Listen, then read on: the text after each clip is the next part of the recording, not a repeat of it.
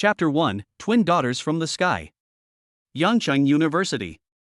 Stand properly, everyone. Who wants to be photographed looking ugly, so that you can be made fun of at parties in the future? It's that time of year again, graduation season. The students in each class line up very consciously. There's a man in front holding a camera, directing everyone in the line. Xin Xiao, you really plan on leaving and not staying to hang out with us in Yangcheng? A male classmate reached out and put his arm around Xin Xiao's shoulders, his face full of reluctance. Hey, that classmate, public place, pay attention. That means you. Ha ha. At the photographer's words, everyone laughed, and the originally somewhat heavy atmosphere in the scene immediately dissipated. I wanted to, but I don't have as much luck as you guys. I've done the math myself, it's good enough to be able to support myself, saving money is impossible. Xin Xiao shook his head. His family was not well off. He came from the countryside, and his family still had younger siblings to support through school, so he had to pay their tuition fees as well. His parents scraped together the money for his first year of university, and he worked part-time in his spare time for the next 3 years to save up for the rest of his tuition fees. Now that his parents are getting old, the family depends on the few acres of land to barely make ends meet. His younger siblings will take the college entrance exam in a year, so he has to hurry back to his hometown to work to save some money.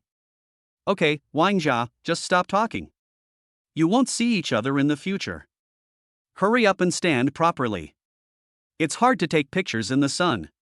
After we're done, let's go have a nice meal. Beer and crayfish, here we come. Ahem. Xin Xiao said this, and a hint of embarrassment appeared on his face. A classmate next to him coughed nervously. Of course, this meal is on our classmate Xin Xiao. We don't know when we'll meet again next time. As the group of people were chatting away, there was suddenly commotion in front of them. Then a pair of cute little twin girls appeared before everyone's eyes. There was no need to think about it, it was definitely them who had caused the commotion. This pair of little twin girls were simply adorable, and all the female classmates screamed with excitement. Wow, so cute. They really are so cute, I want to hug them. The two little girls looked about 3 years old. They stood obediently in one place, their big, round eyes darting around. They soon widened, their eyes suddenly lighting up. Hee hee. The two little ones glanced at each other, smiled mysteriously, and then ran in one direction, shouting, Daddy! Daddy!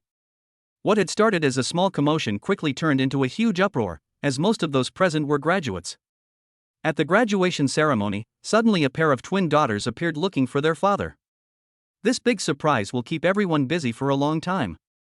Xin Xiao, which bastard is this? Calculating the time, could it be that he got someone pregnant right after entering university? Why do I feel like they look so familiar, like I've seen them somewhere before? This is really strange. Wang Jia looked suspiciously at Xin Xiao, and after his gaze fell on Xin Xiao, it instantly widened. Holy shit. Xin Xiao and they all look so much like you, especially those big eyes. Wang Jia, shut up if you don't know what to say. Everyone knows that for the past 4 years, Xin Xiao has been working part-time even while sleeping. How could it be him? We would believe it if it was you, but looking at your face, you don't even remotely look like him. Wow. What do you mean? Do you think you can just insult people because you think you're handsome? Let me tell you, what's the use of being handsome? You have to be capable yourself to be happy. Bite me, being handsome means you can do whatever you want. It can't really be me, how is that even possible? Wang Jia's words made Xin Xiao take a closer look at the two little girls. Hey, they're really pretty, and they kind of look like me. He thought about it carefully. Not to mention getting someone pregnant, he hadn't even touched the hand of the opposite sex in his 4 years of college, of course, not counting the older women at his part-time job. Hey! They're staring at me, why are they running towards my class? Xin Xiao's heart pounded at this moment. Could things be so coincidental? I don't even use the 5-fingered lady toilet paper roll very often, so is someone using the toilet paper I used to harm other people? Pop. The more he thought about it, the more ridiculous it became. Xin Xiao quickly slapped himself to wake up. Stop arguing, Xin Xiao is angry. The students who were just joking suddenly fell silent at the slap, and all they could hear was the sound of the footsteps of the twin girls and their cheerful laughter. Daddy, I'm the eldest, Ling Ling, give me a hug. Daddy, I'm the second eldest, Lily, give me a hug. The two little girls rushed towards Xin Xiao like little cannonballs, their hands held high. Little sisters, have you got the wrong person? I'm not your father. Who wouldn't be confused in a situation like this? Xin Xiao was no exception. Looking at the little hands reaching out, he didn't know what to do. Daddy, wait a minute. Dabao, do you think this is you? The little girl on the left opened her backpack and took out an origami paper. After unfolding it, she handed it over. It turned out to be an application form. Wow, didn't we agree to keep this a secret? Looking at the photo on the form, it wasn't himself when he was a freshman in college, donating. If I hadn't seen this form, I would have forgotten about it completely. I remember, Xin Xiao. This isn't. What did you hit me for last time? You were afraid that no one would know, weren't you? Little girl, I'll help your dad keep this paper. Wang Jia took one look at the form and rushed over, before anyone could react, quickly put it away and slipped it into Qin Zhao's pocket. Wang Jia, what's the big deal? Show us. Everyone is curious, not to mention such a big melon. The scene immediately became chaotic. The photographer directly collapsed, and all his previous efforts were in vain. They had to start lining up again. Are you really my daughters? Xin Xiao held out his hands, wanting to touch the hair of the two little girls, but stopped in midair. Well, this is what Mummy said. Yes, Daddy, Mummy wouldn't lie to us. The two little girls nodded their heads, looked up with anticipation, and looked at Xin Xiao. Where is your mother? She was right there. Huh? She was just here. Where did she go? Dabao, do you know? Dabao doesn't know either. Your mother said that we should follow Babao, and that she would come back later. Babao, Airbao doesn't know where your mother is either. Following Airbao's finger, Xin Xiao looked over and wondered if he was seeing things. A familiar figure flashed past.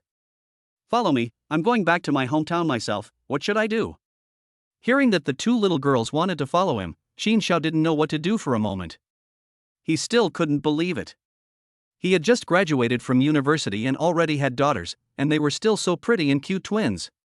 If he went home, his father would break his legs.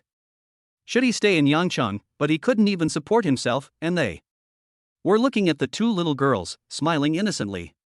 Xin Xiao couldn't speak, he was stumped by the money. Ding! The system for eligible dads is starting up. Chapter 2, This system is something. Nanny, Dad. Hearing the mechanical voice in his head, Xin Zhao's expression changed dramatically, and it was extremely wonderful. The mechanical voice did not stop because of his expression. As a qualified dad, how can you not have your own business? The system randomly selects a profession.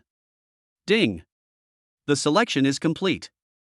Congratulations to the host for obtaining the status of kitchen god. The task is being issued. Ding! The first task for new fathers has been generated. Please develop your career while taking care of your children on a daily basis and own your own small business. Reward for the task, earn your first million within 1 month, and you will be rewarded with 5 million and a chance to draw a new occupation. Xin Zhao's mind kept ringing, and he completely lost contact with the outside world. Well, what? Baby doesn't like air bao, let's go find Mama for Dabao. Daddy, are you really going to give up on big treasure? The two little girls saw Xin Xiao freeze, grabbed his arm and shook it, but found that there was no movement at all. They were so scared that the two little ones cried out in alarm. Pop! Suddenly, Wang Za slapped him, and Xin Xiao finally woke up. Wang Za, why did you hit me so hard? It hurts, do you know that? Xin Xiao came back to his senses and looked at Wang Za with a face full of grievances. Why did I? Look at what you've done. You've made two such cute little girls cry. Once a child starts crying, especially a pretty and cute one, no matter who hears it, they will feel soft-hearted. Wang Jia was no exception, and an expression of anger appeared on his face. I didn't mean to do it. Don't cry. Seeing the tears on the faces of the two little girls, Xin Xiao suddenly panicked and reached out to wipe them away. If we don't cry, will you not make us go? Erbao, who had been crying miserably a moment ago, turned cheerful the next moment, wiped away her tears herself, and grabbed Xin Zhao's outstretched palm. Cough. Seeing this scene, Wang Jia coughed, turned his head away with embarrassment, and didn't even dare to look at Xin Xiao. Okay, I won't chase you away. This time, Xin Xiao placed his hands on the two girls' heads and gently stroked their hair. Dabao, Daddy won't chase us away, yay. Erbo held out her small hand and gave her sister a little tap, raising her little head proudly. Debeo, Erbo, your brother and sister still need to take some pictures, can you wait obediently on the side? Looking at the cameraman's eyes, which looked like those of a resentful woman, Xiao helplessly raised her hands and mimed taking pictures. Daddy, Erbo is very obedient, we will wait for you there obediently. Erbo said in a baby voice, then took Daobao's hand and walked towards the position designated by Xiao. Xiao, are they really your daughters? In a short while, everyone lined up again, and the classmates standing on either side of Xiao began to gossip curiously. I guess so. The mechanical voice in his head rang out. As a promising young man of the new century, how could he not know the existence of the system? Xiao never imagined that such an unearthly stroke of luck would fall on his head, except that the name of the system looked a bit strange. It is, what should be? You all stop arguing, hurry up and take the photo, we still have to go out and look for jobs this afternoon. The noise from the group made some of the individual students feel a little resentful. The photographer stood in front, not moving for a long time, but his eyes kept staring in Xiao's direction. Stop talking. If it weren't for me, the graduation photo would have been taken a long time ago. Xiao glared fiercely at the students on either side of him. He was also very anxious now, and just wanted to hurry up and take the photo so that he could study this system. There was also one very important thing, they needed to find somewhere for the two little ones to stay. This was no longer like the old days, and they definitely couldn't stay in the school dorms. They had to rent a place to live. Half an hour later. Xiao, where are you going? Aren't you going to eat tonight? After finally finishing up, Xiao led the two little ones out of the school grounds, and his roommates in the dormitory hurriedly caught up with them. Eat? Do you think I can eat when I look like this? Plans really do change. Xiao looked at the two little ones with a face of helplessness, shook his head with a bitter smile. He. Debeo Erbo, the two little brats, laughed happily. They didn't know about Xiao's distress. This was the first time the two of them had gone out to play, and they were still with their father. That's right, whatever plan you have now, you have to think it through. Don't rush to rent a house just yet. You have to find a job before making a decision, otherwise you'll have to make a few more trips. Right, it's almost dinner time, let's go eat. If you're not hungry, you can hold out, but the baby can't. The roommates looked at the two cute little ones with mixed feelings. They couldn't believe that Xiao, who had always been single, had suddenly overtaken them and run ahead. Right, we're all good friends, so does that mean we're their godfathers? Everyone's attention was suddenly drawn to the two little ones. After they walked out of the school gate, they didn't notice a luxury car parked by the roadside. The window was rolled down, and a woman wearing sunglasses was looking at them, with a slight smile on the corner of her mouth, revealing a hint of a smile, before she rolled up the window, started the car, and disappeared from everyone's view. What is a godfather? Is it delicious? Erbo tilted his little head, looked at the group of people, and a naive and innocent smile appeared on his face. Ahem, godfather is not something to eat, you can't. Luo Xingxiu was in the middle of speaking when he suddenly realized that he had said the wrong thing and quickly shut up. You're a fool, you're not something, but don't drag us into it. Wang Zhou walked a few steps to the side, as if trying to draw a line with someone. It's not that I spoke too quickly, Erbo, do you think godfather is right? Idiot, she's the eldest, I'm the second. Erbo saw Wang Zhou call Erbo's sister and was furious. She crossed her arms and pouted so hard that her lips could have hung a small oil pot. Erbo, I'm not wrong. Not only are you not a thing, you're also an idiot. Erbo said this, and I'm not wrong about you. Baxiangming is a busybody who enjoys watching a show. He is the youngest of the four. Okay, I know I was wrong. I'll treat you to dinner at your place. What do you think? In order to shut everyone up, Luo Xingxiu had to grit his teeth, steel his heart, and cut off a piece of flesh. Second brother, you're treating, so how can we eat here? That's not befitting your status. We have to go somewhere else, take a taxi. Baxiangming reached out and stopped a passing taxi, swung open the door and sat down. Hurry up and get in the car, don't you want to wait until we've finished eating before you come over to pay the bill? In the blink of an eye, all three of them had squeezed into the car, and even the two little ones, sitting one on each side of Xiao's thighs, had left just one seat for Luo Xingxiu. Okay, you're really something. Chapter 3, Searching for a Shop. 7 p.m. You really don't need our help? No, I've already troubled you with this meal tonight. I'll treat you all when I make some money. During the 4 years at university, the other three would take care of him at every dormitory gathering, making all kinds of excuses to drag him along. Okay, that's settled. We'll wait. Lao-san, you'd better find a hotel to stay tonight. The two little ones are tired. Don't save money. You can make it later. Don't make the kids suffer. After seeing the three of them get on the bus, Xin Xiao took his two daughters' hands and walked in one direction. He knew that there was a hotel nearby with a nice environment and low prices. He had even worked part-time there before. The only downside was the various noises and vibrations at night. Business for sale. Xin Xiao stopped in front of a shop. Daddy, what are you doing? Erbo was jumping up and down in front of him, but when he realized he couldn't keep up, he looked back and saw that his father was still standing in the same place. No wonder he couldn't keep up just now. Daddy, let's go there, okay? At this moment, the two little ones were like wild horses that had just been released, and they were quite curious about everything around them. Erbo, stay with Daddy for a while, okay? Is there anything fun in there? Hee. Daddy, let's go in. Erbo held out his little hand to his mouth, biting his nails, while Debeo stood quietly on the side, but his big eyes were wandering around. Erbo is so good. Debeo too. Xin Xiao reached out and rubbed Erbo a little, and when he noticed that he had missed Debeo on the side, he quickly praised him as well. The restaurant is for sale, and the system is not giving me a MasterChef status. I don't know if it will work. If it does, taking over this shop will really kill two birds with one stone. This small restaurant, where they had previously gathered for meals in their dormitory, and learned from chatting with the owner that the second floor was occupied, and if it hadn't been redecorated in the back, it would have met Xin Zhao's requirements. Ding, the system has activated the identity of the kitchen god for the host, please accept. The sound of machinery that had been gone for more than 2 hours rang out in Xin Zhao's mind again. Before he could react, a sharp pain came from his head. Xin Zhao's brows furrowed as he suddenly broke free of his daughter's hands, put his hands on his head, and was about to let out a scream when the sharp pain disappeared. For a moment, he wondered if he was under stress recently and was hallucinating. Daddy, what's wrong? Daddy, oh. It happened so quickly. Xin Zhao's actions had scared his two daughters.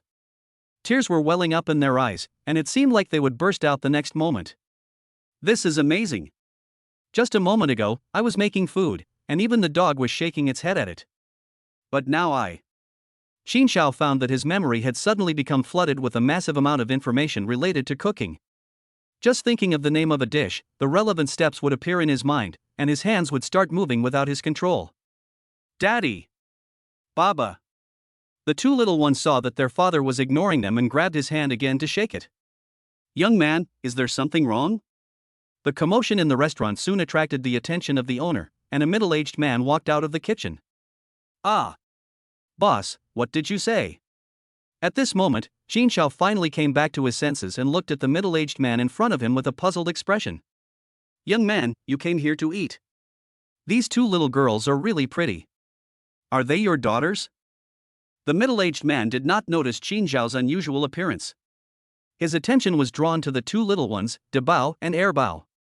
Boss, you've misunderstood. I want to ask about the sublease of the shopfront. Xin Xiao still had a little money on hand. In the past, he would have sent it back right away, but this time was different. He was taking it directly back with him. You want to take over? Upon hearing Xin Zhao's words, the other party froze for a moment, then looked him up and down, expressing a questioning look. Boss, I really want to rent it, but I just don't have enough money. I hope to ease. At present, Xin Xiao only had a total of 6,000 yuan, which he had saved up from working part-time for a semester. You don't have enough money. The other party's face changed several times in succession. You don't have enough money and you still want to take over? Are you trying to fool him? Yes. Stared at by the middle-aged man, Xin Xiao was embarrassed and lowered his head. Renting a shopfront is not as simple as it seems. There is also a transfer fee. He had heard from others before that it normally costs tens of thousands of yuan. The money gap was a bit too much. At this time, Xin Xiao felt that he had been a bit hasty and had not considered everything thoroughly. Uncle, just promise me, okay? Seeing the expression on the middle-aged man's face, Xin Xiao was about to turn around and go out. Unexpectedly, Erbo wrenched his hand free, walked over, took the other person's hand, and said with a pitiful face, "This." The middle-aged man's words were on the tip of his tongue, but he looked down at the cute little girl in front of him and began to hesitate.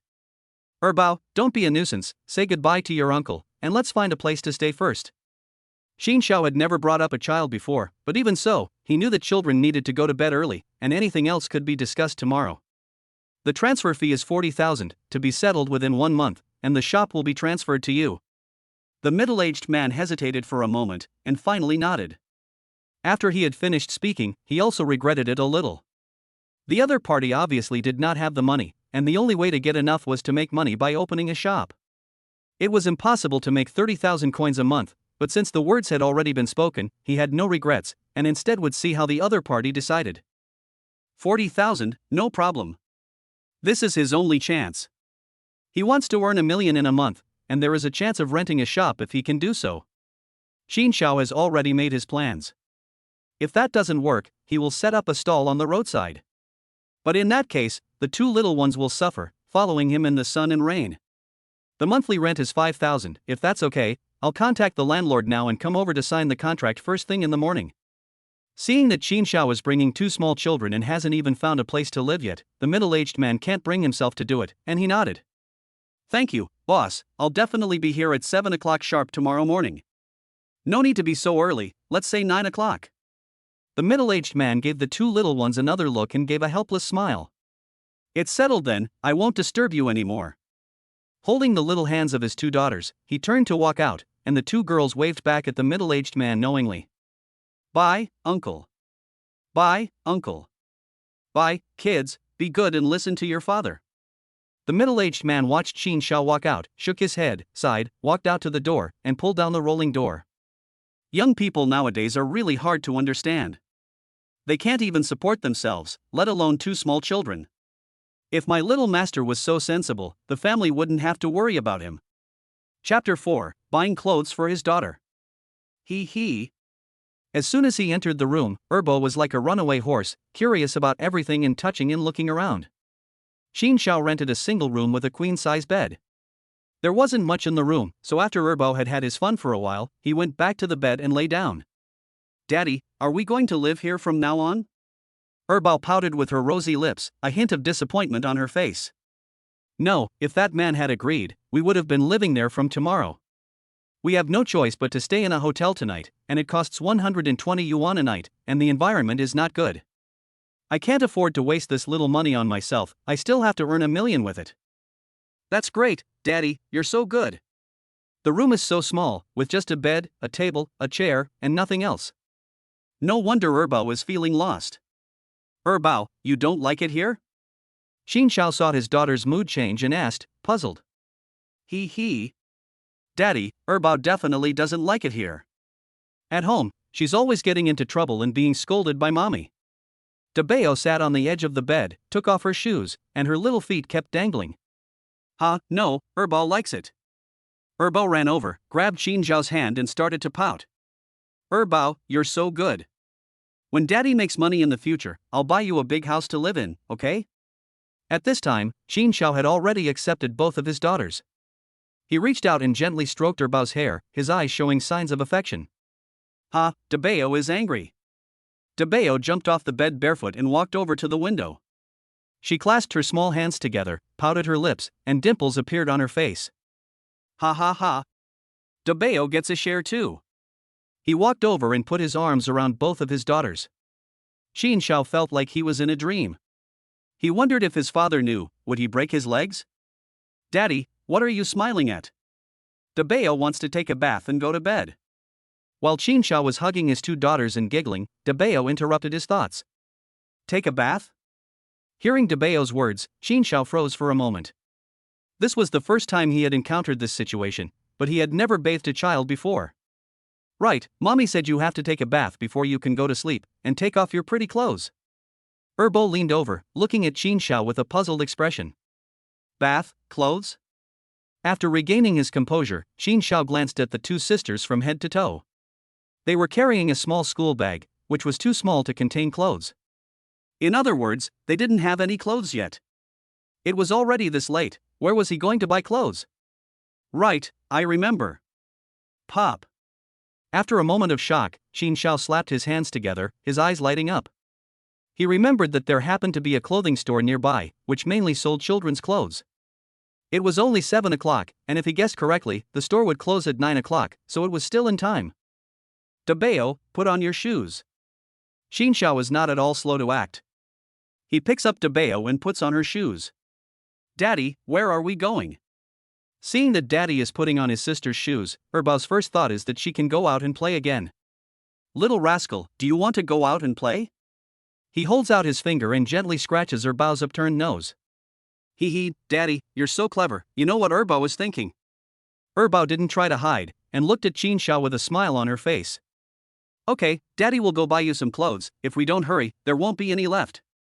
After putting on the shoes, Xin Xiao pulled the two little ones and ran outside. He felt that this wasn't fast enough, so he quickly crouched down and picked up his two daughters. Flying, Erbao is going to take off. As soon as Xin Xiao picked her up in his arms, Erbao raised her hands and posed as if she were about to take off. Erbao, you're so naughty, stop messing around, you'll fall. Dabao was relatively quiet, her two little hands tightly wrapped around Xin Xiao's neck, her big eyes rolling rapidly. Hee hee. Erbao is the most unruly, Daddy, Dabao is better than her. It's impossible for the two sisters to get along peacefully, and there are usually some minor frictions. Big treasure is a butt kisser. Erbao withdrew her small hand, biting her fingernail, her big eyes rolling around, wondering what the little one was thinking. Big treasure is not. The two little ones each snorted, turning their heads away from each other. Okay, you two are good children, stop it, go buy your clothes early, and tomorrow Daddy will make you something delicious. After getting the system, Xin Xiao really could bear it, and he hasn't checked it out carefully yet. Delicious food, Erbao loves it the most, hee hee. Daddy will make delicious food, and Daobao wants to eat grilled chicken wings. The two sisters, who were still fighting a moment ago, were excited and clapping their hands. Let's go. After leaving the house, Xin Xiao closed the door with his right foot hooked. He hugged his two daughters and ran up the aisle. During the 4 years of university, he had never been idle, either working part-time or on his way to a part-time job. Go faster, Daddy. Daddy's really fast, go faster. The two little ones were afraid that the world would not be in chaos, so they wrapped their arms tightly around their father and yelled in his ear the whole time. After passing through several rooms, they startled the residents inside, so Xin Xiao had to apologize and quicken his pace to leave. XX Children's Wear Store. So expensive. At first, Xin Xiao thought that children's clothes were very cheap. This is not knowing the value of rice without managing a household. Just a little bit of fabric, a set of children's clothes costs more than 100, and the whole of yourself adds up to less than that. Handsome guy, your daughter really has good taste. This set of pajamas, let me tell you. Seeing a young man with two little girls come to the door late at night, the boss's eyes lit up, knowing that business was coming. He quickly displayed her 3-inch tongue and praised the pajamas in Erbao's hands to death. As soon as Xin Xiao saw the price, he quickly asked Erbao to put it down and find a new set. More than 120 yuan, as if he were a sucker to be slaughtered at will. The one next to it was also good, half the price. He casually picked up 2 sets of different colors and said, "Boss, these 2 sets, can you reduce it a little more?" After he came in and saw the price of the clothes, he first took a look around and found that the clothes inside were not something he could afford right now, and the 2 sets in his hands were about the cheapest. Well, since the daughter of this handsome guy is so pretty, I'll give you a 5 yuan discount. Handsome, don't look at me like that, this is already the wholesale price, if I discount any further, I'll be losing money. Okay. Xin Xiao rarely ever bought clothes, but he also knew that the shopkeeper would never tell the truth. He had to go back and bathe his 2 daughters, so there was no point in arguing over a few dollars, and he could only take out the cash to check out. Handsome, it's obvious that the 2 little girls just came over to you and don't have anything, these are definitely what they need. The shopkeeper would not let go of any opportunity to make a profit. She lowered her body and took out a few pairs of children's underpants and placed them on the counter. Boss, you were right. After saying the previous words, Xin Xiao knew that there was little chance of bargaining, so he could only pay the price the other party said with a pinched nose. Handsome guy, take care, if you need anything in the future, come to my shop and I'll give you the best price. With the shopkeeper's enthusiastic attitude, Xin Xiao took the hands of his 2 daughters and almost fled in defeat. Chapter 5, Taking Over the Shop. 10 p.m. Phew. I've finally taken care of the 2 brats. Looking at the sleeping faces of her two daughters, Xin Zhao's mouth curled up slightly, revealing a happy smile. This was the first time she had taken care of children, and she had no experience at all. Xin Zhao couldn't even imagine what it would be like before they turned 3. She had just asked the two little ones, and they had already turned 3. They would be going to kindergarten in September, and there wasn't much time left for her to earn money. What should I do? I can't afford the tuition fees for my younger siblings and the two little ones. He was shocked to find out how expensive kindergarten was. The registration fee was 10,000 yuan for one semester, and he had to pay 2,000 yuan each month. He felt like he was being crushed, and he had to come up with at least 25,000 yuan by the end of August. Xin Zhao tucked the two little ones under the covers, and without realizing it, he picked up the cigarettes on the table and took one out and put it in his mouth. He rarely smoked, only lighting up when he was upset or under pressure. Click. He reached for the lighter to light the cigarette, but then his eyes fell on his two daughters. He quickly extinguished the flame and put the cigarette back. He couldn't do that anymore. Smoking was bad for health, and now that his daughters were around, he would try not to smoke if he could, not to mention that they were in a small, enclosed space with poor ventilation. Forget it, why think so much, just go to sleep, I have to get up early tomorrow, there's a lot to do. If it weren't for the fear of waking up the two girls, Xin Zhao would like to cook for himself now and see the power of the system. No dreams all night. The next morning, Xin Zhao was busy, and after a lot of effort, he finally got the two girls cleaned up. Forget it, this is the only way. Looking at the hair of the two little ones, Xin Zhao himself would shake his head. In the end, when it came to braiding their hair, Xin Zhao had to give up. The hair of the two girls was gathered together at the back and tied with an elastic band. Young man, you're here. Xin Zhao thought he had arrived early, but he didn't expect the shop to already be open and the owner to be sitting in the doorway waiting for him. I have other things to do. Now that someone else is taking over the shop, I don't want to waste time on this. If we can get the paperwork done quickly, it will be easier for everyone. Just wait a moment, the landlord will be here soon. The owner pulled out a chair and asked Xin Zhao to sit down. In the process, he glanced at the little twin girls playing nearby, his eyes full of envy. It's fine, I still have to thank the boss for taking care of me. Smoke. He took out a cigarette from his pocket, expertly pulled one out and handed it over, and took out a lighter to light it for the other person. Thank you. The middle-aged man took a deep drag, exhaled a circle of smoke slowly, and a look of contentment appeared on his face. It seems that the other person is an old smoker. Hey, young man, you don't smoke? After taking a drag, the other man realized that Xin Zhao had put the cigarette away. I'll pass, I'm going to quit smoking, I have to think about the two little ones. Xin Zhao glanced over his shoulder and gave a small smile. Oops. I almost forgot about the kids, so you don't smoke either. After saying that, the middle-aged man took another deep drag and then stubbed out his cigarette. Ring ring. Just then, the phone rang in the store. The middle-aged man took out his phone, glanced at it, and said, "The landlord is here, I'll go out first." 15 minutes later. Xin Zhao was the only one left in the store, along with his two daughters. For the next month, the store belonged to Xin Zhao. If he wanted to continue to have the right to operate it, he had to pay the other party the transfer fee of 40,000 yuan within the specified period of time, otherwise the store would be taken back. This was all written in black and white in the contract. The other party has been very generous in allowing Xin Zhao 1 month. If he fails to do so, he cannot blame others. Well, from now on, this place belongs to us. Dad, does that mean Bao is going to be the little boss? At some point, Bao had already stood next to him, her big eyes blinking and shining, looking at him with excitement. Trying to make $1 million in a month is no easy task, and if you tell people about it, they'll think you're crazy. Humph. At that moment, a snort from Deba interrupted Xin Zhao's thoughts. She pouted her little mouth and stared at Xin Zhao with wide eyes. Who's bullying Deba? Daddy will teach him a lesson. Seeing this scene, Xin Zhao reached out to rub his daughter's hair, but Deba dodged him. After thinking about it for a moment, he immediately understood what was going on. Ha ha ha. Deba is also a little boss. He. Children really changed their faces quickly. Just now, tears were still hanging in the corners of his eyes, but in the blink of an eye, Debao was grinning from ear to ear. $1 million a month, with a profit of over 30,000 a day, the low-end route definitely won't work. Xin Zhao did some calculations himself, and even with the help of the system, he was still a little worried. Now he could only pray that the identity of the kitchen god would not let him down. Daddy, what are we going to do next? The two girls couldn't sit still anymore, each taking one of Qin Zhao's arms and shaking them, almost hanging from them. Let's go make a plaque for the restaurant, okay? Holding the hands of his two daughters, he went outside and pulled down and locked the rolling door. Now all the store needed was a plaque. As for the business license and the rest, the system would take care of it for him, provided that the plaque was hung first. This will save a lot of time.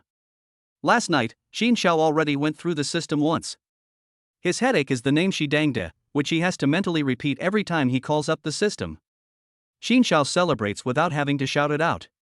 With these processes saved, Qin Xiao is only happy. If he is asked to do it step by step, it will take more than a week, and with bad luck, it could take a month. I'm so tired. 5 p.m. Qin Xiao returned to the store, so tired that he didn't want to move. He had been running around all day, taking care of his two daughters, and previously working 3 part-time jobs at the same time, but he had never been so tired. Daddy, what are we going to do next? Bao is hungry? Bao also wanted to move a stool and sit in the doorway, watching the people come and go, but he was too small and weak, and had to give up climbing onto Qin Xiao. While waiting for your uncle to come over and help us install the plaque, Daddy will make something delicious for you too. He held out his fingers and scratched the little ones' upturned noses one after the other. Qin Xiao had already decided that the shop's early business would mainly focus on breakfast. Now that it didn't have much of a reputation, it would be a bit unrealistic to just open a restaurant, not to mention the fact that it wouldn't be cheap. First, he would waste a little time accumulating customers and build a reputation. No, Bao wants to eat now. Bao wrapped his arms tightly around Qin Xiao's neck, cooing in his arms, and blinked his big eyes at Bao a few times. Daddy, I'm hungry too. Bao cooperated promptly, putting her small hand on her tummy and looking pitiful. Okay, little brat, Daddy will go cook for you. If this continued, Qin Xiao's heart would melt, so he quickly got up, put down his two daughters, and walked towards the kitchen. Yay! Yay! At the moment Qin Xiao turned around, the two little ones held out their hands and gave each other a high five, smiling in victory. Chapter 6, Grand Opening. Crackling. At 7 a.m., a short burst of firecrackers sounded. Qin Xiao stood with his two daughters in front of the shop, the plaque on top covered with a red cloth. Daddy, can we pull it now? Bao couldn't wait after the sound of the firecrackers. Yes. Seeing this scene, Qin Xiao's eyes shone with love. The red cloth on the plaque hung down with 2 strings, being pulled by the 2 little ones. As soon as they heard Qin Xiao nod, they pulled it down at the same time. Qin's cuisine. As the red cloth fell, the characters on the plaque appeared. Qin Xiao had thought of several names, but in the end chose this one. He felt that there was no need to be fancy, and that the key to running a business was taste. Daddy, he. After pulling down the red cloth, Bao looked at Qin Xiao with a smile on her face. She didn't even need to say anything, and he already knew what she wanted to eat. You two sit tight, I'll go get the buns. The ingredients were prepared yesterday, and Qin Xiao got up at 4 a.m. He was busy until 6:30 a.m., and then he woke up his daughters to open the door. There was no other way, he also wanted his daughters to sleep longer, but Qin Xiao was worried that he wouldn't be able to take care of them all at the same time. Hurry up, Daddy! Big Treasure is hungry. Clap. Don't clap the table when you eat. Big Treasure can't wait any longer, and as soon as he gives the table a little tap with his small hand, he is stopped by Qin Xiao. He. Daddy, Big Treasure knows, I won't do it again. Big Treasure pouts when he is shouted at by Qin Xiao, but as soon as he smells the aroma of the buns, he immediately quiets down and stares intently at the freshly baked buns. Daddy, it's hot. As soon as the basket of Xiaolongbao was placed on the table, Bao couldn't wait to pick one up. The next moment, tears appeared in his eyes as he blew on his finger. If you don't behave, I'll show you. It's okay, just be more careful in the future, okay, Bao? After Bao's actions, Qin Xiao was so scared that he quickly grabbed her little hand to check it out. Seeing that it was only a little red, he let out a sigh of relief. Daddy, Bao knows, I won't dare to do it again. After a while, Bao felt that her finger didn't hurt anymore, and she stared at the steaming Xiaolongbao, swallowing hard. Learning from the lesson, the 2 little ones didn't dare to stick out their hands, but kept glancing at the buns, moving back and forth between them. Okay, you can eat it, eat slowly, Daddy will serve you some kanji. On the first day of business, there are not many types of breakfast, just lean meat porridge, plus some buns. Qin Xiao is ready to serve the first day of trial business, and will adjust according to the actual situation later. Great, we can finally eat. Hearing Qin Xiao's words, the two little ones, without waiting for each other, each grabbed a xiaolongbao and stuffed it into their mouths. Ooh, Daddy, this little dumpling is delicious. The expressions on their faces were exactly the same as last night. After tasting the dumplings, they didn't even have time to speak. Eat slowly, no one is taking them away from you. He held out his hands and rubbed his daughter's hair a few times. In this situation, Qin Xiao couldn't do anything. He had already tried to persuade them yesterday, and he realized that his two daughters were simply snack lovers. Hey, what's that smell? At that moment, two passers-by stopped in front of the shop and stuck their heads in to take a look. Xiao Qian, this is the fragrance of xiaolongbao, there is no mistake, I will never forget this fragrance.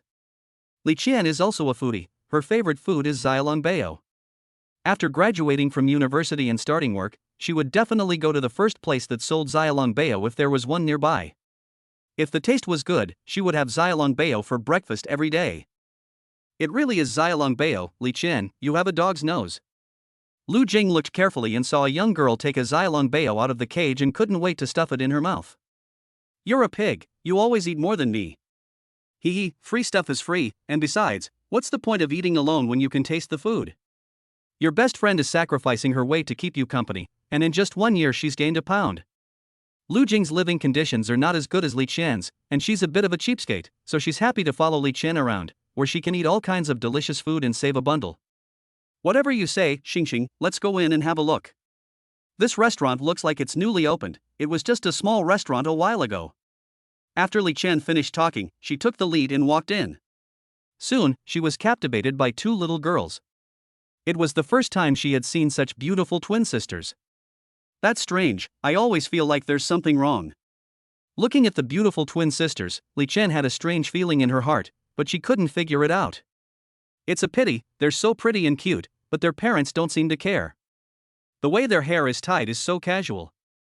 Lu Jing came in after her, and she quickly noticed the problem. She shook her head with a look of pity. No wonder. At this time, she noticed Qin Xiao, who was busy in the kitchen. A grown man with a child, it's good if he doesn't starve to death, and he can't have high expectations. Lu Jing, what are you muttering about? Li Qian soon noticed her best friend's unusual behavior. She walked into the shop, pulled out a stool and sat down. Li Qian, the owner is a man, and oh, he's a handsome one too. Qin Xiao also saw the commotion in the shop, but he couldn't leave just yet. The crystal shrimp dumplings in the bamboo steamer were about to be served. Whether it was buns or dumplings, the timing had to be perfect, not a second too early or late. Handsome guy. Li Qian, who had just sat down, brightened up and looked back towards the kitchen. What are you two pretty ladies eating? Today is the first day of business, so we are offering a 30% discount on all purchases, 20% on the second day, and 10% on the last day. Qin Xiao now only had 500 yuan left. He had already paid 5,000 yuan for the first month's rent, and according to market standards, he would normally have to pay 1 month's rent in advance. The landlord had been kind enough to only charge him for 1 month's rent. With the rest of the money, Qin Xiao added some daily necessities to the second floor room. This is still after he picked out the things he didn't need urgently.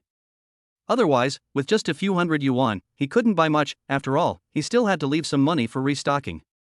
Handsome guy, your xiaolongbao are so fragrant, give us 1 basket first, no, 2 baskets, or 3 baskets, with you foodie here, there's simply not enough to go around.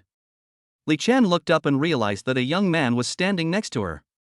Upon closer inspection, he was indeed a handsome guy. 3 baskets of xiaolongbao, 12 yuan a basket, pretty girl, are you sure you want 3 baskets? No problem, it's only 12 yuan. Wait a minute, what did you just say?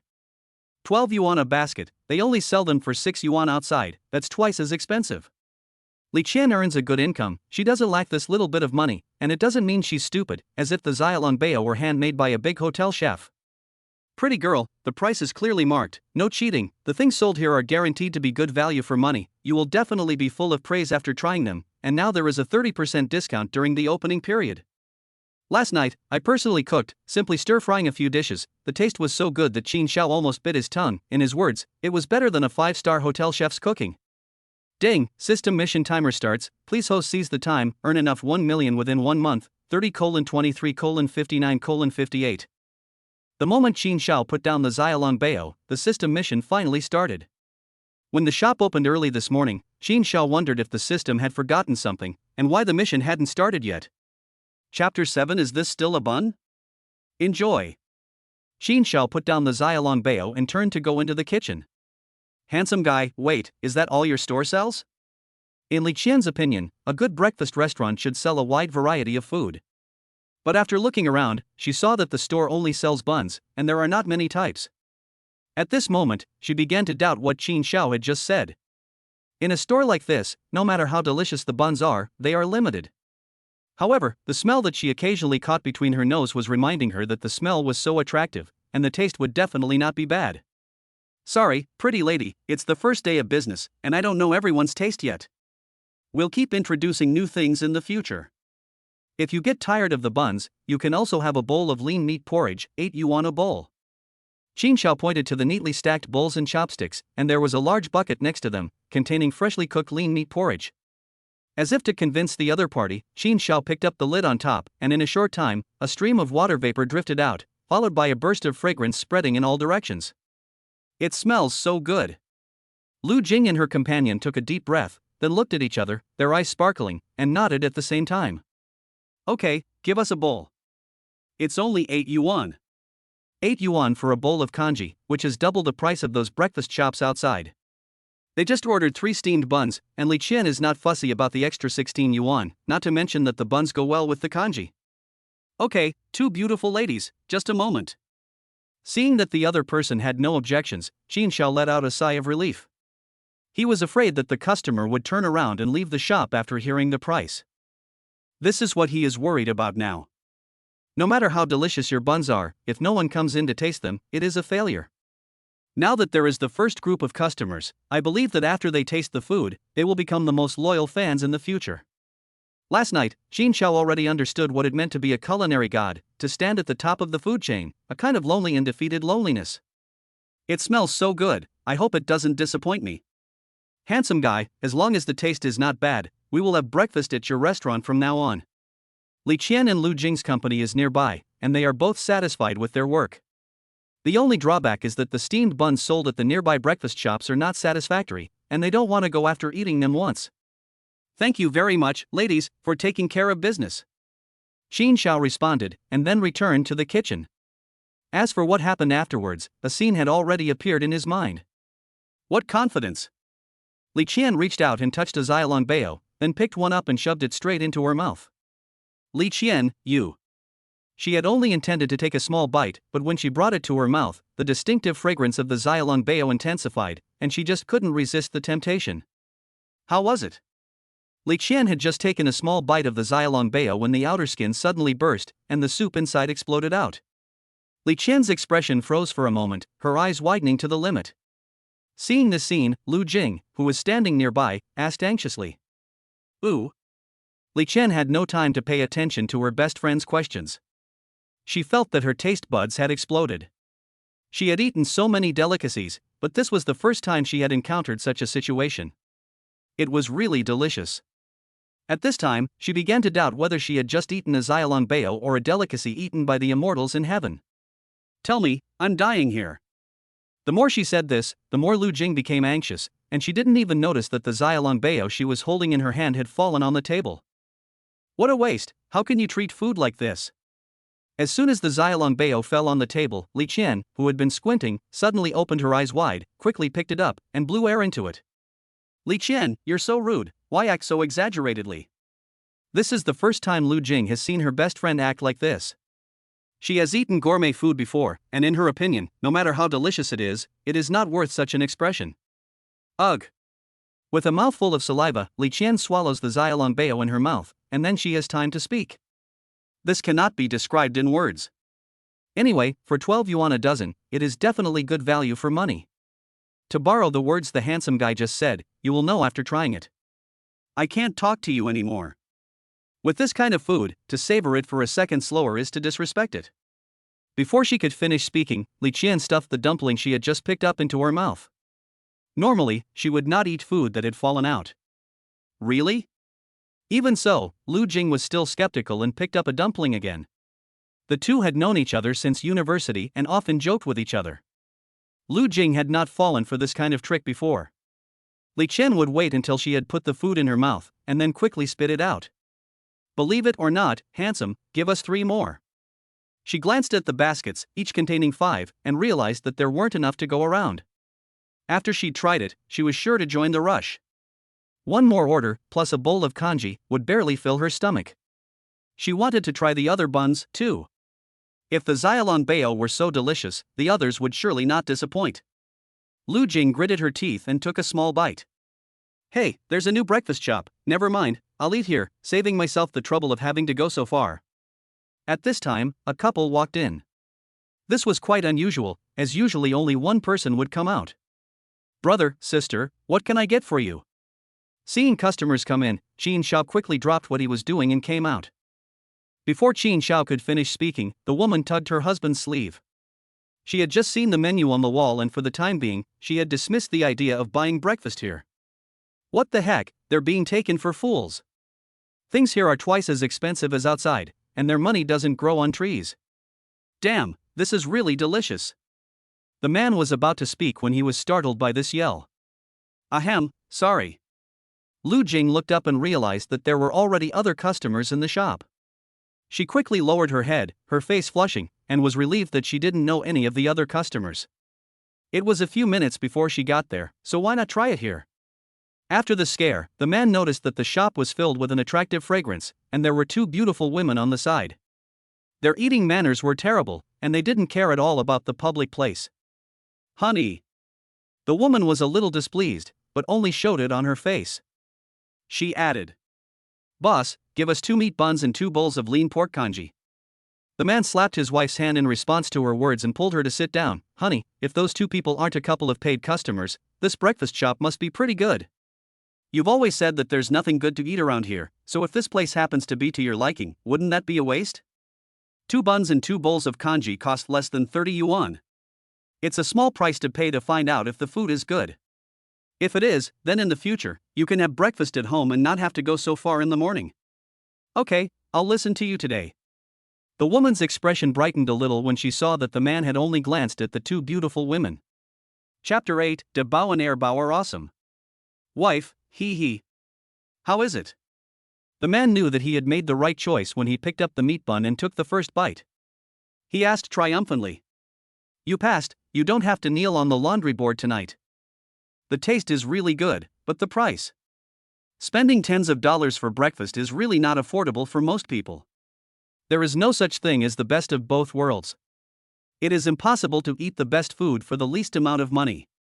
It's just a few tens of dollars, I'll work a little longer and I'll have the money for breakfast. But won't that be very tiring for you, honey? It's okay, I'm still young. While the couple were whispering, several groups of customers entered and exited the restaurant. When these customers saw the menu on the wall, they turned around and left, cursing under their breath. Honey, we're full and now we're full of energy. What can Erbao do for you? The little one doesn't know where he learned it. Erbao strikes a pose, showing off his biceps. Handsome guy, your daughter is so cute. Yes, she's so cute. Honey, if we had twins like her, that would be great. No, we have to work late tonight. Honey, come on, it's only been a day. Erbao's funny look made the 4 customers in the shop unable to stop laughing, and they had different expressions on their faces. Really, such delicious buns, and no one appreciates them. You'll regret it in the future. Li Qian shook her head as she heard the customers who had come in and then left again, saying nasty things. She didn't know what the buns in those top hotels tasted like, but one thing was for sure, they definitely didn't taste worse. You could enjoy high-end food at low prices, and she didn't know what to say. It's better if they don't stay. These buns are so delicious, there's definitely no shortage of people in the future. By then, if you want to eat them, it won't be as easy as it is today. You might have to wait in line for half a day and still not get a turn. As a foodie, you should know that these people will climb mountains and cross rivers to find a good meal, even if it means going to the middle of nowhere. Some rich people even spend millions of dollars to fly there by helicopter just to taste it. You're right, but the boss seems to be having a hard time. A man with 2 daughters, if there are no customers in the short term, will he close the restaurant? After all, the price is twice as expensive as others. If you don't like xiaolongbao, you definitely wouldn't choose to stay. There is a good restaurant nearby, and Lu Jing doesn't want it to close either. The prices are only slightly higher, unlike when they usually go out to eat, where a meal can cost several hundred yuan. No matter how hungry they are, they can't spend more than 100 yuan. Why don't we help promote it? Lu Jing took out her phone and took a few photos of the xiaolongbao on the table. She hadn't noticed before, but now she realized that each xiaolongbao was in perfect condition. After finishing, she opened WeChat and started editing the message.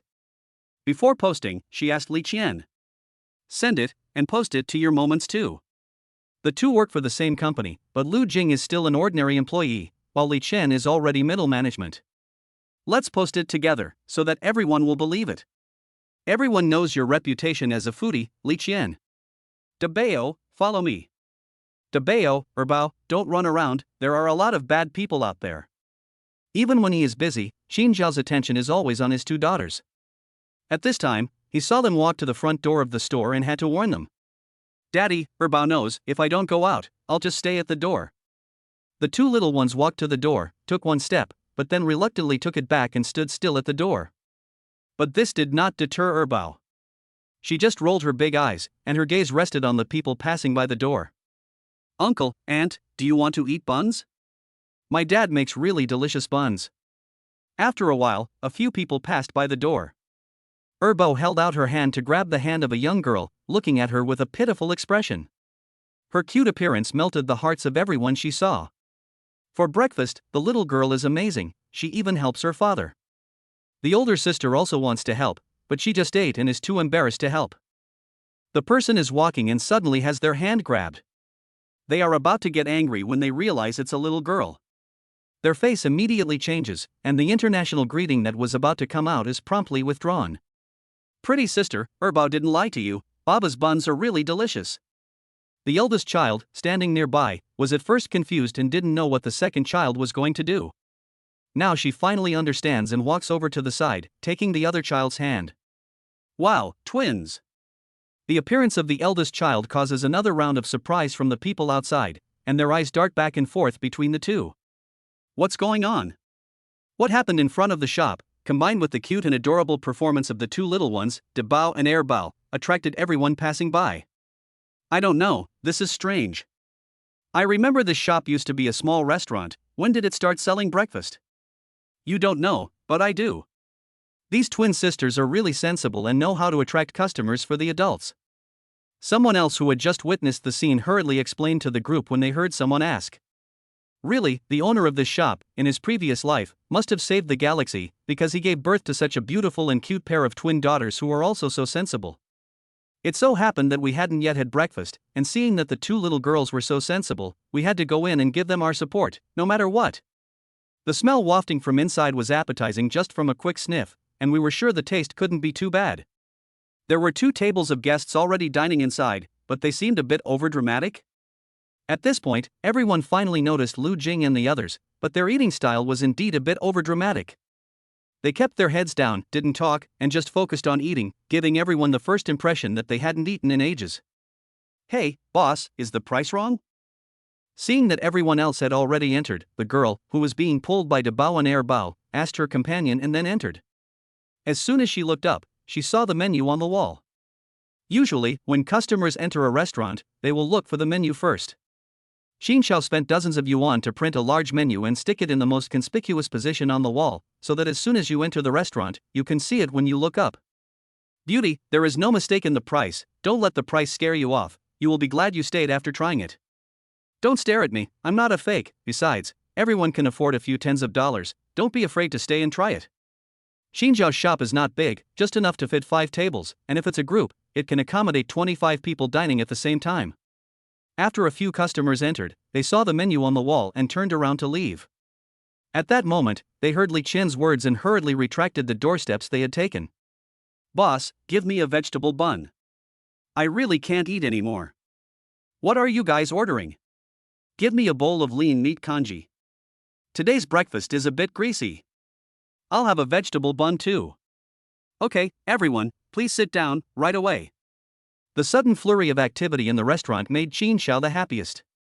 Chapter 9. People come here just to taste the food. An hour later. Is this the place? Qin's Cuisine, there's no mistake. What could be so good about this shabby restaurant? It looks like it's just opened. Are we being fooled by Li Qian? After the previous group of customers left, the restaurant became quiet again. There were only a few people scattered around the 5 tables, in stark contrast to before. Just as Qin Xiao began to doubt his life, 7 or 8 people appeared in front of the restaurant. We shouldn't be fooled. Everyone knows who Li Qian is. She wouldn't recommend something if it wasn't good. She's only recommended it 3 times in the past year, and we haven't been disappointed yet. I'm sure this time will be no exception. What's the point of talking about it? We're already here, let's just go in and find out. Among the group, a young woman in her 20s took a deep breath, her face beaming with joy, and took the lead, stepping inside the restaurant. You were right, it really wasn't very tasty. We turned around and left. Seriously, the smell was even stronger once we were inside, and I just couldn't resist. Boss, give us one of each. Once inside, the first person to sit down in a big, imposing manner didn't even look at the menu on the wall. Great. Qin Xiao's mood improved again when he saw customers coming in. He knew just by looking at them that they had come to him, and from the way they were dressed, they were a group of people with money to spare. If this order is approved by these people, there will definitely be no shortage of customers in the future. A high-quality customer is like 10 ordinary ones. Big brother and sister, Erbao secretly tells you, my dad makes really delicious buns. Erbao and Erbao, who were playing nearby, saw that there were customers coming in, and Qin Xiao went back to the kitchen again, so they hurried over. The people who were originally talking were suddenly attracted to Erbao. Children of this age, regardless of gender, cannot resist their innocent smiles. Wow, what a cute little girl. The expression on the face of every customer who enters the shop is almost exactly the same when they see the 2 children. Enjoy your meal. At this time, Qin Xiao came over with a tray, serving each customer a bowl of congee first. Boss, do you have some secret technique for having not only beautiful but also smart and sensible daughters? Zhou Mingcheng, you're a single man, so why do you have these thoughts? You don't want to hit on me, and I've always treated you like a brother, but you want to sleep with me. Bah, Yun Pengpeng, with this appearance, there's no better place to build an airport than here, but I like big horses. Zhou Mingcheng, have you not been cleaned up recently, and is your skin itchy, that you dare to flirt with your auntie? Ahem. You two should be more careful. There are children around, and you should speak with some sense. The 2 of them exploded at the slightest provocation and started arguing. Judging by the expressions of the other people around them, this was just their daily routine. I'll let you off the hook today, Zhou Mingcheng, just for the sake of the 2 little girls. Yun Pengpeng also knew that she couldn't argue with Zhou Mingcheng, so she picked up the spoon in a face of anger and took a spoonful of lean meat congee. Yun Pengpeng, what's wrong with you? Yun Pengpeng froze for a moment, her arm holding the spoon stiff in mid-air, her expression as if she had seen a ghost. Is the congee really that bad? I'll just go complain to the boss. I knew there was nothing good to eat in this dump. Zhou Mingcheng, who had just been arguing with her, stood up angrily at this moment, turned around and walked towards the kitchen. Zhou Mingcheng, what are you doing? You go looking for trouble with the boss as soon as you see a partner. Yun Pengpeng couldn't taste the food in her mouth, so she gulped it down quickly and got up to hold the other person back. The food is so bad, is it wrong for me to go looking for trouble with him? In Zhou Mingcheng's opinion, the only explanation for Yun Pengpeng's expression was this. Who told you it was bad? Don't jump to conclusions without knowing anything. You should taste it before you judge it. I just did, and I can't believe there's really food in this shitty place that's this delicious, and that even the chefs at those top hotels can't cook it. Even after swallowing the congee, Yun Pengpeng didn't forget to stick out her tongue and lick her lips, relishing the taste. Yun Pengpeng, are you okay? Do you know what you're saying? Yun Pengpeng's words made her friends unable to believe it. You know that those who can be chefs in top hotels are among the best in the country, and now she's saying that this shabby restaurant is better? I see, I won't talk to you anymore. If the congee is so delicious, the buns should taste pretty much the same. At this moment, Qin Xiao just brought the buns up. He took one of each type according to the guests' requests, and the 2 tables were put together. There were only a few types of buns on top, which looked a bit shabby. Really? Let me try. Zhou Mingcheng picked up a spoon. He didn't try it immediately, but wanted to look at Yun Pengpeng. He wondered if she was saying that to get back at him, but then again, it didn't seem like it. She picked up a bun again, still picking the biggest one, and took a bite. A look of ecstasy appeared on her face. Really? Holy shit. Half believing, Zhou Mingcheng scooped up some kanji, still a little unconvinced. It wasn't until it entered his mouth and his tongue came into contact with the juice that his taste buds exploded. His reaction was so intense that he stood up and even spoke an international language. Zhou Mingcheng, is your uncle visiting today? You're so jumpy. I didn't know that scaring people could kill them. The other people at the table, at this yell, their faces changed one after the other. I didn't mean it. It's just that the kanji. At this moment, Zhou Mingcheng began to ramble incoherently. He really couldn't believe what Yun Pengpeng had said was true. Such a great chef hiding in a small, run-down restaurant. Zhou Mingcheng really couldn't understand it. Kanji? It was understandable for one person to react like this, but now even Zhou Mingcheng was like that, and the remaining few people almost simultaneously picked up their spoons. Holy cow! Holy cow! Holy cow! Holy cow! The four people had the same expression. This wave of operations even surprised people passing by outside, who stopped in their tracks and glanced inside. Gulu! Gulu! After they recovered, the few people lowered their heads. First they used the spoon, but then they felt unsatisfied and just picked up the bowl. Boss, one more bowl. Same. I never thought kanji could taste so good. I'll pass, I want a bun. Xin Shaoxing's porridge bowls are not very big, the kind you can find in the market, the kind that an adult can finish in a few mouthfuls. What's going on? Passers-by who stopped outside, seeing this situation, were full of questions, but unfortunately there was no one around to answer them. If they wanted to know what was going on, they had to go into the shop and find out. A few customers, freshly baked buns, want to try some? Xin Shaoxing hurried over to greet the customers as they arrived. Boss, what's going on? One of the customers finally couldn't hold back and asked. Nothing, thanks to their recognition, they think my kanji is delicious, so. Xin Shao wouldn't miss such a good sales opportunity. The customers in the shop also nodded in agreement. It's really good. I'm telling you, if you miss this porridge, you'll regret it for the rest of your life.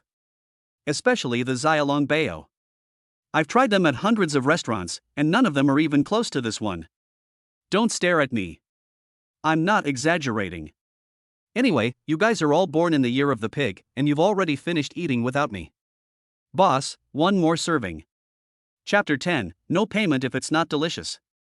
Everyone, take care. Whenever there's time, Xin Shao personally sees every departing customer to the door. Handsome guy, don't worry, I'll definitely do what I said. I'll go back and spread the word about your food. Then I'll trouble you, pretty lady. Whether the person's words are true or not, Xin Shao first expresses his gratitude. Now that the most difficult stage of opening a business has passed, he believes that with the previous customers, the new breakfast shop with its excellent taste will soon spread through the neighborhood. Boss, you don't need to see me out, another customer is coming. Okay, I'll get busy first. Xin Shao quickly moves aside to let the customer come in first. Auntie, would you like to eat in or take away? To do business, you need to have good cooking skills and the ability to discern the needs of your customers. The woman who had just entered was holding a basket in her hands. Xin Shao glanced inside and, as he had expected, saw that it was filled with groceries she had just bought. I want to see, young man, if you have marked the price wrong. 8 yuan for a bowl of lean meat kanji? It's most expensive at 4 yuan outside. And your bowl is a bit small too. You'd need 2 bowls to get full. That's expensive. Aunties all over the country are the same. They are fussy about these little things, especially when it concerns themselves. Hearing this, Xin Shao quickly responded. He had already thought of a way to deal with this situation. The young man is right. In tea houses where you can have dim sum, you really can't get much for less than 100 yuan. Wait a minute, you almost got me to go along with it. What kind of place is this, and what kind of place is this? After Qin Zhao's words, the woman at first nodded in recognition, but quickly reacted and began to argue. Woman, no matter what you say, you haven't experienced it for yourself. Try a bun. If it's not good, you don't have to pay. Running a business is also a science. By appealing to the older woman's desire for a bargain, Qin Xiao is confident that he will succeed as long as they try it. If that really happens, there's nothing he can do. No money if it's not delicious? The older woman, who had already taken a step forward, quickly withdrew and double-checked. Seeing Qin Xiao nod, she quickly took the bun. Young man, you said that, I didn't force you. The older woman secretly rejoiced. This bun looks good, and all I have to do is say it's not delicious, and I get to eat for free. I said it. The guests who had already started eating saw this situation and they stopped persuading. They enjoyed the food while watching the show. This is going to be a good show. Do you think this auntie will pay the bill? Pay the bill? If it were me, I would definitely not pay. After all, it was just an excuse. No way, a steamed bun for 3 yuan, she wouldn't even save face? Ha ha. That's because you haven't seen it before. It doesn't mean it's not there. Just take a look and you'll know.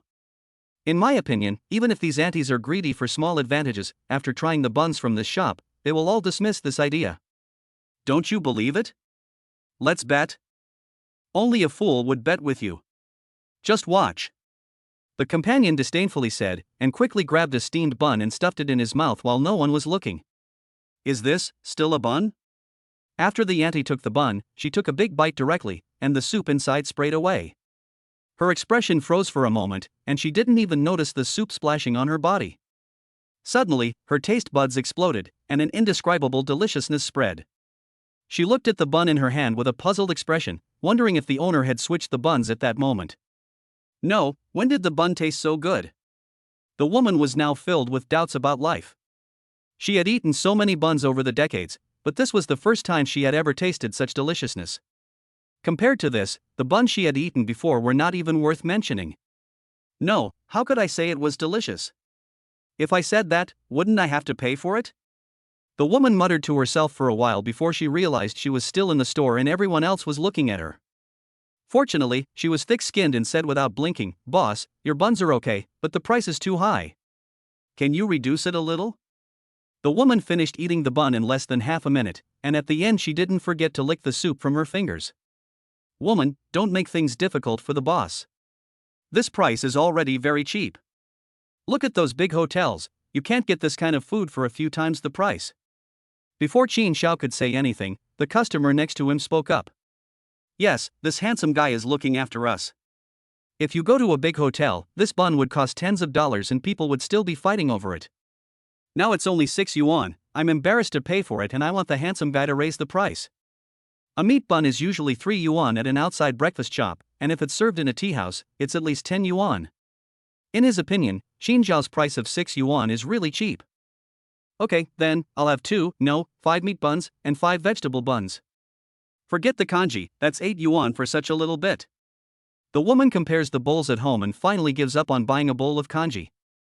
The price of a bowl of kanji is enough to buy her 4 cups of soy milk on the way. How much is it?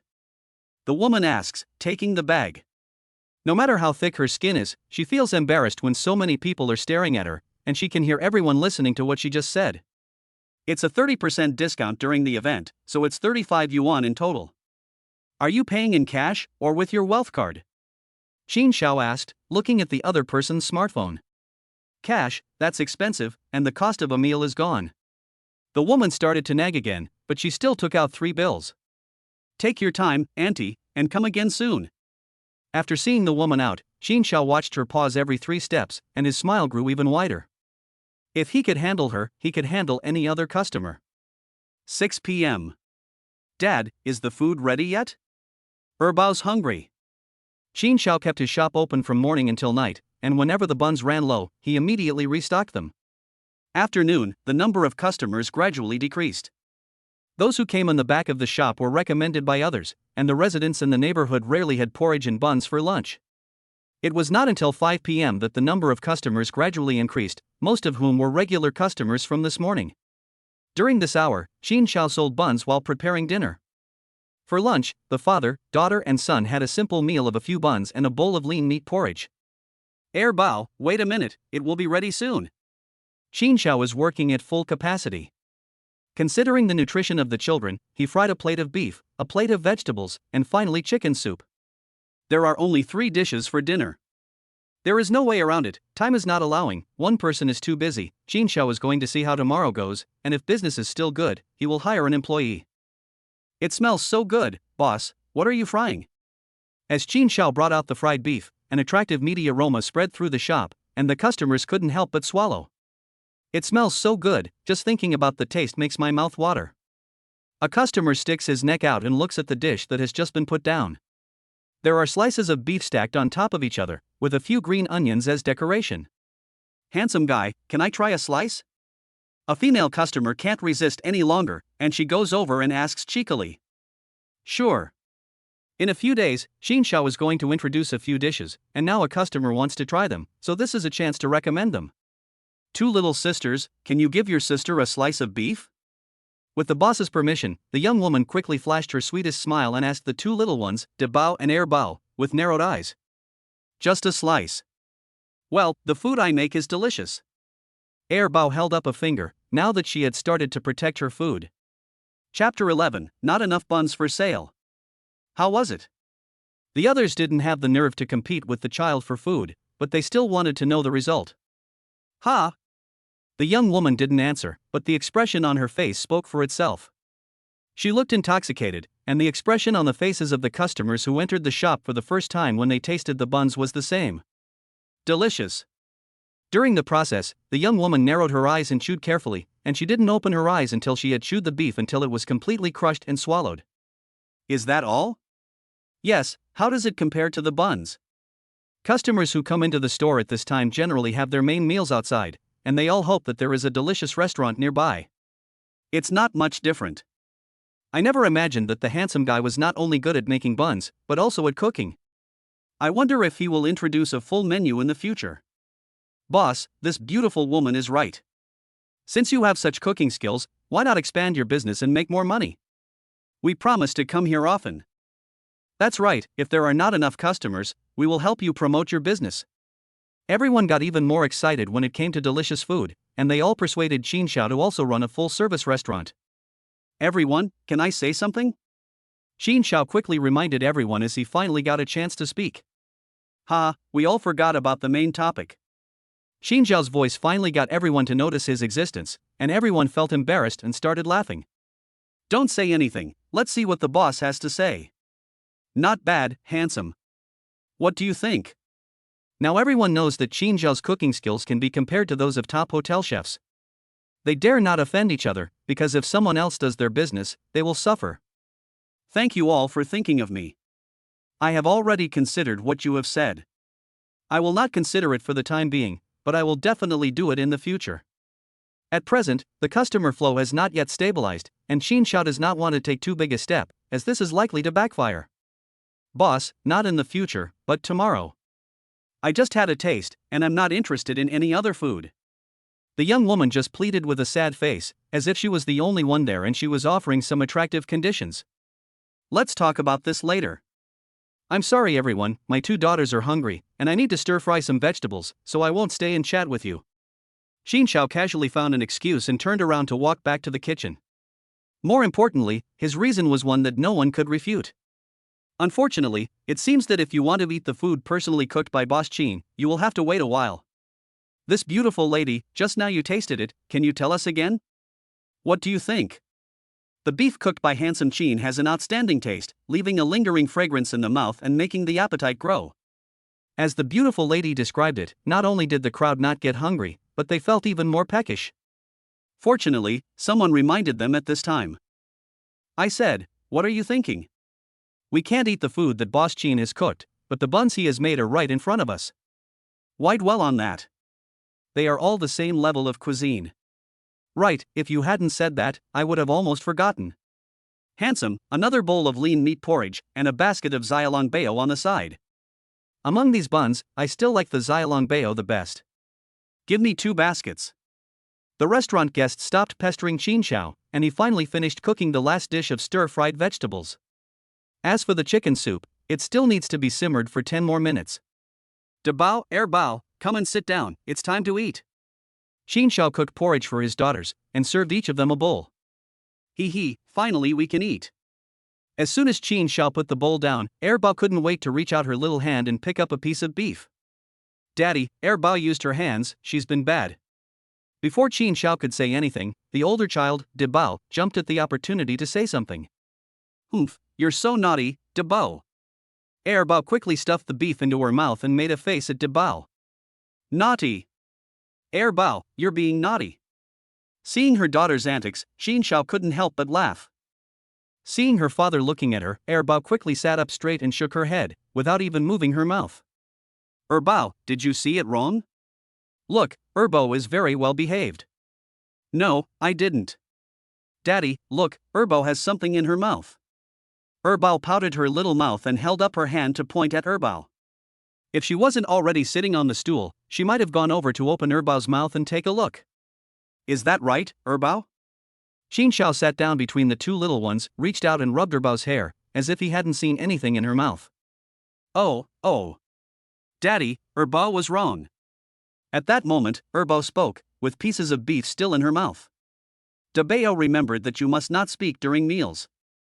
Bao knew she was wrong and was a good girl. You can't just eat meat, you must eat more vegetables. He picked up the chopsticks and put some vegetables in each of his daughter's bowls. After that, he picked up his own bowl, took a mouthful of rice and a little bit of beef. Qin Xiao ate quickly. He finished the bowl of congee in just a few bites. In his opinion, time is money, and he didn't want to waste it eating. A few minutes passed. Dad's full, you two eat slowly, and wait for the chicken soup to be ready, you need to drink the soup too. After quickly scraping 3 bowls of congee, Qin Xiao got up to clean up his own bowls and chopsticks. Well, Daddy, I know, you go to work, we'll clean up the dishes ourselves later. Bao put on a little adult appearance, and it looked like he had done this kind of work at home before. Qin Xiao nodded and went back to the kitchen. He wanted to take advantage of the time to bake some more buns and make a little extra money. After 6:30, the number of pedestrians on the street gradually increased, and from time to time some customers came into the shop to take a look. Time passed quickly in the hustle and bustle. Unconsciously, it was already 8:30 in the evening. Finally sold out. The last 2 buns were taken out of the bamboo steamer, packed for the customer, and then the chef apologized to the other customers. I'm sorry, everyone, but we've sold out of buns today. If you want to try some, come back early tomorrow. No way, it's sold out already? Boss, why don't you make more? We came here as soon as we heard the news. Please. Hearing that the buns were sold out, most of the customers shook their heads in disappointment and left, but some were still unwilling to give up and try to negotiate. Baba, are you done yet? Bao is sleepy. Before Qin Xiao could say anything, Bao came down from the 2nd floor, poking her little head out and asking. Look, guys, I want to. Bao's words spared Qin Xiao the chance to explain. He waved at his daughter, told her to go back upstairs, and get ready to clean up the 1st floor, then he would go up and bathe the 2 little ones. Let's go, we can come back tomorrow. Some of the guests were more open-minded. Seeing this situation, they smiled at Qin Xiao and dragged their companions out, and the other guests followed suit. Phew. Finally finished. Hurry up and clean up. It's not early anymore, and children shouldn't go to bed late. After the last guest left, Qin Xiao quickly closed the door to the shop to prevent anyone else from entering. Chapter 12, A Difficult Task. 2nd floor. Qin Xiao came out of the bathroom and chased after a young child. Bao, stop. You haven't even taken a shower yet, why are you running? Daddy, it's me, Bao. I just took a shower, smell me, I'm all clean. Bao hasn't taken a shower yet. Bao stood there helplessly. Hee hee. At this time, Bao covered his mouth and stood aside, laughing. Bao, you've been naughty again. Seeing this, Qin Xiao immediately understood what was going on. He had just been wondering why there was the aroma of shower gel on Bao when Bao had not even taken a bath. Daddy, Bao hasn't been naughty. Bao, you're stupid. It's Daddy who's stupid. Hurry up and come take a bath. It's getting late, and you need to go to sleep. He tidied up the 1st floor and returned to the 2nd floor to bathe his 2 daughters. It was almost 9 p.m. Hee hee, Daddy is a silly man. Bao happily clapped her hands when she heard Qin Xiao's words.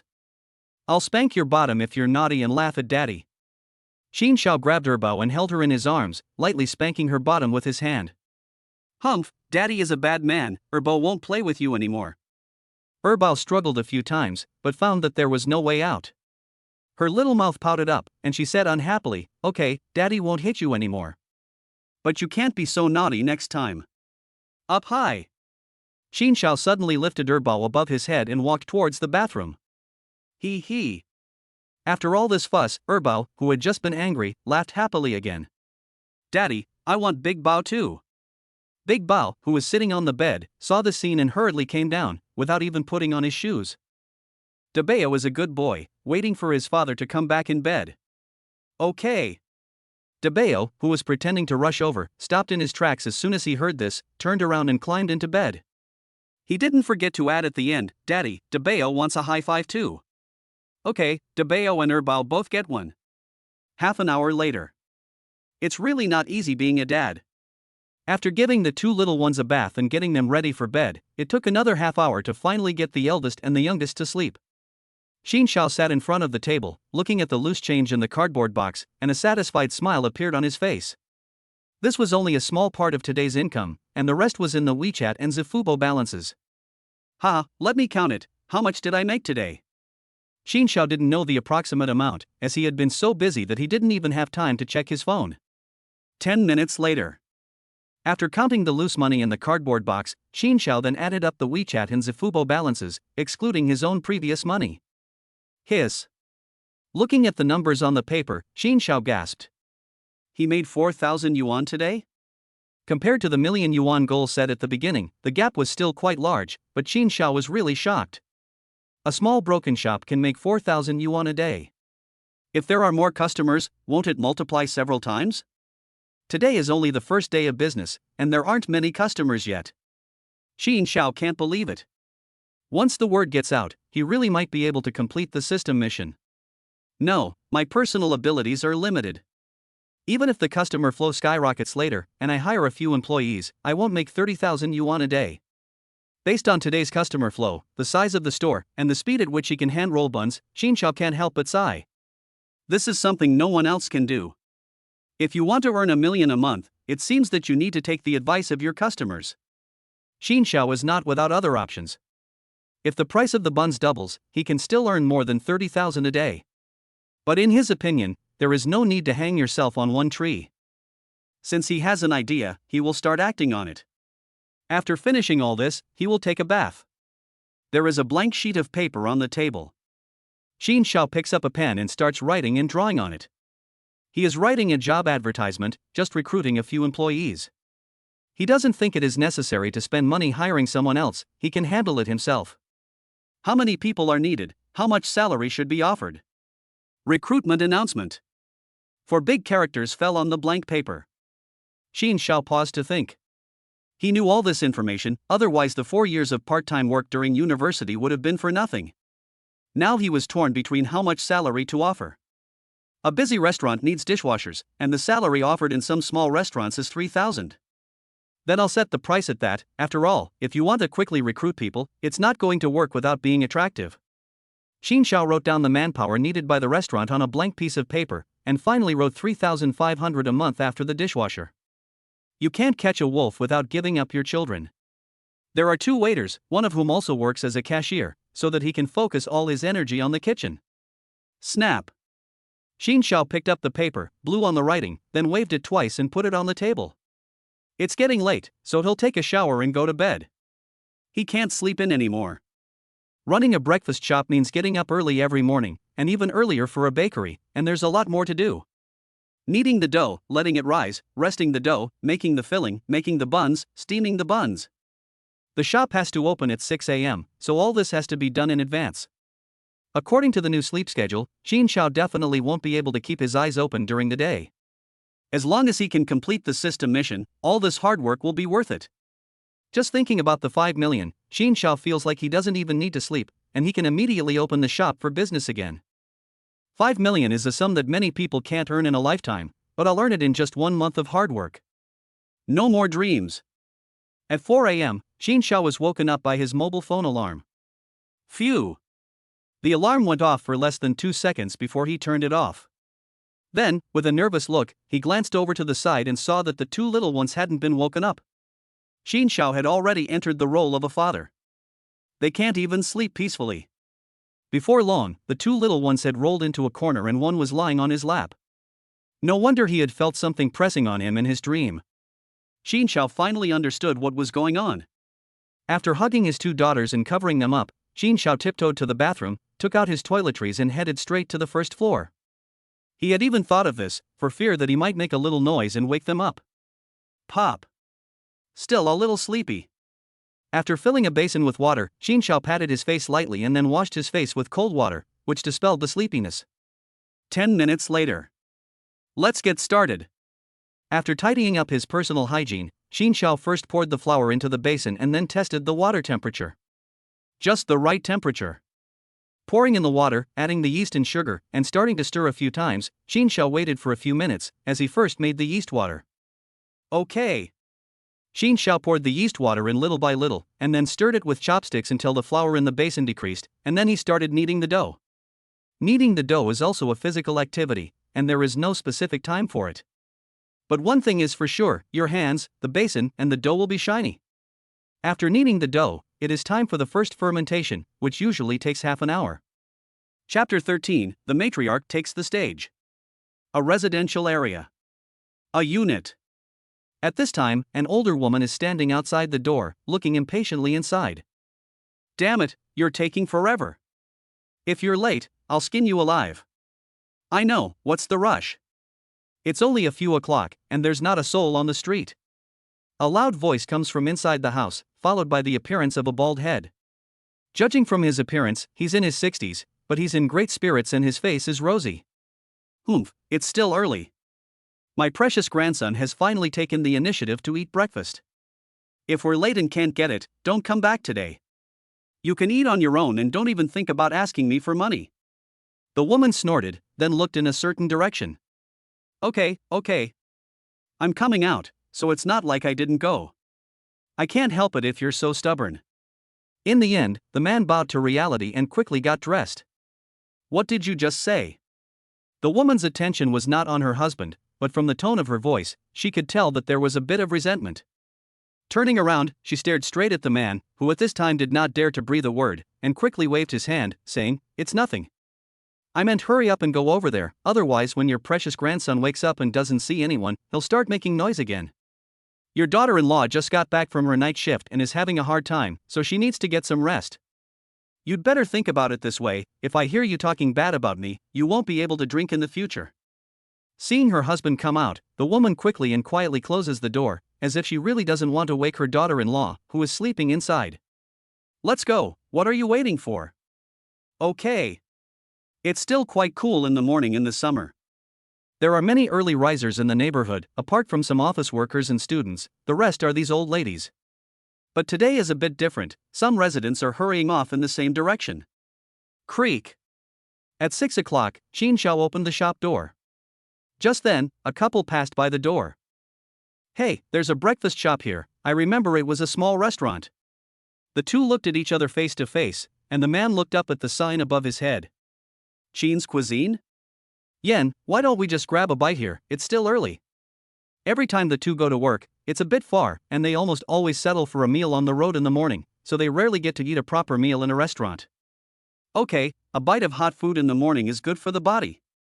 Ignoring Xin Xiao, the two made out in front of him, then hugged each other and walked past him into the shop. What smells so good? Once inside the shop, the young woman took a deep breath, then her eyes widened as she looked in the direction of the smell. It's buns, or my favorite, xiaolongbao, boss, give me a basket. At this point, the young woman finally looked Xin Xiao straight in the eye. Okay, what else do you need? Everything is fresh. Boss, you go ahead, we'll decide what to order later. The man said a little jealous when he saw the way his girlfriend looked at the boss. Here are your xiaolongbao, enjoy. Putting down the bamboo steamer, Xin Xiao took a step back. Boss, you run a breakfast shop, why do you only have so few varieties? The menu on the table is clear at a glance, and there are only 4 types of buns, including the xiaolongbao. In other bun shops, there are more than 10 types of buns, so it's no wonder the customer said that. Dear customers, the best things are not the most numerous, but the most exquisite. Enjoy your meal. At this time, another customer arrives. Xin Xiao smiles at the two people and turns around and walks outside. Who? The second batch of customers to come in is an older woman. At this time, there is no time to even speak, just panting. It seems like she has run some distance. Granny, why don't you take a rest first? Pulling out a stool, Xin Xiao helped the granny sit down, and also put a chair next to her. Grandpa, you sit for a while too. Looking at the two customers in front of him, Xin Xiao couldn't help but smile slightly. These were the last customers last night, and one of them was the granny. Hoo-hoo, young man, because of you, Granny will always buy buns here in the future, no. And also introduce the residents nearby. After sitting down for a while to rest, the old woman finally came to her senses. The first thing she did was to give Xin Xiao a thumbs up. That kid should thank the old woman first. If they want to do business, the best customers are the old women in the neighborhood. If they help spread the word, they won't have to worry about a lack of customers. Xin Xiao took out 2 glasses and poured 2 cups of warm water into each one. Young man, don't mind us, you go ahead. Seeing that there are not many customers in the shop, the old woman finally let out a sigh of relief. Even if more customers came, it would not affect her buying buns. Old man, old woman, that boy is busy first. Xin Xiao glanced outside and knew that he was about to get busy. At least 7 or 8 people were walking in the same direction as him. It's a pity that such a good young man got married so young. The old woman looked at the back of Xin Xiao's figure, as if she was looking at her own son. She took a sip of water from her cup, sighed, and got up. What are you thinking about? Hearing her husband's words, the old man knew what she was thinking about. She must be thinking about setting someone up with someone else. What's wrong? I can't think about it? Is it because I haven't been paying attention to you lately that your skin is starting to itch? I was wrong. You can think about whatever you want. The old man quickly shut up. All of this was caused by his youth. It's all tears to talk about. If it weren't for his habit of indulging her, she wouldn't be like this. At this age, there's no need to argue about this. You're smart. Boss, pack 10 meat buns and 10 vegetable buns for my wife, and 2 bowls of kanji, 8 yuan a bowl, that's really expensive. My wife originally wanted 5 bowls, but quickly changed her mind when she thought about the price. There are 5 people in the family, who is going to drink the 2 bowls of kanji? Whoever it is, it's not going to be you, my daughter-in-law, and my precious grandson. No way, I don't have any, so what am I going to drink? Hearing that he didn't get any, the old man pointed at his nose in a depressed manner. You. There was some kanji left over last night, so go home and heat it up. It's only 8 yuan for a bowl, and you can get a whole vegetable for lunch. Really, if you don't run the household, you don't know how expensive rice is. First, Auntie looked up and down at her husband, then said with a sad face, as if all the money was spent on him. Auntie, have you thought it over? I'll pack it up for you right now. Xin Xiao, who had just walked over, heard the two talking and quickly tried to look calm. Young man, what did you use to cook this kanji? It's 8 yuan for a small bowl. As Xin Xiao lifted the lid of the pot, a refreshing fragrance spread around, and the old man couldn't help but take a deep breath. Old man, you'll know if it's worth it after you try it. As for what it's cooked in, that's a trade secret, so I can't tell you. The young man is right, this porridge is definitely worth the price. You really are, at your age, how can you ask someone this? If it gets out, how will the young man do business? It's okay, Auntie, he was just joking. Xin Xiao waved his hand to save the situation and prepared to serve the porridge in a disposable bowl. Young man, could you please serve it here? Auntie said all those nice things just for this scene. She was a little embarrassed and brought the insulated bowl from home. It's okay, in that case, we can save 2 bowls. How about this, I'll serve you more. This is embarrassing. Chapter 14, the 2 little ones make their debut. There are so many people in line. What are they selling at the front? I don't know. Let's go and have a look. This is really strange. I haven't been here for just 2 days, and I didn't even know a new shop had opened here. Huh? It looks like it's selling food. No wonder there are so many people. It's 8 a.m. The shops on both sides of the street have opened, but one of them has attracted the attention of the crowd. Compared to the other shops, it stands out. There is a queue outside, with about 20 people in it. It smells so good. Every passerby is attracted by the aroma, and some customers even stand at the back of the queue without asking what the shop sells. Dude, what's sold inside? It smells so good. I just had breakfast, but as soon as I passed here and smelled the aroma, my stomach was hungry again. You don't know? A customer who had just come out of the shop happened to walk around the back of the queue, and he looked at the other person in surprise. Well, you don't know, and you're still queuing? Ha, it's not that I see so many people, it must be delicious. I have no resistance to food at all, but I don't want to waste time asking, or I'll regret it when it's sold out. You're amazing, a true foodie. The customer gave a thumbs up in admiration. He had heard about the various behaviors of foodies before, and now he had finally met one. You're too kind. One must have a pursuit in life. This is a breakfast restaurant. I've never eaten here before either. It was recommended to me by someone else. My girlfriend dragged me out of bed early in the morning just to taste the buns. The customer said with a hint of embarrassment, but a hint of happiness on the corner of his mouth. Young man, you're good to your girlfriend. Young man, you're good. It's rare to see young people like this nowadays. Uncle, you're wrong. How come there aren't any? There are plenty out there, just not the ones that are worth getting involved with. You're not saying the same thing as me. I know all about that. It's just licking dogs. They're not the same thing at all. Buns, when did they become so fragrant? From time to time, a fragrance wafts over, and the customers in the queue uncontrollably swallow. Gulp. Gulp.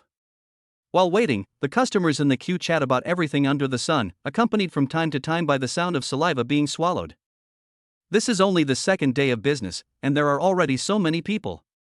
If this keeps up, it's going to be really hard to get a bun from this restaurant. Exactly, it's not easy to find a good breakfast place nearby, and I don't know where they heard about it, but they came here so quickly. You can't blame other people for this, you can only say that the restaurant's buns are really delicious. The customers who said these words are all repeat customers who have already tried Chef Qin Zhao's cooking, and it can be said that their stomachs have been conquered. You guys are so selfish, good things should be shared with everyone. Yes, even if we don't know it now, we will know it in the future. A good thing is not afraid of being unknown. It's lively outside the shop, but inside it's a different scene. It's quiet, except for the sounds of people eating. Everyone is bowing their heads, making slurping sounds with their mouths, and at most they raise their hands to ask for more food. Daddy, Erbao is hungry. Just then, a little girl's voice came from inside the shop, accompanied by the sound of footsteps coming down the stairs. Hey, such a cute little girl, she must be the boss's sister, right? You guessed it wrong, this is his daughter. Daughter? How is that possible? The boss is still so young, you can tell he just graduated from college. The little girl is already 3 years old, so the boss couldn't have had a child while in college. This little girl is indeed the boss's daughter, and she is just one of them. As for why the boss had a daughter while in college, it must be that the boss is very charming and many girls like him, so it is normal for him to have children for him. And there's another one. You're not going to tell me that the boss had a child in high school? Some of the new guests were confused when they heard this. That's your misunderstanding. Come on, take a look for yourself. Daddy, DeBeo wants to eat buns. A child's voice was heard again at the top of the stairs, and then a little girl walked down the stairs. Guests who saw her for the first time thought they were hallucinating. The little girl had already come down the stairs, but when did she run upstairs again? He. Daddy, Big Treasure is still in bed and hasn't washed her face or brushed her teeth yet. Little Treasure ran into the kitchen and complained to Qin Xiao, but her eyes kept staring at the Xiaolong Bao and the bamboo steamer. Oof, Little Treasure, you're a bad person, you're saying bad things about Big Treasure again. Daddy, Big Treasure didn't, Little Treasure is lying. Hearing his sister speak ill of him, Erbo is unhappy. He looks away a little when he speaks, and dares not look at Qin Xiao. Erbao, come here and let Daddy have a look and see for yourself. Seeing the two little ones start arguing again, Qin Xiao stops what he is doing and waves at Erbao. Erbao, when you got up, you didn't see Daddy, so you didn't wash your face. Walking over to Qin Xiao, Erbao lifts up his little head, and tears quickly appear in his eyes. He took a towel from the side and dipped it in warm water, a situation he had thought about before. Daddy is so good. De Bao smiled happily when he heard that his father was not angry with him, and brought his little face close. In the future, if you don't see Daddy when you get up, don't rush down, brush your teeth and wash your face first, okay?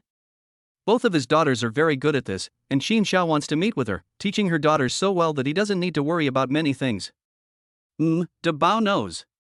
De Bao nodded, and when she saw Bao coming over, she let out a low grunt. Humph. Daddy, Bao is the best. She brushes her teeth and washes her face by herself. Bao is awesome. Xin Xiao lightly tapped his daughter's upturned nose and continued, Bao, in the future, you can't get up alone, you have to wait for your sister, understand? Daddy, De Bao sleeps in. Bao pouted, a little unhappy. Humph. De Bao also knows she was in the wrong, so this time she didn't say anything and turned her face away. De Bao, you need to learn from your sister. A good child goes to bed early and gets up early, and can't stay in bed, understand? Xin Xiao took out the toothbrush, squeezed some toothpaste, poured a glass of water, put it in De Bao's hand, and gently rubbed her hair. Daddy, De Bao understands, and she won't stay in bed in the future, so there's no need for Bao to wake her up. De Bao nodded her head, but she didn't forget why her father was lecturing her. Without even looking at Bao, she lowered her head and started brushing her teeth. Bao, sit here and don't move, I'll get you some porridge and buns. He took out 2 small stools and a folding table from the kitchen. These were bought at a nearby second-hand market yesterday with the help of a guest, who was simply unable to spare the time at the time. Well, Daddy, Bao wants a bun made with meat. Bao pointed at the freshly baked meat buns and stuck out her little tongue to lick her lips. I know, you little glutton, Daddy will get it for you, but it's still hot, so don't touch it with your hands. Ugh. Daddy, De Bao wants some too. Hearing about food, De Bao quickly looked up with foam on her lips. Ha ha. Okay, you both can have some. Chapter 15, Big Bao and Little Bao are awesome. Daddy, can Big Bao help you with the work today? Big Bao wants to help Daddy. Big Bao finished the bowl of congee first, along with 2 meat buns. She stroked her bulging tummy and walked over to Xin Xiao. Big Bao nodded, and didn't forget to give Little Bao a provocative look over her shoulder. Okay, Big Bao will go to the store and see what the uncles, aunts, and sisters need, and come back and tell Daddy. Remember not to mess around. He glanced at the porridge that was being cooked. It would be ready soon and could be served. Xin Xiao could not believe that the lean pork porridge was selling so well today. 8 yuan a bowl could not stop people's love for good food. It was only 10 o'clock and they had already sold a pot of porridge. Yesterday, they did not even finish it until noon. De Bao remembered. Turning around and coming out of the kitchen, De Bao's big eyes rolled around as he looked for a target. Did I forget something? Looking at De Bao, who was not moving, Xin Xiao remembered that he seemed to have forgotten something. Dad, Bao was full too. At this moment, Bao came over and shook Xin Xiao's arm, trying to get his attention. Forget it, I'll tell him when I remember. Bao was looking at Xin Xiao with wide eyes, a look of expectation on his face. Xin Xiao didn't even need to think about it to know what the little guy wanted. Handsome guy, the buns in your shop are so delicious, can I have 2 more meat buns? It was past breakfast time, but instead of fewer customers, the restaurant was even busier than before. Xin Xiao was busy as hell. I remember now, I didn't post the job announcement I wrote last night. No wonder I felt so panicked, I kept thinking I'd forgotten something. Xin Xiao suddenly remembered what he needed to do, and hurriedly responded to the customer's order. One moment, I'll be right back. Bao, take this to the young man over there. Be careful, don't drop it. She took out a small tray and put 2 meat buns on it. Xin Xiao placed it in Bao's hands and told her to hold it with both hands. Don't worry, Daddy, Bao won't drop it. I'll take it to the brother. Bao, with mischievous twinkling eyes, carefully took the tray and slowly walked over to a seat. This scene once again attracted the attention of the guests, who looked at the busy Xin Xiao with envy. These 2 little girls are really sensible. They can help their parents with the housework even at such a young age, unlike my little brat, who at the same age even needs to be fed. It's simply not comparable. It seems that I need to ask the boss for parenting advice sometime, to find out how to get my child to be so obedient. Luckily, Xin Xiao didn't hear this, as he only found out yesterday that he has 2 daughters. He still can't believe it's real. Brother, here's the steamed bun with meat filling you wanted. Be careful, it's still hot, and you have to wait a little while before you can eat it with your hands. Just as Xin Xiao had said to Bao during breakfast, it was hard to believe that it had come true so quickly. Good, you're a sensible girl, I know. Seeing how cute Erbao was, a guest reached out to touch her hair, but stopped in time and withdrew his hand. Brother, please enjoy your meal, Erbao still has to help her father with his work. She winked at the guest, gave an innocent smile, and skipped away. The boss is really blessed. If my daughter is as cute and sensible as her, I'll be willing to lose 10 pounds. Puff. A slightly plump woman at the next table said enviously, and her companion couldn't help laughing out loud. Fortunately, she reacted in time and didn't burst out. Zhang Xiaoli, you have a good idea, the best of both worlds. That's right, and it's not like you're not related to your sister. Big sister, it's not that we're saying you, but if you want to have a daughter, you need to have a boyfriend at the very least. But it's going to be a bit difficult if you keep eating like this. Zhang Xiaoli almost broke her own weight record every month, and in a year's time, she had shot up to 150 pounds. Forget it, I was just talking. Asking me to lose weight is like asking me to kill myself.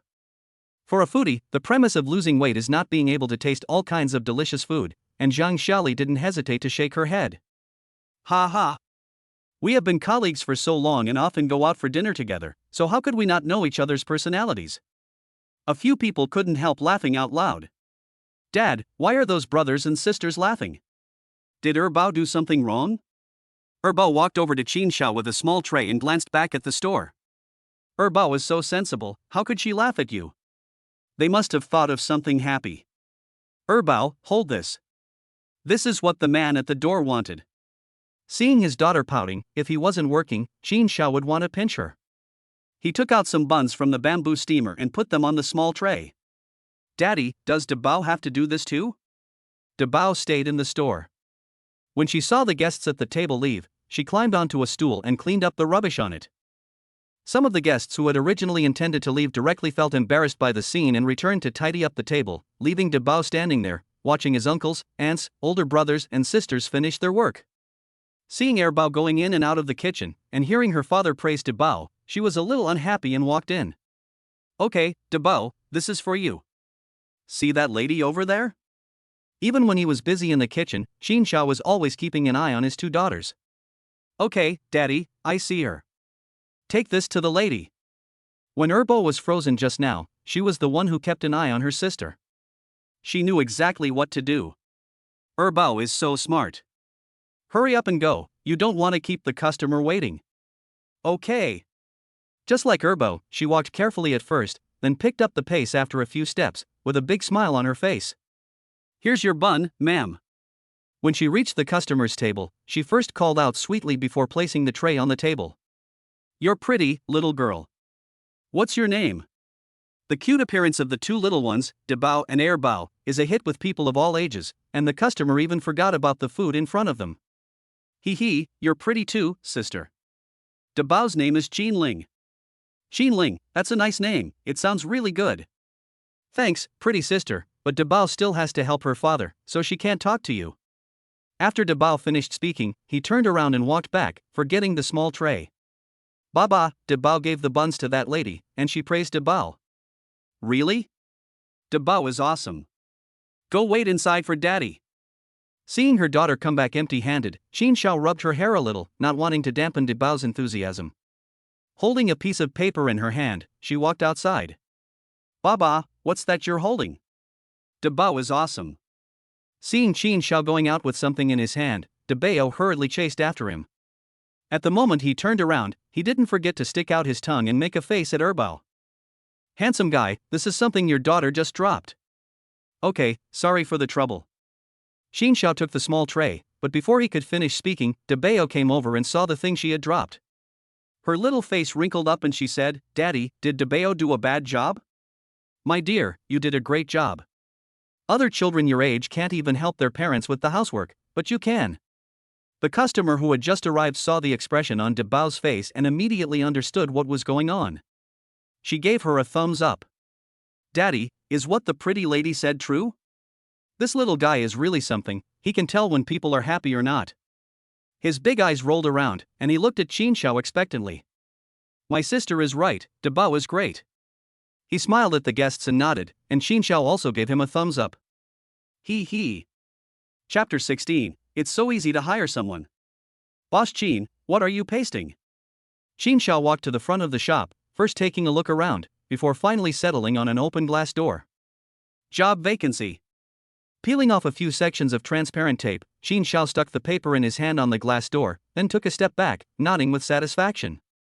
This location is very conspicuous, and customers coming in and out will notice it. He believed that customers would also help him advertise. After all, the salary offered was several hundred yuan higher than other shops. Recruitment, handsome guy, you should have thought of this a long time ago. With business so good now, how can one person be busy, let alone with a child? Boss, what are the requirements? Do you want me to help introduce someone? Handsome guy, do you think I'm qualified? I don't ask for much, I just want to eat your food for every meal. Right, why didn't I think of that? I'm unemployed now. If I work here, wouldn't I be in a good position to get ahead? I could eat such delicious buns every day. A young woman next to him spoke, alerting a customer nearby. Some foodies also reacted. Qin Xiao felt that the voice was a bit familiar. Upon closer inspection, it was not the female customer from yesterday, and he also tasted the beef slices he had fried for himself. Beauty, if you want to work here, the store only recruits dishwashers and waiters. Are you sure you can do these jobs? Qin Xiao glanced up and down at the other person. No matter how you look at it, she is just like those white-collar workers. Can she be content to work as a waitress in his store? The young woman didn't take offense at Qin Xiao's behavior at all. If it were anyone else, they would have done the same thing. Boss, I'm very sure. A moment ago, she called him handsome, but when she saw that Qin Xiao didn't reject her, she immediately changed her tone and called him boss. Don't respond yet, you should first take a look at the sign above. Qin Xiao still didn't believe the other person, giving up a high-paying and comfortable job to do the dirty work for 4,000 yuan. 4,000 is indeed a bit low, it's not even enough for food and lodging. No, if I work here, I won't have a problem with food, and the rest is just accommodation. I'll find a new place close to here, so it's a perfect solution, isn't it? The young woman muttered quietly, then looked up at Qin Xiao. Boss, I've thought about it, there's no problem, we can sign the contract now. No, I can start work right away. If it were anyone else, Su Yueling would definitely have thought about it, to prevent the boss from having any other intentions, but after seeing that the other person had such a pair of sensible twin daughters, she believed in him. Little girl, you can't joke about this job. Not only will you be delaying yourself, but you will also affect the business of other people. Yes, beautiful girl, you have good qualifications. It's easy to find a company to work for and double your salary. I'm not looking down on waitresses, I just don't think it's necessary. Wait, it's not about the salary. It can't be that she likes this handsome guy. But that's not right either. The boss has a daughter, so what do you want, beautiful girl? What is it for? I'll think about it. The buns here are so delicious, could it be that the beauty is a foodie? At this point, Qin Xiao and the other person became outsiders, and they were not given the opportunity to speak. The guests around them spoke out their guesses. When it came to Su Yueling's picture of the boss, her face flushed slightly, and she glanced at Qin Xiao secretly. Her face quickly returned to normal, and no one noticed. Ha ha! To avoid embarrassment, Su Yueling laughed. Everyone, I was right. It really is about food, I really can't understand it. What's so strange about that? You don't know, some rich people will spend millions to charter a helicopter just for a meal, and fly to the mountains. That's normal for rich people, but we're just ordinary people, worrying about our 3 meals a day, the two are not comparable at all. Okay, let's not worry about it, if the emperor isn't in a hurry, the eunuchs will be the first to panic. While the guests continued their discussion, Qin Xiao looked carefully at the young woman in front of him. After a while, he nodded and said, the contract can be signed later. If you really want to stay and work, then you can take care of the customers in the restaurant. When he said this, Qin Xiao was a little worried, afraid that the other party would not be able to do the job. Boss, don't worry, I, Su Yueling, will not make any mistakes in the things I do. Besides, the work is not difficult. In Su Yueling's opinion, the work of a waitress is really very simple, just carrying trays. That's good to know. Now that I have help, I can really get cracking in the kitchen. I wonder how much money I can make today. Seeing the long queue outside the store, Qin Xiao gave a small smile. Oh yes, until we find another waitress, cashier, you can double up as a waitress, is that okay? The customers in the store are all local residents, mostly older people. Unlike young people, they all use cash. Xin Xiao had spent part of yesterday looking for change, and if every customer used electronic payment, he wouldn't have to worry about it. Boss, no problem, I'm good at math, I won't give you the wrong change. Su Yueling pouted a little and agreed. She could see the busy business in the shop herself, and she couldn't let the boss put down his work and come out to give change to the customers, could she? If she really did that, the customers in the shop wouldn't need the boss to say anything, they would just point at her nose and lecture her, it would be a waste of their time. Ha ha. This time, Xin Xiao didn't say anything and walked directly to the back kitchen. He had just delayed a little, and the customers were still waiting for him to pack. He had already hired one person, but this was not going to work. The efficiency was still a bit low. In other bun shops, the freshly baked buns are all placed at the entrance. Xin Xiao's approach is different. They are placed in the back kitchen. Customers who want to pack must enter the store. This in and out has a relatively large impact on customers dining in the store. If we separate them and do it the same way as other stores, not only will efficiency increase, but customers will also feel more comfortable. However, this cannot be done yet, and we have to wait until there are fewer customers. Boss, will it be a bit of a problem to have these buns displayed here? Before Qin Xiao could make a change, Su Yueling, who had just started working, also noticed this problem. Customers crowding outside the kitchen will affect her ability to deliver food to customers. This girl is a high flyer, she didn't even notice this problem, so? Su Yueling was momentarily pleased, and only halfway through her sentence did she react, realizing that she was now working as a waitress, with no technical content at all, and a high flyer could not make a difference here. Right, boss, the guests at table 3 want to take away 2 buns. Su Yueling quickly changed the subject, as she had already been in the workplace. Okay, I know, this is for table 5. Chapter 17. Sister Su eats something. 12 o'clock noon. What should I do next? I never thought I would be laid off just before retirement. A 50-year-old woman keeps her head down as she walks, sighing from time to time. Auntie Lu is an old employee of a nearby factory. This year, the domestic market is not doing well, and not only her company has laid off employees. Almost all factories, big and small, are trying to save costs. She is just one of the unfortunate ones. Her son needs a large sum of money for his wedding, but now that he is unemployed, what should she do? Every time she thinks about the bride price of 288,888, Auntie Lu can't sleep well. She originally wanted to save more of her salary, and at the end of the year, she had 30,000. It's hard to find a job at this age. Not to mention being 50 years old, even if she were 10 years younger, she might not be able to find a job, because she didn't do a skilled job before. She walked with her head down the whole way, almost bumping into the crowd, but fortunately someone warned her. Is she going to work in a restaurant? Looking at the long queue outside the shop in front of her, she took a closer look and realized it was a breakfast shop. Thinking about just losing her job, she immediately realized that the only place she could find work was in a place like this. Auntie, are you okay? The young woman who was helping her asked with concern. It's okay, I'm sorry, my dear, I was just thinking and didn't bump into you. Auntie Lu waved her hand and turned to walk around the queue, but as soon as she took her first step, she stopped and turned back towards the shop door. Hey, Auntie, you don't look well.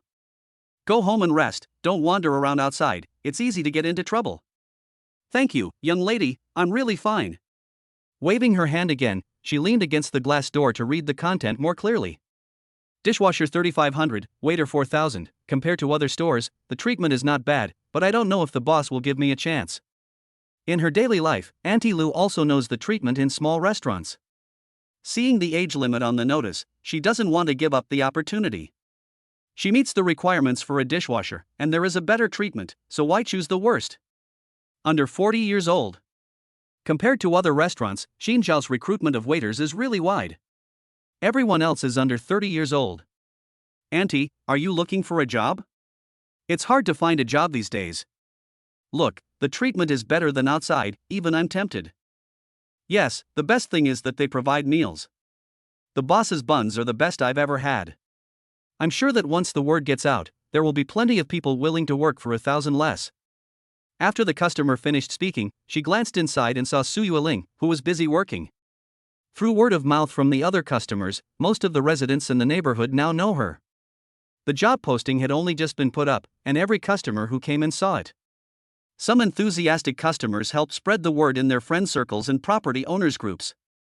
However, the time was too short. So far, no one has come for an interview. Now that they see someone interested, they all help to say good things about her. A few of them are even afraid that the other person will run away, so they quickly shouted inside the store, "Boss, someone is here for an interview." You? Aunt Lou hadn't even considered it yet, but she was pushed into the store by a few customers. She was a little resistant at first, but seeing this situation, she reluctantly entered the store. In her opinion, the customers were so enthusiastic, so the owner must be a nice person. "Hello, Auntie, my name is Su Yueling, I'm the first employee here, welcome to join." After almost 2 hours of hard work, Su Yueling had never felt so tired. Now she was overjoyed to see someone come to apply for the job. "Hello, Grandma, are you here to help Baba?" At this time, Bao jumped out mischievously, his big eyes curiously looking at Auntie Lou. "Well, the customer is enthusiastic, and she has a pair of beautiful and lovely daughters." Auntie Lou is tempted by the job. If you are unhappy and under pressure at a place of work, you definitely won't be able to stay there for long. But when she thinks about the requirements for the job, she can't help but sigh. If she wants to stay, the only job she can do is dishwashing. "Auntie, just a moment, I'll finish frying this dish first." It's already lunchtime, and Qin Xiao is using his free time to fry a few side dishes. Now there's just one last dish left, which is honey-glazed pork ribs. The moment the sauce is collected, a fragrance wafts out from the kitchen, and the customers in the restaurant swallow their saliva one after the other, their eyes turning to the honey-glazed pork ribs that have just been taken off the heat. It smells so good. I have discovered that eating at Boss Qin's restaurant is both a treat and a torture. Yes, who can stand it? It seems that I have to avoid mealtimes in the future, otherwise, if I go back to eat after smelling this fragrance, it will be like chewing wax. You just realized it? We already experienced it yesterday. At first, we had the same thought, but then we thought better of it. Eating delicious buns and smelling the enticing aroma of the food is even more delicious. I can tell you that Boss Qin already has this idea and will also launch a full meal in the future, so that we can also taste this level of gourmet food. You're not lying to me. If that's true, I'll have all 3 meals here in the future. Brother, your idea is good, but there is one thing you haven't considered. If you really launch a full dinner menu, as the fame spreads, whether we can eat it in the future is still a problem. One customer pointed to the line outside. It was only the second day of business, and it was already this popular. He didn't dare imagine what the scene would be like in the future. You're right. For all the famous delicacies in Guangzhou, which ones don't require lining up in advance? While there aren't many people aware of it yet, hurry up and try the food in the restaurant once, that's the real thing to do. I just don't know when Boss Qin will launch it. Boss, I'll do it. Before Qin Xiao could come out, Su Yueling had already taken the plate from him. She narrowed her eyes, took a deep breath, and a look of satisfaction appeared on her face. Only then did she take a few steps forward and put the plate on the table. This table had been reserved 10 minutes earlier. They couldn't let the others squat while they ate. "Daddy, this smells so good, can Bao eat it yet?" Looking at the tempting honey-glazed spare ribs on the table, Bao stuck out her tongue and licked her lips. Her little hand was also busy, slowly moving towards the plate. "Bao, what are you doing?" Qin Xiao couldn't help but laugh at the sight of his daughter's greedy face. "Bao, what are you doing?" Bao quickly withdrew her hand when she saw that she had been discovered, but her older brother, who was standing next to her, didn't let her off the hook. "Daddy, I know that second treasure is trying to sneak a bite. At home, Mom always says that." "Humph, that's not true. Second treasure is just hungry." "Second treasure, you're the one who's lying. You're not a good boy. Okay, stop fighting. Besides, your sister has already eaten all the food." Qin Xiao pointed at Su Yueling, who had been quietly eating since he hadn't noticed. She was slowly chewing on the ribs, and the expression on her face was beyond words. Cough. "I didn't steal any food, I was just trying the taste for you. It's not bad, the sweetness is just right, not too sweet." Just now, Qin Xiao and her daughter were communicating with each other. Su Yueling heard them, and when she saw that the 3 of them were looking at her, she answered without thinking. "Humph, sister, you're a bad person, you stole food. Shame on you, you're such a big person, but you're still stealing food like a child." Ha ha. Seeing the expression on Su Yueling's face, and the actions of her 2 daughters, Qin Xiao couldn't help but laugh out loud. Chapter 18, It's faster to do it by hand. "You're eating, so I'll come back later." Looking at the dishes on the table, which were of excellent quality and could be seen to have been made by a chef, Auntie Lou placed her hand on her abdomen. It was time to eat, and she should go back to her own place. Usually, she would eat at the factory at this time. No need to go to all that trouble. Let's get started now. We can finish our business and then eat. Auntie, don't stand, sit down. Surreal pulled out a stool and asked the other person to sit down. It's fine, I'll just stand. Auntie Lou shook her head. She had already kept the other person from eating, and it would be embarrassing to sit down. Then let's make this short, Auntie. You want to apply for? Boss, can I be a waitress? Auntie Lou spoke first, knowing that if she waited for the other person to say it, the meaning would definitely be different. Waitress? Xin Xiao froze for a moment, then looked at the other person again. She was clean and tidy, and he had just felt that there was something wrong. A decent person like her working as a dishwasher. Yes, is that okay? Auntie Lou, who had never known what nervousness was, felt like her heart was going to jump out of her chest. She looked at the other person with anticipation. Okay. Seeing the nervous expression on the other person's face, Xin Xiao wondered what her reason was for choosing to come to his small shop to look for work. Anyway, he didn't have high expectations. Besides, being a little older, she would work steadily. What? Auntie Lou had already given up hope. Now that the opportunity was in front of her, she didn't want to give up, but she just couldn't believe that the surprise had come so quickly and she couldn't react in time. Auntie, the boss has agreed to you. What are you still standing there for? Looking at the person who would soon become her colleague, Su Yueling hurriedly reminded her, thinking to herself that it seemed like a good choice for her to stay on. She was able to make a 50-something-year-old waitress, which no other store could do. After all, the customer flow here was still mostly young people. Boss, don't worry, I've always done a good job. Auntie Lou was so excited that she was about to bend over, but fortunately Qin Xiao reacted quickly and stopped her. Auntie, if you bend over like that, I won't be able to stand it. It's just a job. I can't believe you haven't eaten yet, but you've already become a member of our restaurant. Let's have dinner together. Whether they are dishwashers or waiters, they are all provided with meals. Qin Xiao couldn't believe that he had recruited 2 people in one day, and based on this situation, he could recruit all 3 people today. Boss, no, I can just go home and eat. I live nearby. She was easily satisfied. It was already very good that she could stay and work. Besides, looking at the food on the table, it was obviously very expensive and not something ordinary people could afford. Auntie, you don't have to be polite. Our job includes meals. If you feel bad about it, stay behind after dinner to help me. You have no idea. I've just been busy alone for almost 2 hours. I really hope someone comes to help me. You guys eat, I'll get back to work. In the meantime, Qin Xiao had not been idle. It didn't take him more than a few minutes to finish the 2 bowls of rice. Just look at Su Yueling to see that she has only taken a mouthful of rice. Boss, you're done already. Su Yueling couldn't react quickly enough. She saw Qin Xiao leaving with the bowl and chopsticks and only then realized that the boss had already finished eating. No way, that was too fast. Is he rushing off to war? Don't worry, take your time. Yes, Boss Qin is right, this kind of delicacy should be savored slowly. The customer waiting at the side said insincere words, and after he finished speaking, he quickly swallowed his saliva. He no longer wanted to stay, and could only smell the food without being able to eat it, which was not a good feeling.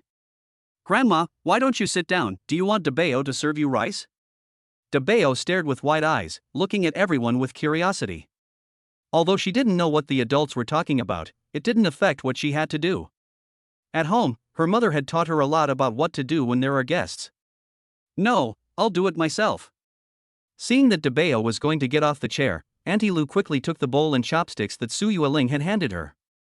If she fell, there would be trouble. Auntie, my name is Su Yueling, what's your name? Xiao Qin was not there, so Su Yueling let her guard down for a moment. She picked up a piece of spare rib, put it in her mouth, and chewed it with a big smile on her face. She thought to herself, if I could eat this kind of food every day, I wouldn't even care about the salary. Young lady, just call me Auntie Lou. Auntie Lou sat down and looked at the dishes in front of her, and finally picked up the chopsticks and started with the vegetables. Delicious, Baba's cooking is even better than Mama's. Bao didn't even bother with chopsticks, grabbing a piece of spare rib with his hands and eating it with oil all over his mouth. Bao, you. When Debeo saw this, he wanted to tell his father about it, but he also found it too much trouble to use chopsticks, so he followed Urbao's example and picked up a piece of spare rib. He. The two of them glanced at each other, then started eating the food in their hands. You too. Never mind, they're just kids. I was the same when I was young, but the food is the most important thing. If I eat slowly, they'll finish it all. Su Yueling had wanted to say something about the two children, but seeing how quickly they were eating, she joined in the food fight. The smell. Smelling the tantalizing aroma, Auntie Lu felt her stomach growl, too, and she picked up a piece of vegetable and put it in her mouth. In that instant, her eyes widened to the limit, and an expression of disbelief spread across her face. Then she glanced towards the kitchen, unable to believe that someone so young could be such a skilled cook. Auntie Lu, don't just eat the vegetables. Take your time, or the two little ones will eat them all. After snatching a few pieces of meat one after the other, Su Yueling finally noticed Auntie Lu and offered her a piece of meat as well. Thank you. She nodded at Su Yueling. This feeling can only be found at home. Looking at the sweet and sour pork in the bowl, Auntie Lu gave a small smile. This is another favorite dish of the children. This dish originated in the Qing dynasty and is also known as ancient meat. At that time, it was very popular with international friends in Yangcheng. Cantonese chefs used boneless lean meat seasoned with fish starch to make large meatballs, which were deep-fried in a pan until crispy and coated with sweet and sour sauce. The taste was delicious, sweet, and sour. It was absolutely superb, and she could never match it. The moment it entered her mouth, Auntie Lu knew that the two could not be compared. At such a young age, with such a high level of culinary skill, why would he open a small shop? Could it be for his two daughters? Those top hotel chefs, she had heard from others that they were paid millions a year. This young boss's cooking was no worse than theirs, so she couldn't understand why he wasn't working there. Forget it, why think so much? The young boss's cooking is so good, which means she won't be unemployed anytime soon. Auntie Lu shook her head and ate faster. The boss was already working, so she couldn't waste time on this. She had to make a good impression on the boss, so that she could stay on if the restaurant became famous in the future. Chapter 19, Roommates are incredulous. Do you think Lao San is lying to us? I don't think so. You know how Lao San is. You're right. At this gathering, we're going to part ways, and I really don't want to do that. 7 p.m. Not only did the number of pedestrians on the street not decrease, it actually increased, as some residents took a stroll after dinner. It was a hot summer evening. The cool breeze outside brought a hint of heat, which was already quite comfortable compared to being inside. At this time, 3 young men wearing shorts and short-sleeved shirts pushed their bicycles forward. Is this the place? Have we come to the wrong place? The 3 of them stopped and looked at the store not far away, where a long queue had formed, with no fewer than 100 people in it. It can't be. Is Lao San that successful? A new shop with so many customers, he must be making a fortune. Lao Si Ba Shangming shook his head without thinking and continued walking, but after taking a few steps, he stopped again. This is the right place. The shop next door, which he knew, was just like Qin Xiao had said, a small supermarket. You guys, Lao San must be making a fortune. With so many customers, no matter what they sell, they can make a profit. Isn't that several times better than working for a dead-end salary? We'll just go in and take a look. Eldest brother Wang Zhao looked around, then pushed his bicycle aside and locked it up. If it's true, I'll break every bone in Lao San's body. He's had such a good cook for 4 whole years and kept it a secret from us. The second one left the bicycle behind, unlocked the chain, and took the lead. Hey, I'm talking to you 3 young guys. If you want to buy buns, go to the back of the line. What's wrong with young people nowadays? They're nothing like us from the old days. The 3 of them walked straight into the store, which made the older people in the line anxious. They had been waiting for more than 10 minutes, and they were almost at the front of the line. They couldn't let someone cut in line and prevent them from buying buns. The old man was right. If you want to buy buns, please go to the back of the line. Beauty, are you going to do nothing? Someone is cutting in line. Seeing that the 3 of them were standing still at the door, Su Yueling happened to walk over, and a young man shouted inside. It really is Lao San. Pinch me, I can't believe it. The second eldest, Luo Xingxiu, looked at the back of his 4-year roommate with disbelief. The busy movements he had just seen could only be achieved with a decade's worth of practice, but in his impression, Qin Xiao rarely cooked. Ah, 4th brother, why are you pinching me? A sharp pain made Luo Xingqiu come back to his senses, and he looked at Ba Xiangming with anger. You told me to pinch you, really? Okay, let's go in. Don't block the way. Lao San still has to do business. Sorry, everyone, we're not buying anything, we're looking for someone. Wang Jia showed an embarrassed expression and apologized to the guests in the queue. Looking for someone, it turns out to be an acquaintance of Boss Xiaoqin. You should have said so, we almost had a misunderstanding. It has to be Auntie, she changes her face quickly. I heard the three of them clearly just now. Calling Xiaoqin Lao San, that must be an old acquaintance. Now no one dares to offend someone related to him. Uncle, we were in the wrong. Sorry. The commotion in the shop didn't distract Qin Xiao from finishing the last basket of buns. Dad, those guys were looking for you earlier. Children's enthusiasm for anything new quickly fades. Erbao sat on a stool, resting his chin in his hands, his big eyes peering out of the shop from time to time. Seeing the three men enter, he felt a little familiar. Upon closer inspection, it was the three guys he had eaten with when he was looking for his dad. He quickly slid off the chair and ran towards the kitchen. Dabao didn't know what was going on after seeing this, but he followed closely behind. Three brothers? Qin Xiao turned his head in confusion and only then noticed that his three roommates had already come over. Hey, you guys came so quickly? The agreed time for the four of them to meet was 8 p.m., and it was only a little after 7 p.m. Oldest brother, you're not bad, keeping it from us for so long. Luo Xingqiu took a step forward and placed his palm heavily on Qin Zhao's shoulder. The second one is right, you have this skill, how much money have we wasted in these 4 years if you had served this earlier? The kitchen was not big, and the three of them could hardly turn around when they were all squeezed in. Ba Xiangming couldn't help but swallow when he smelled the tempting smell of the buns.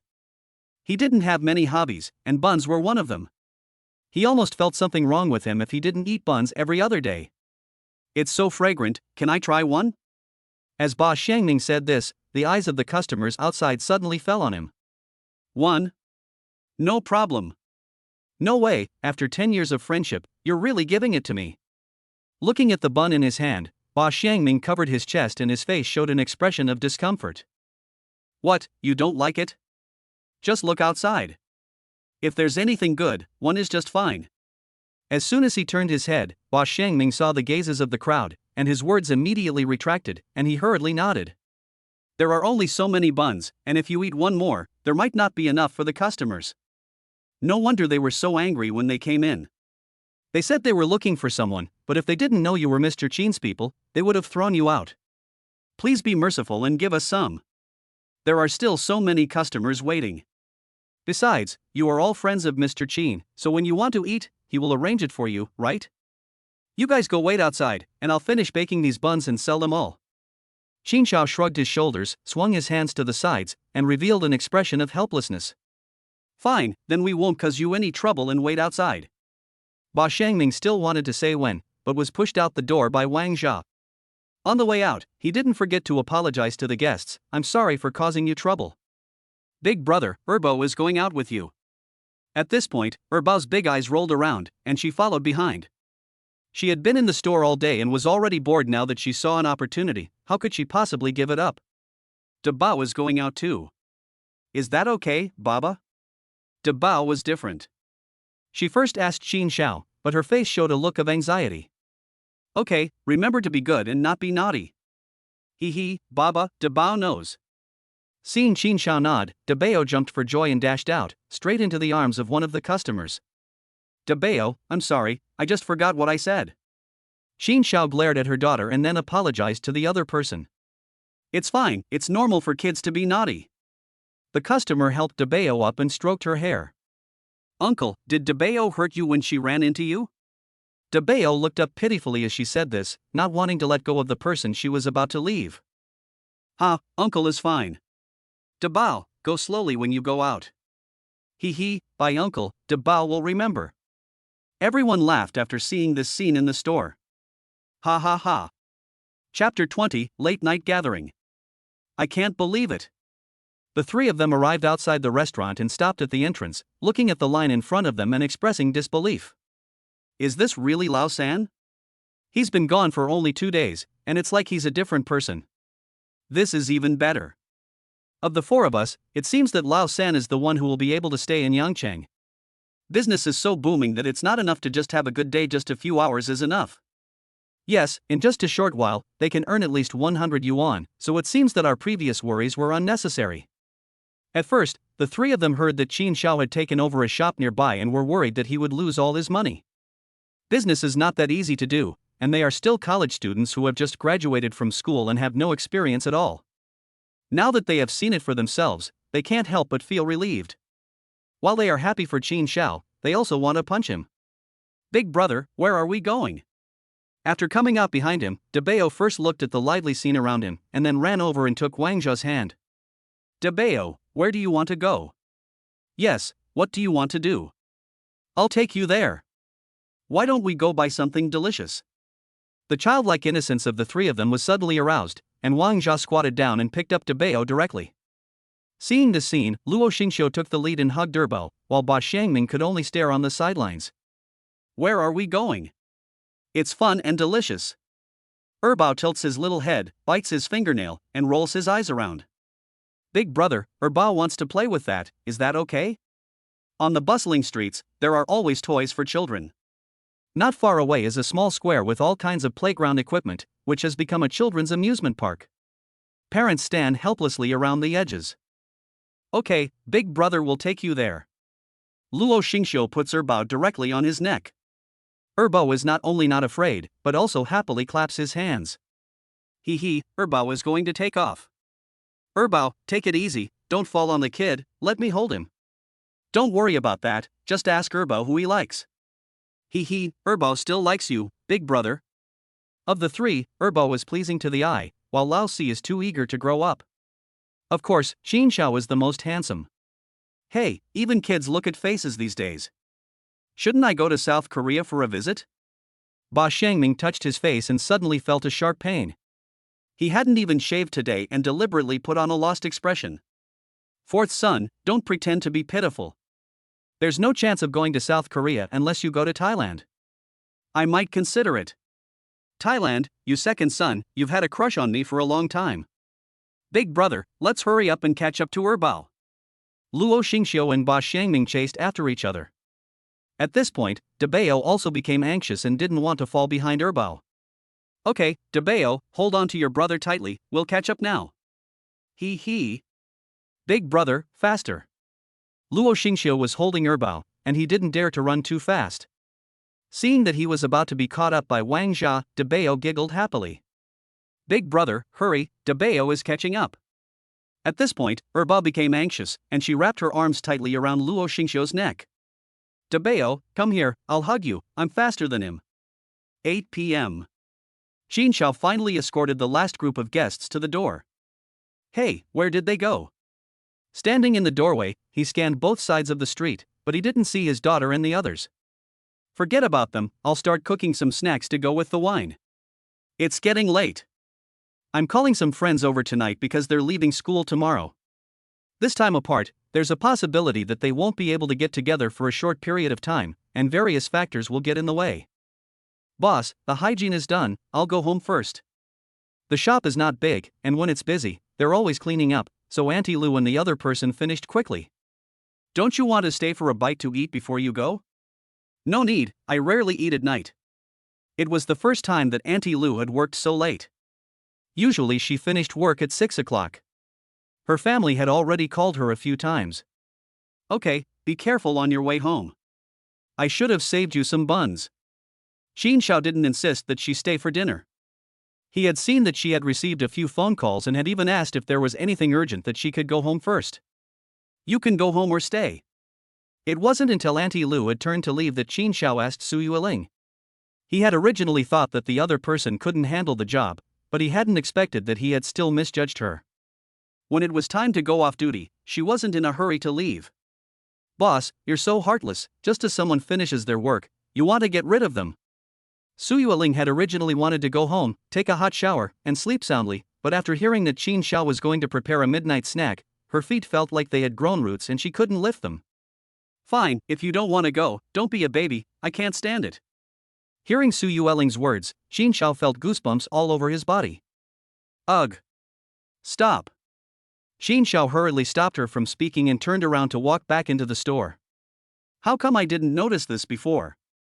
Fortunately, the three beasts in the dormitory are not here, otherwise my soul will be tempted away.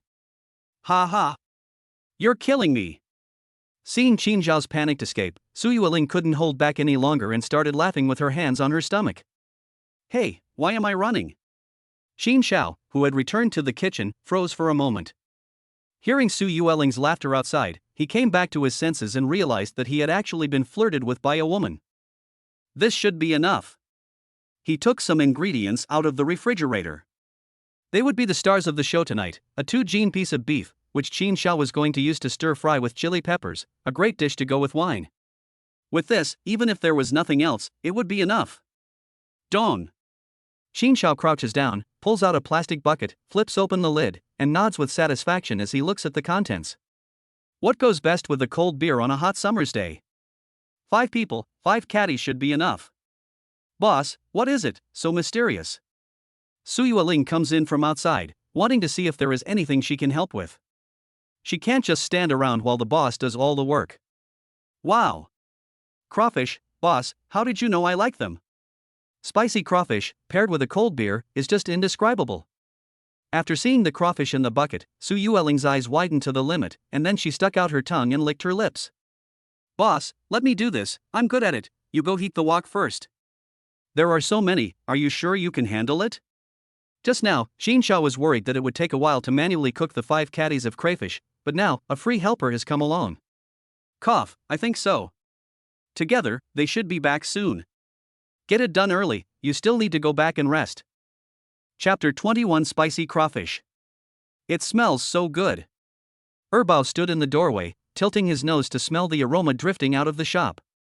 It really is so good, so familiar. What on earth is it? I know, it's spicy crawfish.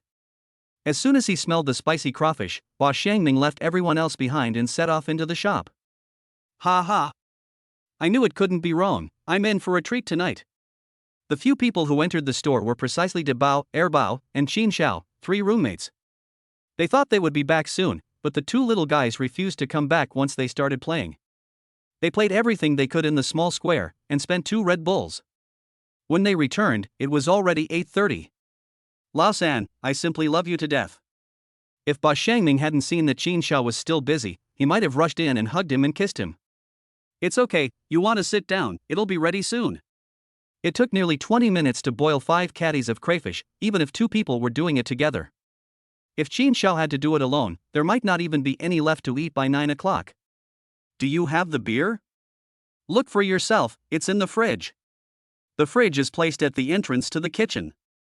Qin Xiao spent a few hundred yuan to buy it from the second-hand market. There was no way he could afford a new one for the time being, so he had to make do with it. There are only a few bottles, which is too little, not even enough for me to drink alone. Second, you come with me and carry 2 boxes of beer back. After opening the refrigerator and looking at the 6 bottles of wine inside, Hua Xiangming said with disdain, you almost forgot you're a big wine drinker. Yueling, go get him the money. What money? You look down on your brother, right? It's just a few cases of beer, and old Ba, still took it out. He said he would treat, so he couldn't let someone else pay. He couldn't leave, so he could only command Su Yueling. Boss, it's not that I don't want to take it, they've already run away. Su Yueling hadn't even taken a few steps when Ba Xiangming and Luo Xingxiu both came outside the restaurant. She turned around helplessly and waved her hands. Then please go out and buy a bottle of orange juice. Orange juice, boss? Who said I want orange juice? 5 caddies of crayfish, but it's enough to eat, how could she eat it with juice? It's not for you to drink, I bought it for my 2 baby girls. Su Yueling gave her a dirty look, knowing that the 2 little ones would definitely want some of the delicious food. Qin Xiao had specially fried some garlic-flavored crayfish. I almost forgot about the 2 little ones, I'll go out and buy some. This time, Su Yueling's face didn't change at all. She turned and walked outside, and it wasn't until she reached the corner that she slapped herself in the face and said, Su Yueling, you're so ashamed of yourself, but when I think of the delicious crayfish, I don't care about losing face. Daddy, what are you doing? Can Erbao eat it? The spicy aroma of the crayfish is really tempting, even the little one can't resist. Erbao walks to the door, raises his little head, and stares intently at the pot. These are crayfish, Bao wants to eat them? Xin Xiao looks back at his daughter, but keeps on stirring the pot. Crayfish, Daddy, when you grow up, will you become a lobster? Cough. Bao's mind is quite active and Xin Xiao didn't even react. Daddy, are you okay? Are you not feeling well? Bao, Daddy is fine, I just got choked by the chili. Really? Bao, Bao, look what your sister bought you. The two little ones were about to continue asking when Su Yueling happened to come back. Wow, it's juice, Bao's favorite. Seeing Su Yueling holding a large bottle of orange juice, Bao spread his feet and ran. Big brother, come and help. When the fire was about right, Xin Xiao didn't even bother to use a plate to transfer it, he just took out a large basin and put it all in it, so that he could enjoy it later. Okay, I'm coming. From beginning to end, Wang Jia had been standing nearby, watching Xin Xiao busily working in the kitchen. It seemed that he was getting to know his roommate for the first time, and the changes were really quite big. Be careful, I'm cooking some hard dishes, it will be ready in 10 minutes at most. No rush, the worst that can happen is that we'll leave the dormitory later tomorrow. The dormitory manager is still a nice person. Their school has already issued an announcement, requiring this year's graduates to leave the school before 12 noon, but those who have a good relationship with the dormitory manager are a different story, and can stay an extra day or two. You decide what to do, but I suggest you report in early. After the wok is cleaned, it's time to stir-fry the beef with the chili peppers. The ingredients have already been marinated and are sitting next to the wok. Sizzle. Heat the wok, add a little oil, and stir-fry the garlic slices. Add the chili peppers to the wok and stir-fry until they are soft and the skin is wrinkled a little. Xin Xiao can take the wok off the heat as soon as he sees that the peppers are done. Time to stir-fry the beef. Continue to add a little oil to the wok and heat it until it is very hot. Sizzle. Pour the marinated beef directly into the pan. Next, stir-fry quickly until the beef changes color, then add the chili peppers and continue stir-frying. It's done. Wang Jia puts the pot of crayfish on the table, turns around, and continues watching Xin Xiao. In his opinion, Xin Xiao's stir-fried chili peppers and meat is even simpler, and his movements are proficient, as if they are ingrained in his bones. In just a moment, the dish is done and ready to be served. If he hadn't smelled the aroma, he wouldn't have even noticed. What, boss, do you think it's complicated? For people who aren't good at cooking, it really isn't easy to make a good dish. Just shut up.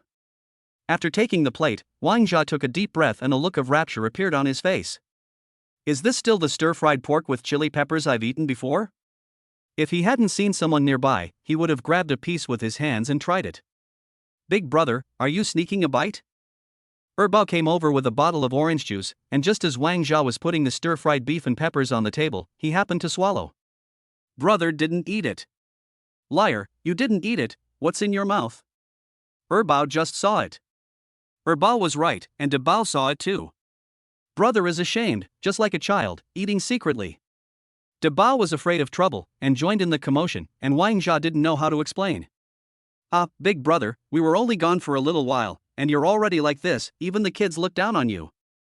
The second child, Luo Xingxiu, carried in a case of beer, and the one behind him, Ba Xiangming, directly held 2 cases without even breathing heavily. There's so much, can you guys drink it all? 1 case of beer is 12 bottles, and they're glass bottles. Together with the ones in the refrigerator, that's equivalent to 8 bottles per person. Not to mention the amount of alcohol, just drinking that much will make your stomach bloat. Don't worry, you can definitely drink it all. If it weren't for this kid Ernie, I would have bought 4 cases. Tonight is the last dinner for the 4 of us at school, and Ba Xiangming is ready to have a good time. I'll be clear up front, if you get drunk, you won't be sent home. If you get drunk, I'll just sleep on the floor here tonight. Ernie, you're dreaming. I have to work in the morning. They chatted and laughed, and Xin Xiao quickly finished cooking the last few dishes. Chapter 22, Bao Bao is dying from the spice. Bao Bao, it's so spicy, phew. He. Serves you right, Bao Bao made you wait for Bao Bao. Here, drink some orange juice. Before Xin Xiao could even serve the food, they had already started drinking. They even skipped the glasses and went straight for the bottles. Bao grabbed a crayfish and stuffed it into her mouth while no one was looking. She was having so much fun that she desperately fanned her mouth with her little hand. I know you're hungry, here's yours. Here, Daddy will peel it for you to eat. Xin Xiao had reserved half a caddy of crayfish to be used in the garlic sauce. When he saw his daughter's appearance as he brought it over, he couldn't help but laugh and cry at the same time. So many people couldn't keep an eye on her. After drinking a small glass of orange juice, Bao nodded and reached out to wipe away her tears.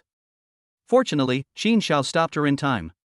The hand that had just grabbed the crayfish was still covered in chili, so if she used it to wipe her eyes again, there would be trouble. Peeling off the tail of a shrimp, Xin Xiao put it in her daughter's mouth and asked with concern, "Is it delicious?" Bao's eyes widened, and she kept chewing in her mouth while a smile appeared on her face. "Daddy, I want some too." The spicy aroma of the crayfish had made Bao want to slurp his mouth a few times, but after what Bao had just done, she didn't dare to eat it. "Bao, I'll peel it for you." When Xin Xiao served the garlic crayfish, Su Yueling also picked one up. At first, everyone thought she was just being greedy. He. "Thanks, pretty sister." The crayfish itself is delicious, and after Xin Xiao's masterful cooking, once you've tried it, you'll never forget it for the rest of your life. Pop. Let's toast the chef together. Ba Xiangming picked up a bottle of beer and skillfully opened it by poking the cap with his chopsticks. Bottoms up. You wouldn't think that the quiet Su Yueling would change when she picked up a bottle of alcohol, but she actually proposed drinking a whole bottle of beer. "Beauty, are you okay?" The others really didn't look down on Su Yueling, they just didn't think she had the temperament for it. If you look down on someone, don't be embarrassed when you get drunk. Ghoul. Su Yueling didn't hesitate for a second, and started to blow directly into the bottle. She put the bottle down again, and it was already half empty. "You're giving up, I can continue." Ghoul. Before the others could react, she continued to show off, and finished the last half of the bottle in one go. "Brothers, we can't give up." When it comes to drinking, how can the three of them bear to be looked down upon by a quiet-looking beauty? Ba Xiangming picked up the beer on the table and blew directly into it. Glug. Glug. In comparison, Ba Xiangming still had an advantage, as he drank the entire bottle in one go. Eek. And he even belched at the end. "How is that, better than you?" Ba Xiangming put down the bottle proudly. "What are you waiting for? We have to drink too." Both men drank. Wang Jia and Luo Xingxiu gave a bitter smile, and helplessly picked up the bottle as well. However, unlike them, they only took a few sips and put the bottle down. "It seems that 3 boxes of beer won't be enough tonight." Ba Xiangming has a good drinking capacity, which everyone knows, but I can't believe that Su Yueling's face didn't change after drinking a bottle. If it were anyone else, they would be a bit dizzy if they didn't fall over. There is a difference between being able to drink quickly and having a large capacity. Some people can slowly savor a drink, and can drink a liter or two of white wine. If they were to drink quickly, they might even pass out after half a liter. "Lao San, what are you waiting for? Drink up." "Great." The brothers all raised their wine bottles, and Xin Xiao took the wine that Ba Xiangming had opened. Bao, come on." Bao, who had already recovered, lifted up his juice and imitated the action. "Ha ha. Together, bottoms up." Xin Xiao had never been so content. He had his 2 daughters and his brothers there, but there was still a little regret. "Daddy, I want some too." Everyone stood up, and the 2 little ones sat in their chairs. Bao stood up too, and even barked like a little dog. "Don't drink, the food is here, don't waste it."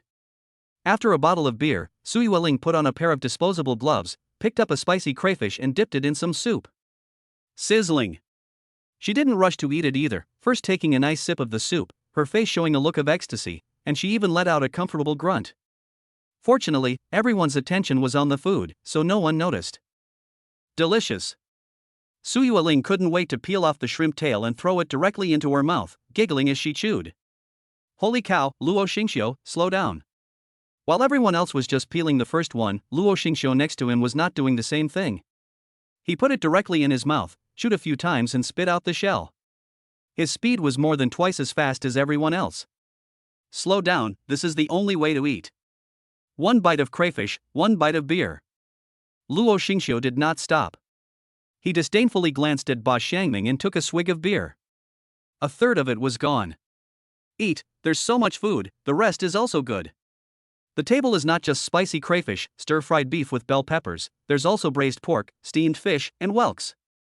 He tasted a little of everything and nodded with satisfaction at his cooking. Daddy, this is still the best, Bao wants more. The two little ones were eating garlic crayfish for the first time and didn't even look at the other dishes, just staring at their favorite.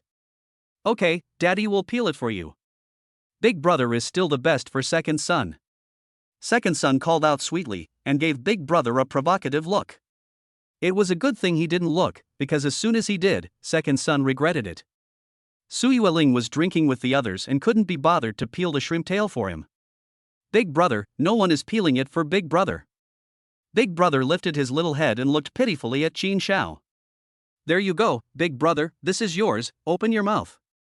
Qin Shao puts the freshly peeled shrimp tail in De Bao's mouth. Humph, De Bao, you're a bad boy, that's for Bao. No it isn't, it's delicious. Okay, stop fighting, one bite each. Qin Shao doesn't fight with the others, and just peels shrimp for his two daughters. He watches the others fight over the food, and from time to time he takes a bite of his own food and drinks a sip of wine. Half an hour later. Both boxes of beer had gone into the four people's stomachs, and Qin Shao had only drunk one bottle. During this time, he had just been busy peeling the shrimp tails.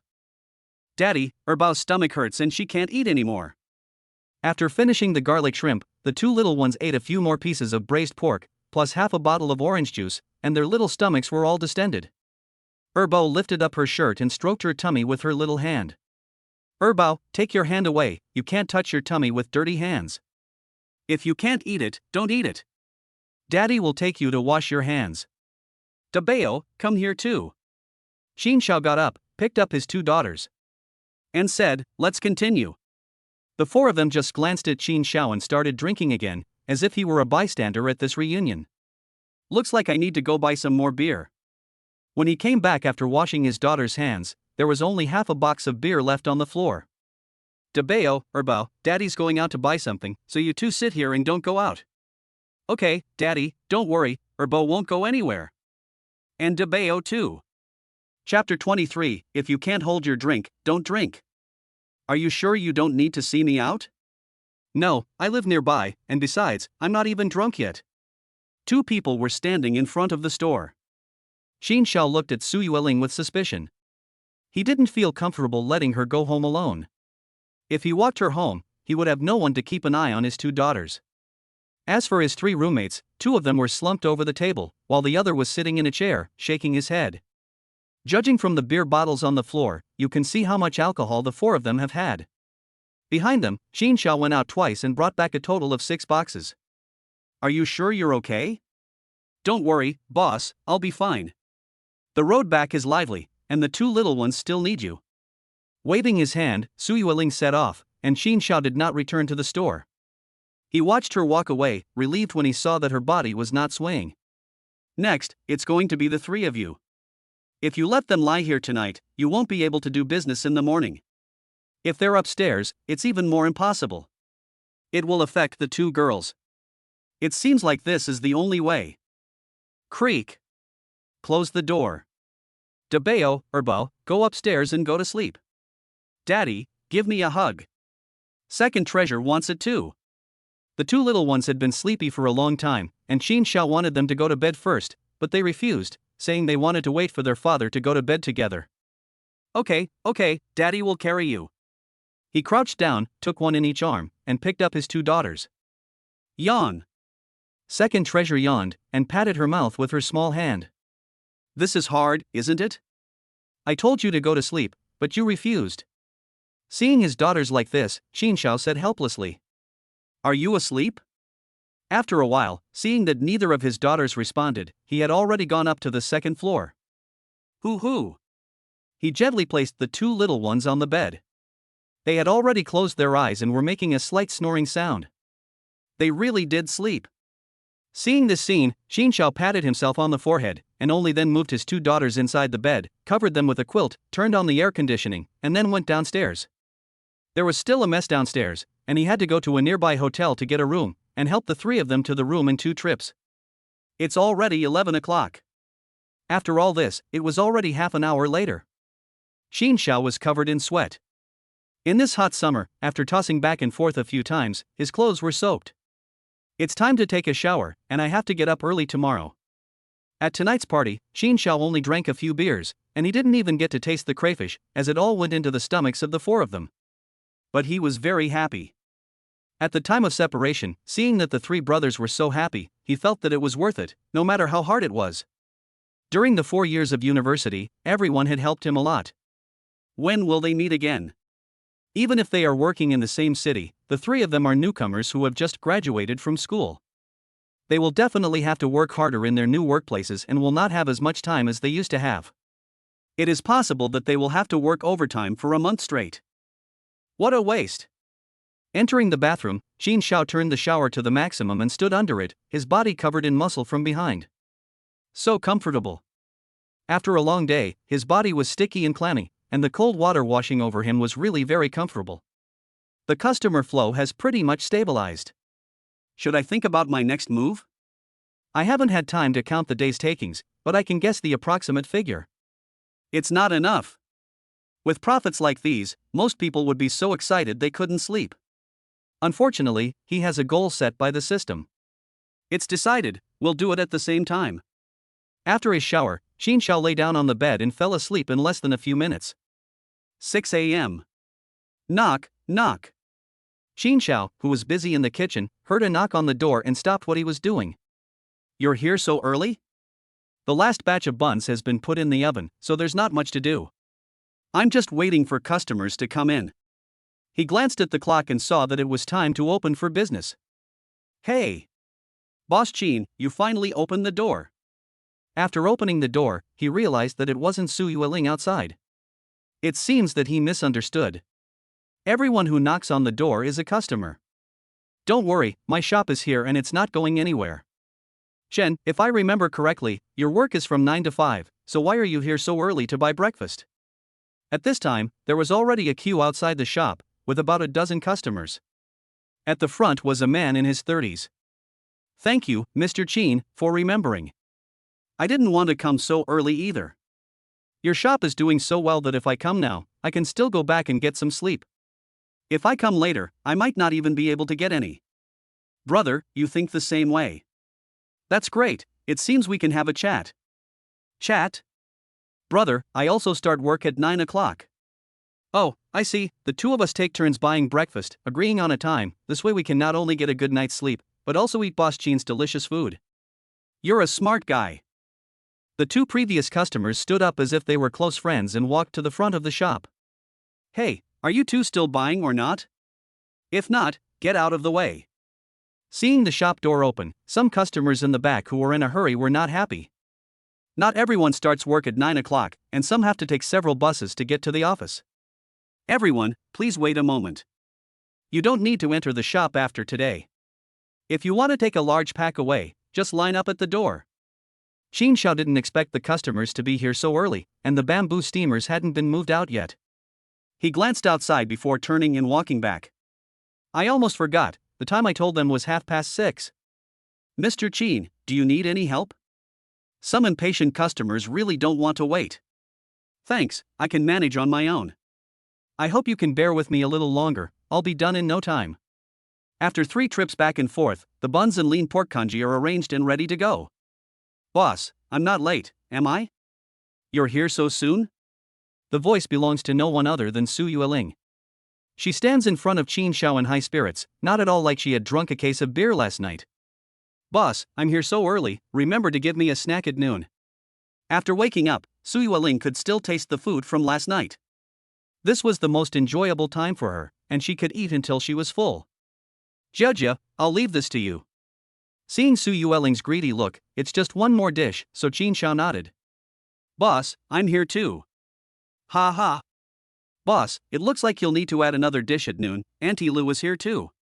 Auntie Lu, it's not time yet, why don't you sleep a bit longer before you come in? Unlike the young people, Auntie Lu is already 50 years old. Once she starts working today, she won't be able to relax until 7 o'clock in the evening, except for mealtimes. It's fine, I usually get up at this time too. Great. Of the 3 employees, only the dishwasher hasn't arrived yet. Everyone, line up in an orderly manner, don't cut in line. If you came in to eat, hurry up and take a seat, there aren't many seats, so please be considerate. Chapter 24, Not Charming Enough. The sound of the chopping board marks the beginning of the meal.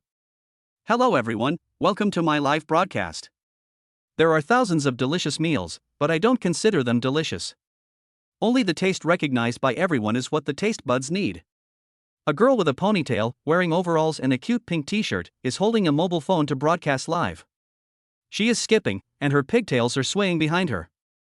Pay attention to the foodie anchor so you don't get lost. A slice of bread will lead the old Ironman to the food on Changzhou Island. I've listened to you all before, and I've often had a crash, but this time I'll watch a slice of bread. As expected of a foodie anchor, she walks pretty well backwards. People who pass by keep out of the way, for fear of bumping into the stall and getting into trouble. Anchor, take it easy, don't miss the food, have a dog poop first. Yes. The anchor woman is pretty good at walking backwards. I want to see her make a fool of herself too, but I didn't say it out loud, I just thought it in my heart. Ha ha. You upstairs, you still said it out loud, you made me laugh to death. Damn you, your whole family is upstairs, I'm a beautiful young woman, you're blind as a dog, you didn't see the elegant screen name here. I'm telling you too, are you here to make fun of people? Everyone is watching the host taste the food, not your family's scandals. Host, quickly ban the trolls, and don't even bother giving them a light board. Yes, you can tell they're poor just by looking at them. They want food when they have so much shit. Do you want to try some? Gentlemen, guess what I saw? I saw them start arguing as the broadcast began. Mu Shuerong quickly diverted everyone's attention and even kicked one of them out of the broadcast room for swearing. Anchor, don't even think about lying to us, you know the consequences. Right, what is it? Hurry up and turn the camera around. Now Mu Shuerong is walking normally, with her phone facing her, and she can't see the scene in front of her. Guys, I don't think we need to keep looking for the target. Look at this. Mu Shuerong pointed the camera at the front of the line, and suddenly the live broadcast room fell silent. After a few seconds, the first comment from a water friend appeared. Anchor, what are you still doing? Step on it and go. In my hometown, when this happens, apart from scrambling for phones, the only thing left to do is eat. In a small place like this, if you can't get a mobile phone, then you can only get food. It's only a few o'clock in the morning, and there are already so many people in line. It doesn't look like they're holding an event either. If hundreds of people are willing to wait, it must be delicious.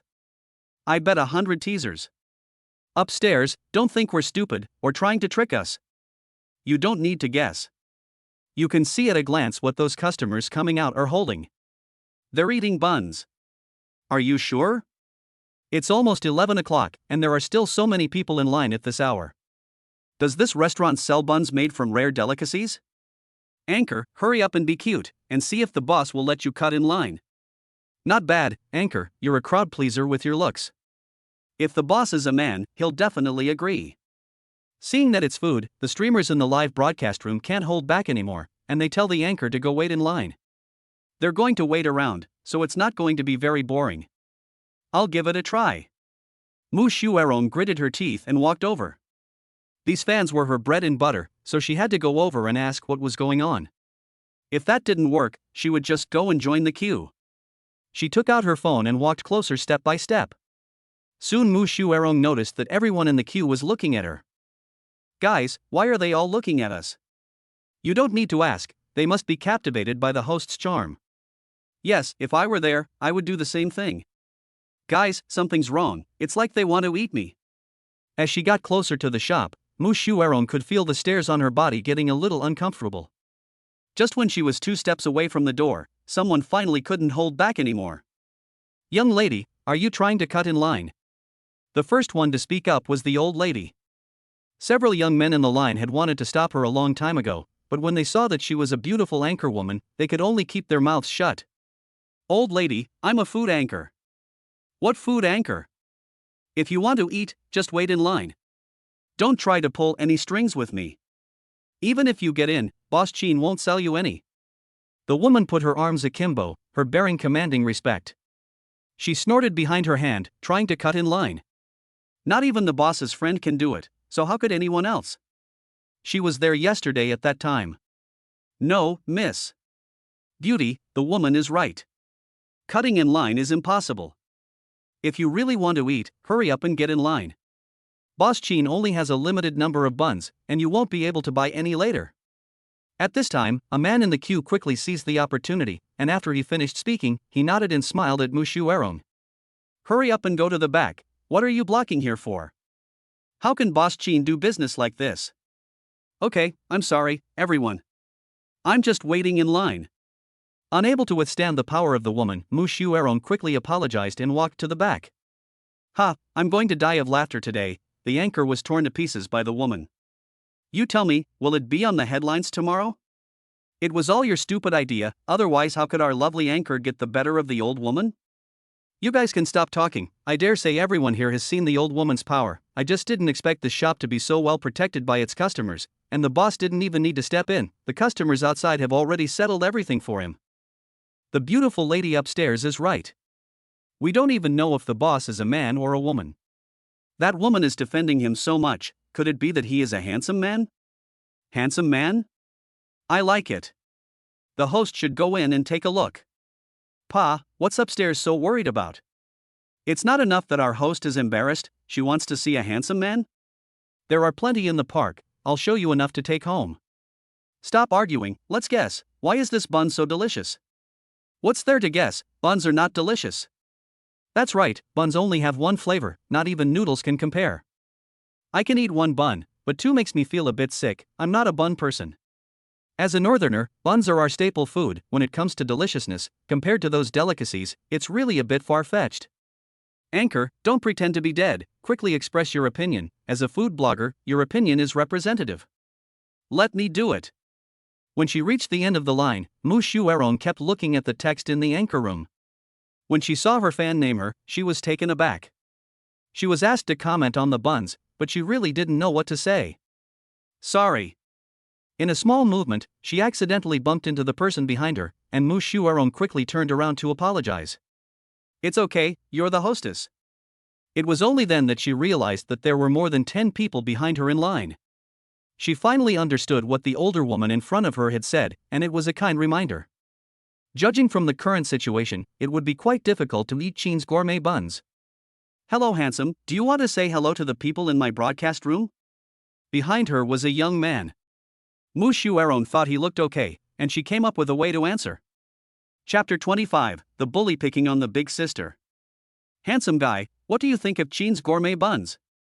Mushu Erong realized that waiting was not the answer, so she asked the guests in the queue, who should all be repeat customers. Ask me? How should I describe it? The hostess will tell you this, I have never liked buns, and anyone who eats more than one can get queasy. This is the second day I've been queuing. Handsome guy, you don't have to exaggerate like that, I'm broadcasting live now, and the other customers are beginning to suspect you're a paid shill. Hi everyone in the live broadcast room. The young man was not at all stage frightened. When Mushu Erong pointed the camera at him, he greeted everyone calmly. Everyone, show your enthusiasm. With Mushu Erong's shout, the live broadcast room started to fill with comments, each one more enthusiastic than the last, saying all kinds of things. Anchor, don't worry about this, no one here is a fake. After you try Boss Chin's buns, you'll feel bad for doubting them. The shop. Was that just an anchor? Seeing the commotion among the customers at the door, Su Yueling looked up, but before she could go over and ask what was going on, it returned to normal. Yes, beautiful, it was an anchor, and I heard that she is also a foodie.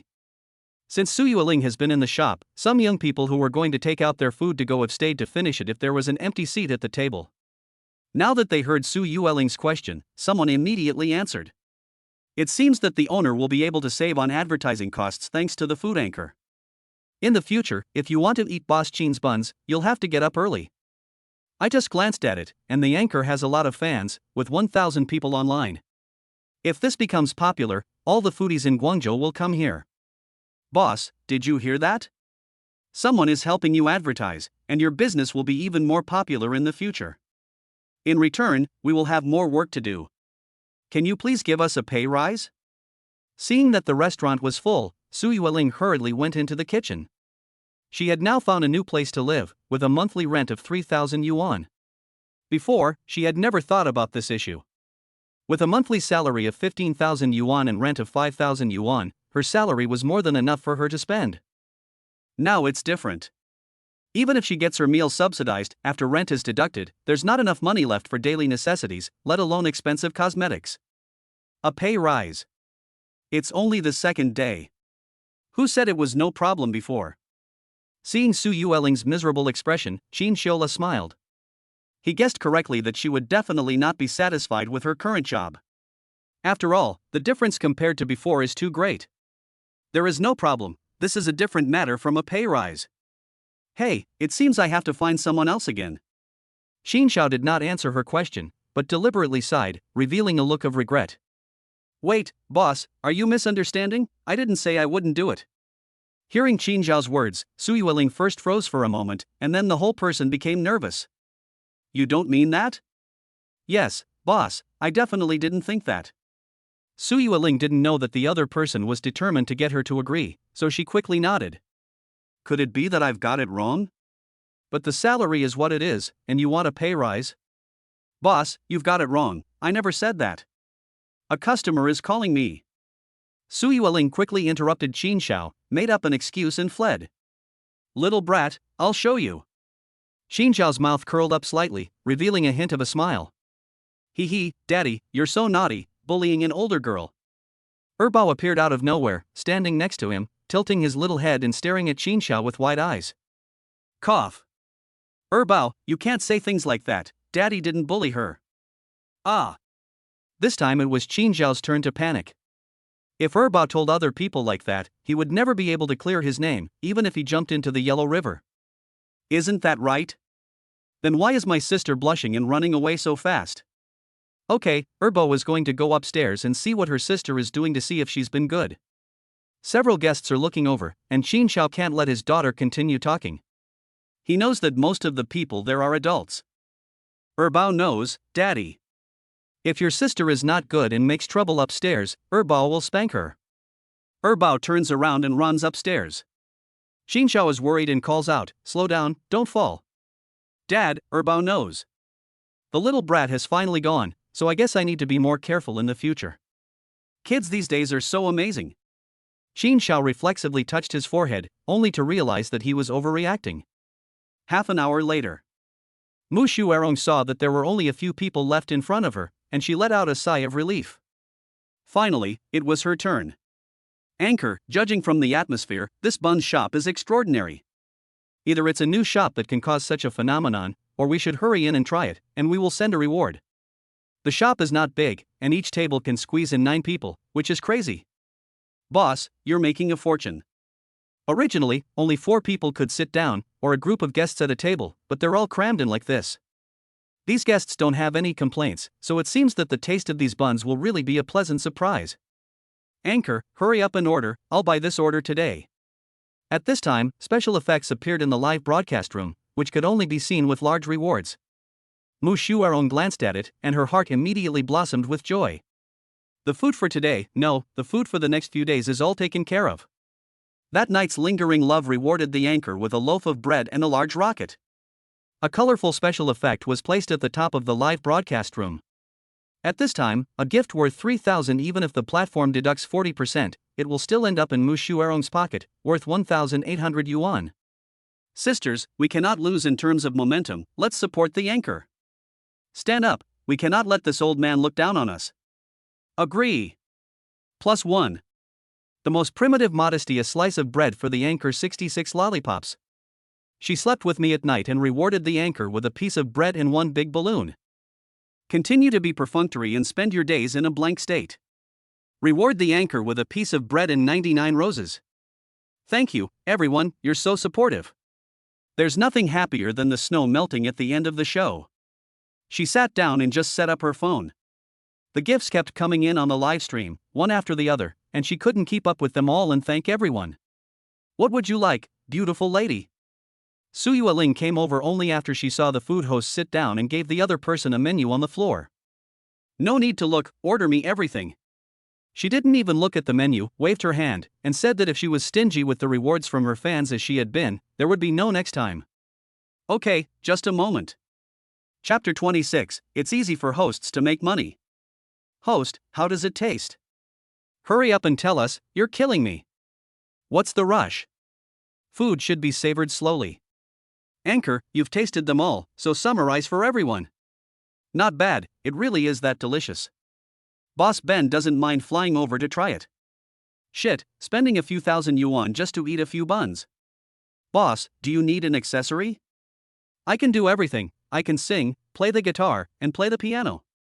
Shoo, what big shot. I just rewarded him, and I haven't seen his gift yet. You can tell he's poor just by looking at him. That's actually possible. He's only level 5, and those of us who don't have money are all above level 15. My lord doesn't lack money. Reward the anchor with a loaf of bread and 5 rockets. Swish.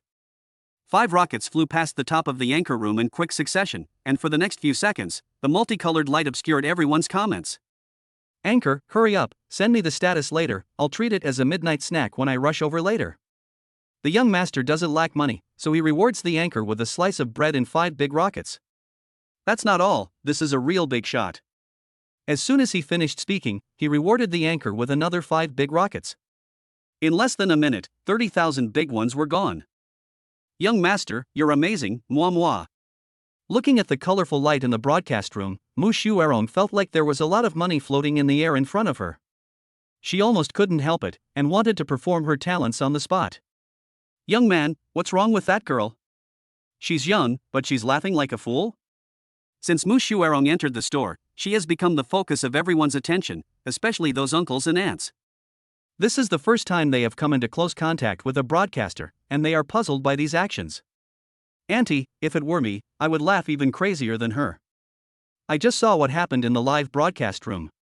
The phone was facing these customers, and they could all see clearly. Young man, do anchors have to act like that? If so, the girl in our family is definitely not to be touched by her. She has no shame, but we do. Auntie, you've got it all wrong. Someone just rewarded the anchor with money. Reward? That's even worse. In your opinion, how much can the reward money be? To lose your dignity for such a small amount of money. You don't know, everyone in this industry is tired of making money. That wave of rewards just now was more than 30,000, almost equivalent to my annual salary. It's really frustrating to compare people. What, more than 30,000? This person is complaining about having too much money and wasting it like this? In less than a few minutes, he earned more than 30,000. The woman was stunned and realized that she really didn't understand the world of young people. If this continues, wouldn't it be easy to earn hundreds of thousands of yuan a month? The woman's opinion was suddenly reversed, and she wondered if she should support her granddaughter's live streaming career. Beauty, this is what you ordered, enjoy. Thanks, wait. This is what I ordered. Looking at the buns and bowl of kanji in front of her, Mu Shuerong doubted that this was too little. Not bad, you ordered the same for each, is there a problem, beauty? Not to mention the customer, Su Yueling also couldn't quite figure it out. She didn't believe that Qin Shao could only make these kinds of buns. There are not many types of buns, each ordered the same, and there are only a few steamer baskets in front of her. Is there anything else? No.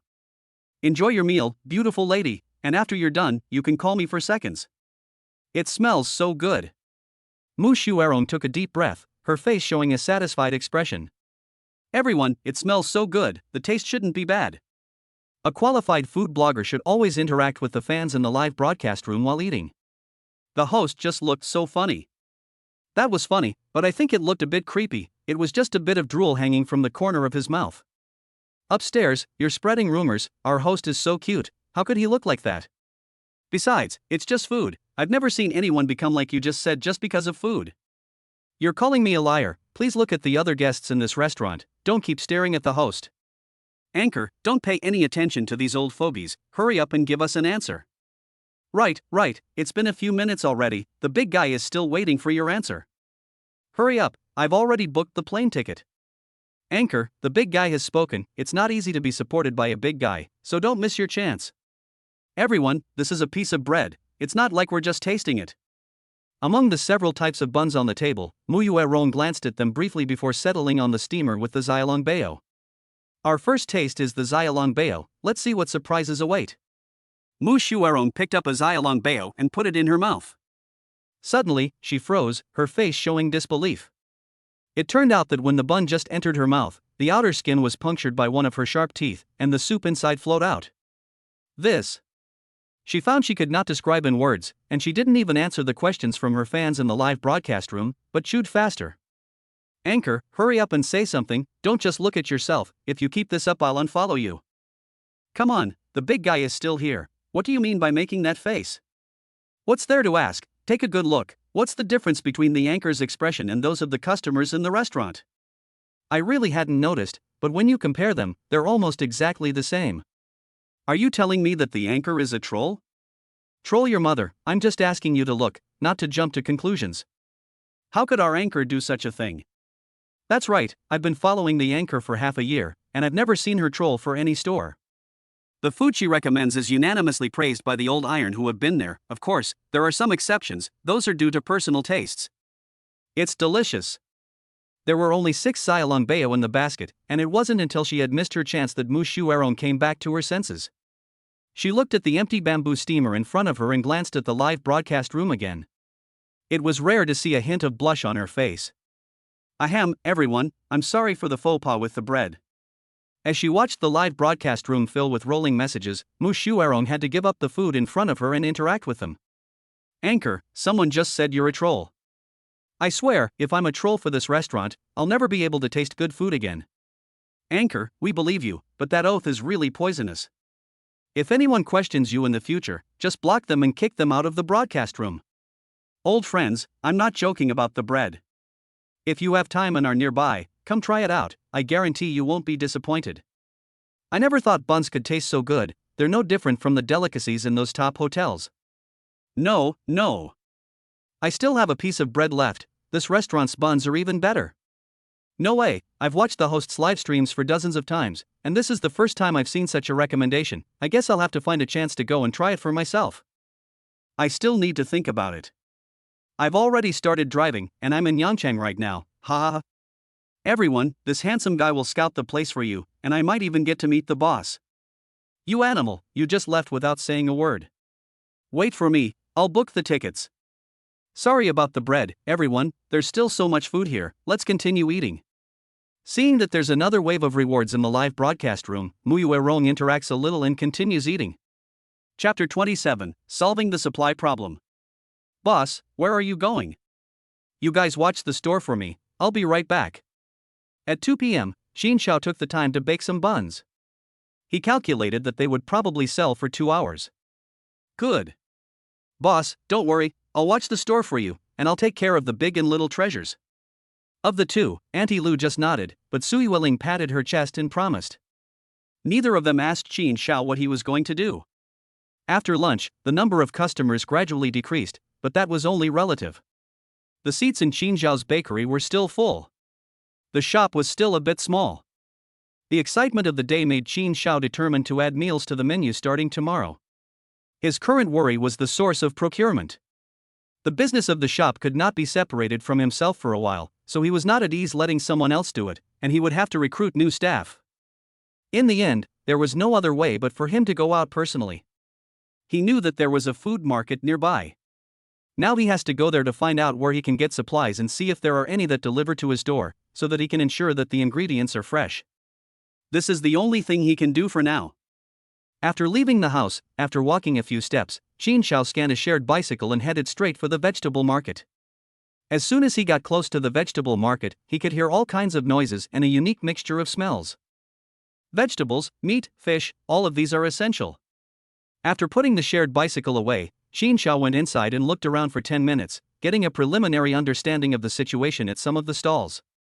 No deliveries. Sorry, I'm a small business, if I leave, who will look after the stall? Handsome guy, I'll walk you there too.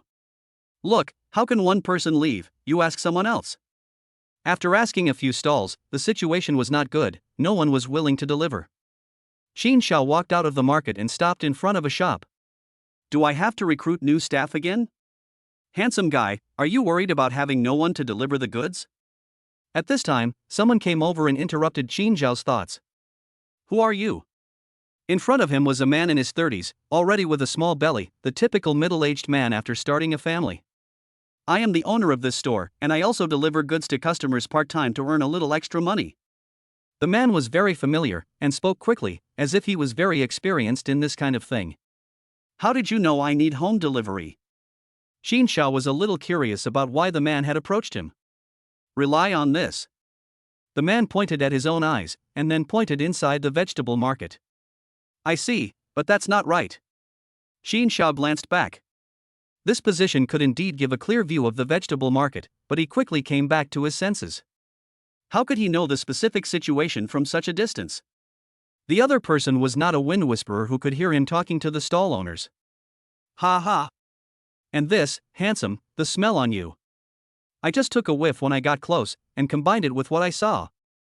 This time the man touched his nose. Awesome. Xin Xiao had to admire that the other person was able to target his target based on just these 2 points. It's just for a living, to make a little extra money. What do you think, handsome? It's just a little hard work, and don't worry about the ingredients, I guarantee there won't be any problems. If you're not satisfied, I'll pay for it myself. Seeing that Xin Xiao was about to speak, the other party seemed to guess what he wanted to say and didn't give him the chance, talking rapidly. Can we contact each other by phone and come whenever you need?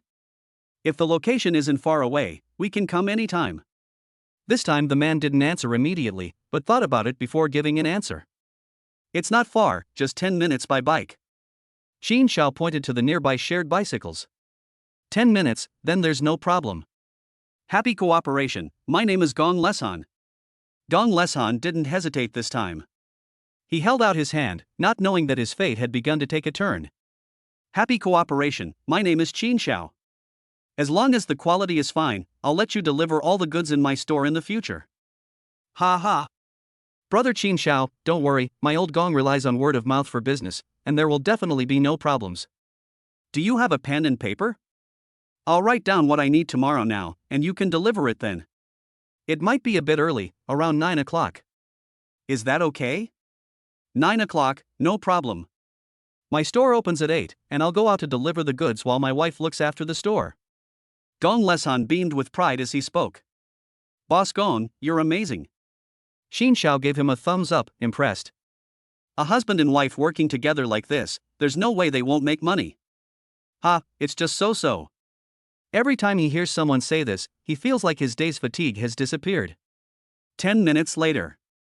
That's all, Brother Gong, we may need to order more in the future, so I'll be troubling you again. After confirming a few times, Xin Xiao handed Gong Leshan the paper only after he felt that it was enough for tomorrow. More? Gong Leshan doubted if he had heard it wrong.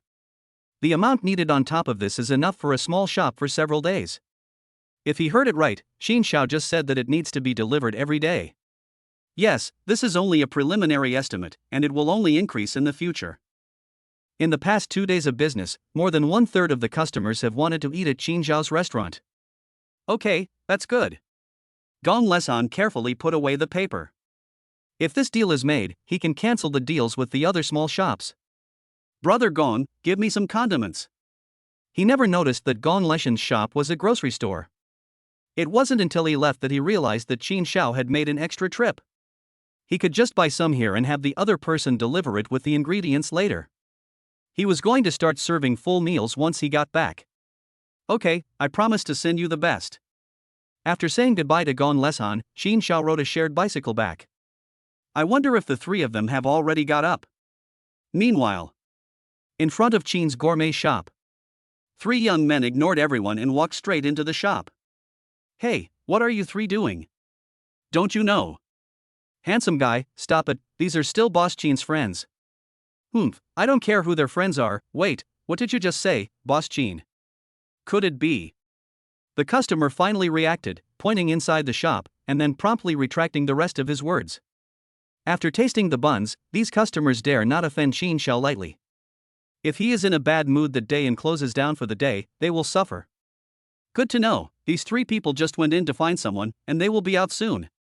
In that case, forget what I just said. The 3 people who went in were none other than Xin Xiao's 3 roommates, who had just woken up after getting drunk last night. What, your boss has gone out? Wang Zha's face showed a hint of disappointment. He wanted to say goodbye to Xin Xiao, and they were going to go back to the school to pack before leaving. Why don't you wait a moment, the boss should be back soon. Forget it, he's so busy, we won't stay to cause trouble. When he comes back, please. Forget it, I'll give him a call later. Chapter 28, As You Wish. What does it say? At 4 p.m., the customer who arrived at the store found a small blackboard standing in the doorway. Just go and have a look for yourself. What's so mysterious? The customer walked over with a puzzled look on his face. Dinner, can I cook? Damn, you guys are cheap, tricking me into taking a seat. What are you waiting for? If you want to taste Boss Jean's cooking, hurry up and get in line. Everyone says it's amazing, it's even better than the buns. I'll remember you guys. Ha ha. The guest at the front of the line smiles smugly. It's already written on the small blackboard that once the ingredients run out, those behind will have to eat buns. Boss Jean, the prices on this menu are a bit steep. Compared to the buns on the menu, a poached vegetable costs 28 yuan, which is indeed a bit expensive. If it's expensive, don't say anything, and leave the opportunity for the people behind you. Besides, with Chef Jean's cooking, I think it's cheap. If you want to eat this kind of food, you have to go to those top hotels, and that dish is not thousands of dollars, and the taste may not even be as good. Yes, a dish of braised pork is 188, which I don't think is expensive. I had some at a 5-star hotel last time, and the taste was just so-so. It's a bit greasy if you eat a lot, and it's still sold for 888 yuan, which is really black. Boss Jean, give me a dish of braised pork and a vegetable. I've finally waited for my chance, and I'm going to splurge today. A customer who had just sat down licked his lips as he looked at the menu and tried to ask. Okay, just a moment. Qin Xiao heard the discussions of the customers in the restaurant and knew that he had made the right choice. There was still half an hour before his scheduled time, but since a customer had started ordering, he started ordering without waiting. Can I order now? The customer who had just bought buns and was preparing to leave asked with disbelief on his face. Yes, you can. Can I reorder? Hurry up and get out. You don't know the rules. You just want to leave after packing up your food and continue queuing up later. You still have to queue up? Forget it, I've already wasted some time. Before Qin Xiao could say anything, the customers in the queue answered for him. They were not willing to do so. At this time, if there was one less person, there would be one more chance. Boss Qin, I hate you. The customer's eyes shone with the light of a resentful woman. Reluctantly, she walked out, but in the end, she went back to the queue. Sue, register everyone and take an order count. Yes, boss. Su Yueling reluctantly responded. She had already refuted the name Su. It smells so good, it's meat, it's baba, Bao wants to eat it too. The two little ones playing upstairs were attracted down by the aroma of braised pork. Bao, this is not for you, it's something your uncle paid for. The first dish was ready, and Bao came over as soon as Qin Xiao had finished serving it, reaching out to take a piece. Daddy! Bao made a pitiful face, with tears rolling around in her eyes. This time Qin Xiao ignored her, knowing her tricks all too well. He said sternly, Bao, are you being disobedient? Look, your sister isn't doing that. Daddy, isn't Bao the best? Bao couldn't believe that she was praised by her father just because she was a little slow to respond. She smiled at the braised pork and licked her lips. She was the best, but there was no meat for her. You two go and help with the work. Whoever does the most work will be rewarded with a delicious meal when Daddy is done cooking. Qin Xiao knew that as long as the ingredients were not used up, there was no way they could stop working for the rest of the day. Cooking was different from making buns, as you could not slack off. As soon as the guests had ordered, he had to start cooking. Daddy, I'll go now, but don't lie to me, or I'll be angry. Bao crossed his arms and pouted, looking like a little adult. The serious expression on his face was particularly funny. Okay, Daddy promises. Hiss. The oil is heating up in the pan. Qin Xiao pours the chopped beef into the pan, frowning slightly. Judging by the current situation, he will have to hire an additional cook. One person has to wash, chop and fry the vegetables, which is just too inefficient. There is no time left today, so he will think about it after closing for the night. Boss, can the guests at table 2 be served first? They have an emergency and are willing to pay extra.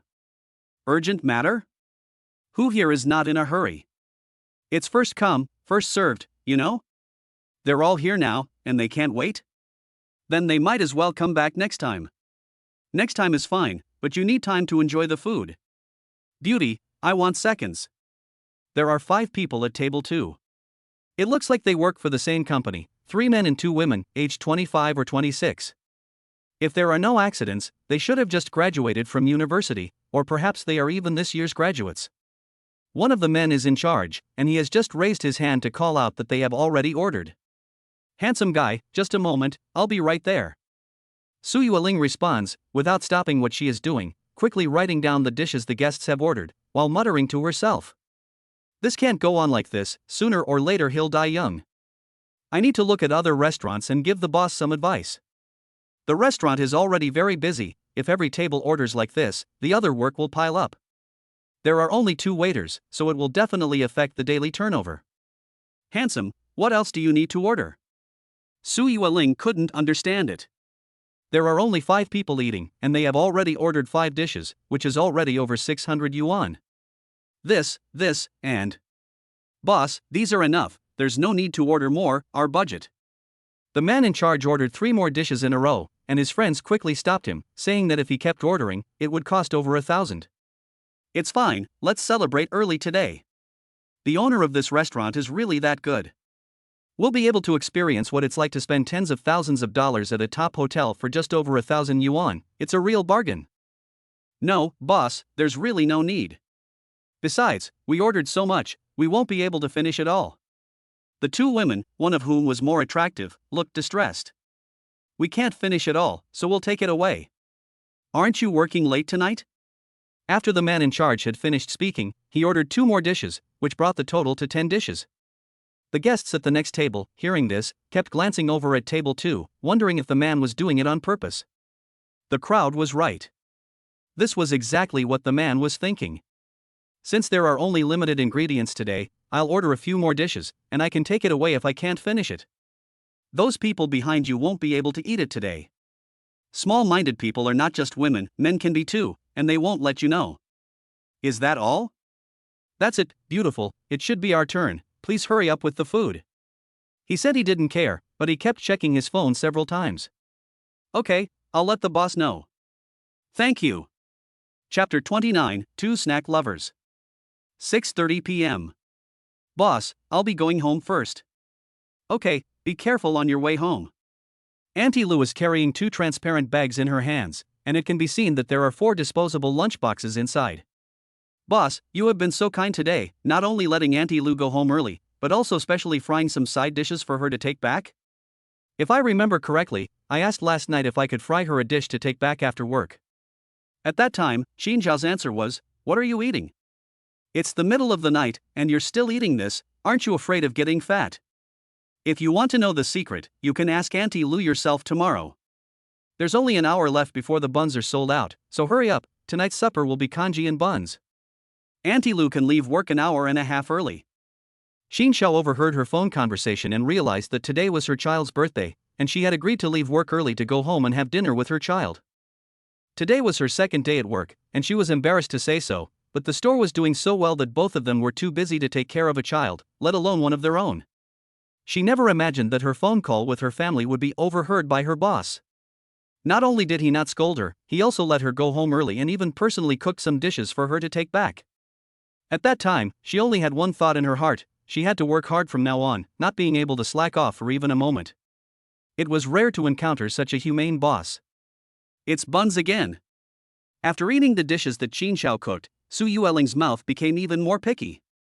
She sometimes wondered if she would starve to death if she couldn't eat them one day. If you don't want it, I'll take it back for Sister Wang. Sister Wang is the dishwasher, whose real name is Wang Dongjin. She heard this and quickly waved her hand, saying, "Boss, I don't want it." Hee, boss, I was just joking. How can I not want such delicious buns? Whether they are delicious or not is relative. If I really don't have any midnight snacks tonight, I won't be able to sleep all night. If she wants to eat, she should get to work and sell all the buns early so she can go home early. Xin Xiao raised his hand and was about to give Su Yueling a slap on the head, but she dodged quickly.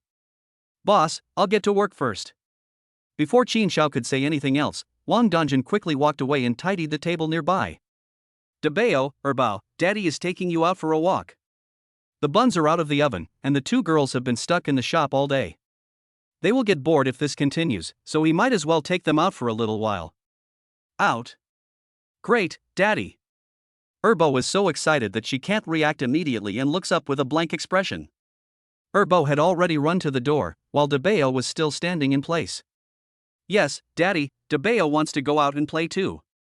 DeBeo's little head was pecking like a little chicken, as if she was afraid that if she didn't go out with her father in the next second, she would never get the chance.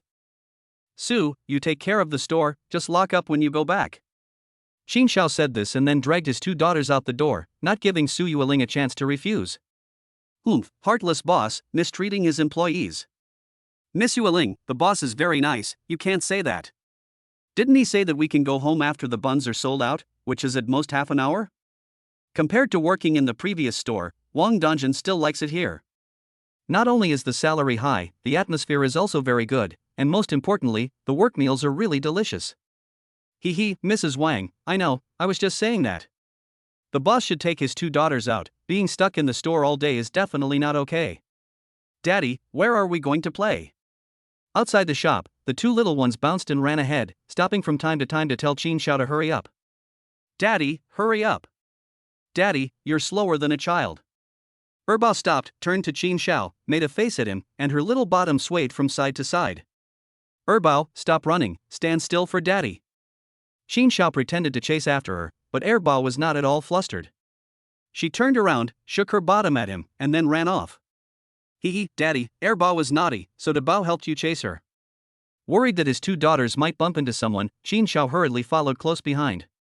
Hey, why aren't they running anymore? At a corner, Qin Xiao saw his two daughters standing still. Daddy, this one looks delicious, can Erbo have it? Erbo looked greedy, sticking out her tongue and licking her lips. It's a candied hawthorn. DeBeo also wants to eat a candied hawthorn. This. Qin Xiao looked at the vendor with a bit of resentment. You're selling this late at night, aren't you trying to give kids tooth decay? But seeing the looks on their faces, he couldn't bring himself to refuse.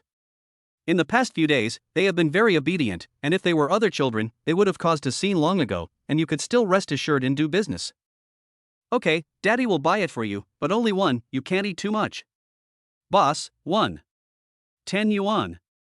The little vendor looked at Qin Xiao with a slight look of disdain in his eyes, and even his tone of voice was a bit unhappy. 1. The two little ones didn't even reach for it, but looked at Qin Xiao first. You can't eat sweet things late at night, or your teeth will rot. No, forget it.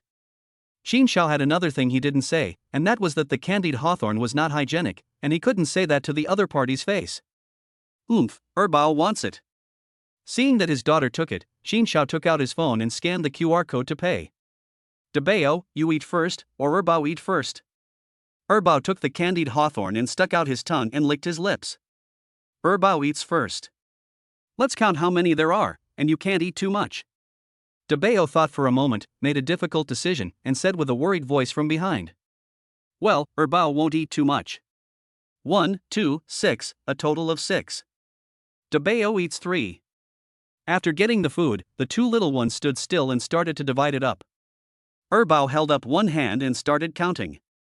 Well, DeBeo eats 3. DeBeo also counted it himself and then nodded. Two little gourmands. Qin Xiao didn't rush his two daughters, but just stood by the side watching the two of them. Seeing the bright smiles on their faces, the fatigue from his busy day was swept away. If this continues, will they become little fat girls in the future? Watching his two daughters eating so happily, Qin Xiao became a little worried, afraid that the next time his wife came over, she wouldn't recognize the two of them. Daddy, this is delicious, do you want some? After Erbo ate one, he lifted his little head and saw his father smiling at him. He wanted to eat it too, but he reluctantly held up the sugar-coated hawthorn in his hand. Erbo is such a good boy. You eat it, Daddy doesn't like it. Qin Xiao reached out and rubbed his daughter's hair. Daddy, you don't want it? No, Daddy doesn't want it. He. Hearing this, Erbo took a bite and his eyes narrowed. Chapter 30, This is my dad. Handsome guy, your two sisters are really pretty. Thanks. After walking around with his two daughters, most people mistakenly thought they were 3 siblings. Very few people thought of them as father and daughter, and it was really because Qin Xiao looked too young. Those who guessed correctly were still in their chef's outfits and he didn't bother to explain later. So cute, how could there be such kawaii twins? Didn't we take a photo with your sister? At this time, several female college students walked over. As soon as they saw the two little ones, they couldn't move and looked around, quickly spotting Qin Xiao next to them. It's okay. The night view of the island is quite good. Not only do the locals like to take walks along the river, the students from the university town also come here in groups to relax. You little sister is so pretty. What are your names? Hearing Qin Xiao's consent, a few female college students squatted down to tease the two little ones. You're pretty too, Air. My name is Qin Li. Air Bao's words turned halfway through, his big eyes rolling around. Qin Li, that's a pretty name. You're really smart, your father must be amazing. Of course, our dad is awesome. Sister, guess which one of us is the sister? Children are naturally playful, and when they see someone to play with and an adult nearby, they will become even more lively. Air Bao is no exception. Qin Xiao was just wondering why the two little ones always bring up to Bao whenever they introduce themselves, calling him elder brother and themselves younger brother. Who is the elder sister? The group looked back and forth between the two little ones, their faces showing a bewildered expression. They were only half chances if they let them guess. Hee, you're so stupid, sister. Debeo finally couldn't hold back any longer, and raised his little head triumphantly. You're the sister. One of the other's eyes lit up, as if she had seized the opportunity, and she hurriedly said. I'm Debeo, Erbao, we won. Debeo held out his hands and clapped them together with Erbao. So you're the sister, I wondered why I felt so strange just now. Seeing the two little ones laughing so happily, the others were not angry either, and took out their phones to take pictures. Erbao, can your family members tell you apart? Family? Erbao stared with wide eyes, stunned for a moment, and the family members the sisters were talking about must be Mommy and Daddy. Mommy can tell the difference, but Daddy often gets it wrong. Erbao felt very proud of herself in this matter, and she pointed at Qin Xiao. Daddy, you mean he's your father? The others looked at Qin Xiao in disbelief, carefully examining his handsome face. He looked younger than they were, so how could it be? It's our daddy. Is there a problem, sisters? No. No problem. Little sister, I have things to do, so I'll be going first. I'll look for you guys again next time. After hastily taking a few group photos, the girls fled. Daddy, why did the girls run away and not play with Debeo? Didn't the girls say they had things to do? Really? Debeo looked at the girls as they left, a little disappointed. Debeo, what shall we play? Dad, what do you want to play? Looking in the direction Qin Xiao pointed, he was still looking worried a moment ago, but now he was smiling. Great, Debao wants to play. Dad, I want to play too. Air Bao hung onto Qin Xiao's arm, his whole body leaning on it. Okay, we'll all go and play together. Qin Xiao glanced at his phone. It was only half an hour past, and it was still early. 9 p.m. Debeo and Erbao, we need to go home and take a bath. Okay, we're going home. That's a good boy. Daddy will take you out to play more often if we have time in the future. Qin Xiao took out a tissue to wipe the sweat from his face. After nearly 2 hours of playing, and in the hot summer weather, the little faces of the two children were flushed. Daddy, are you serious? You won't lie to Erbao, right? Daddy, pinky swear. Debeo held out her index finger, still not convinced. Okay, we pinky swear, we're not afraid that Dad will lie to you. Pinky swear, it's not to be broken for 100 years, whoever lies is a dog. Pinky swear, it's not to be broken for 100 years, whoever lies is a dog. Qin Xiao helplessly shouted along. Dad, let's go back. After getting the assurance, Erbao took Qin Xiao's hand and ran outside. Slow down. After running a few steps holding Qin Xiao's hand, Erbao discovered that she was not as fast as herself, so she quickly let go of her hand. The two sisters ran in front, all the way to the front of the shop, before stopping. Daddy, Sun Yang and the others have gone back. Back at the front of the shop, the two little ones discovered that the door had been closed, so they quickly shouted towards the back. Hey, the shop is for sale. Qin Xiao stopped next door and looked at the rolled-down door, which had a red piece of paper stuck to it. It was still doing a good business today, so why was it suddenly closing? I've been out here a few times today and seen a lot of customers next door. The event has been going on for 2 days and everything is 50% off. 50% off. That's a loss, no wonder, it's clearing the shelves. After a moment's thought, Xin Xiao immediately understood what was going on. Many shops that closed down offered discounts on everything in the last few days. Of course, there are exceptions to this, such as shops that have been announcing their closure for days, from the beginning of the year to the end, every day, clearing out their stock in the last few days. There are many residents in the area, so why is it closing down? There is a grocery store next door, a small supermarket with 2 floors. Xin Xiao had previously thought that it would be very convenient to shop there in the future. Daddy, hurry up and open the door. Before Xin Xiao could figure out what was going on, his son interrupted his thoughts. Okay, Dad will open the door. He walked over and pinched De Bao's upturned nose, and Xin Xiao took out the key to open the door. Dad, stop it, don't pinch my nose. De Bao slapped Xin Xiao's hand, afraid that he would continue to pinch her nose, took a step back, pulled down her eyelids with both hands, and stuck out her tongue at him. Lele. Click. Xin Xiao pulled up the rolling door and then opened the glass door. Daddy, De Bao was naughty. Don't give her a bath later, let her wash herself. He. Naughty. He lightly tapped her Bao's upturned nose. Xin Xiao then walked in, switched on the lights, waited for his 2 daughters to come in, and then closed the shop door. Daddy, Bao is very happy today. He. Bao skipped up the stairs, stopping to look back at Xin Xiao after each step. Clomp clomp. Why is Bao happy? Daddy, De Bao is happy too. Seeing the 2 of them chatting so happily, how could De Bao be left out? Right, I almost forgot about De Bao. He stroked De Bao's hair and took her little hand to go upstairs. Chapter 31, Earn 30,000 in 2 days. System. Xin Xiao finished showering and was lying on the bed. It was already 10 o'clock at night. His 2 daughters fell asleep quickly tonight. After drying their hair, they played on the bed. When Xin Xiao came out of the bathroom, he found that they had already fallen asleep. Seeing that it was still early and that his 2 daughters were not causing trouble, Xin Xiao was not used to it for a while. He propped up the pillows and leaned against them for a while. Then he finally remembered that it had been a few days since the system had appeared, and he had not yet had a chance to study it properly. This system is really simple. Looking at the light screen panel that appeared in front of his eyes, Xin Xiao was speechless. There were only a few lines of text on it, and he suspected that it was a censored version. Happy Father.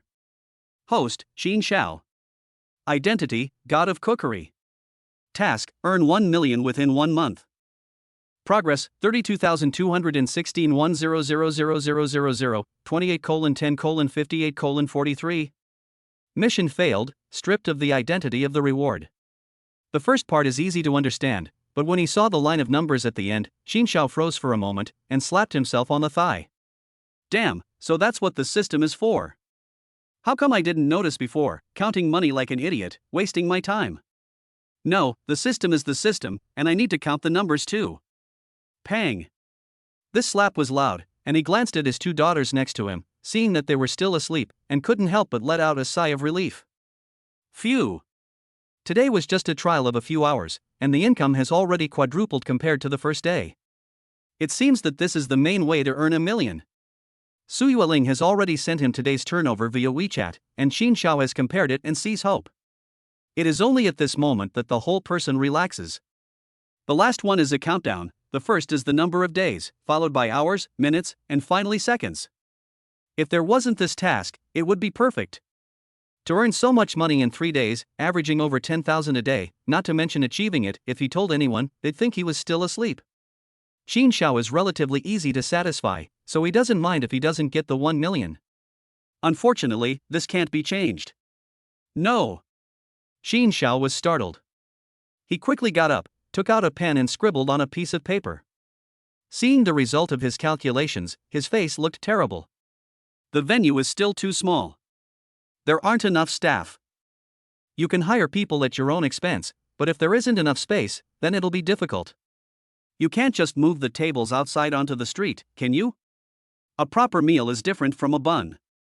People can still get together for that, but if a customer orders a whole table of food, you can't have 2 groups of customers at the same table, can you? It's getting late, so tomorrow I'll go next door and ask. I hope no one else takes it over in the next few days. Since the opportunity is right in front of him, Xin Xiao will not give up. The grocery store next door covers a large area. He silently calculated in his heart that there is no problem with setting up 10 tables on the first floor, and if the second floor is added, it will increase by 4 times compared to now.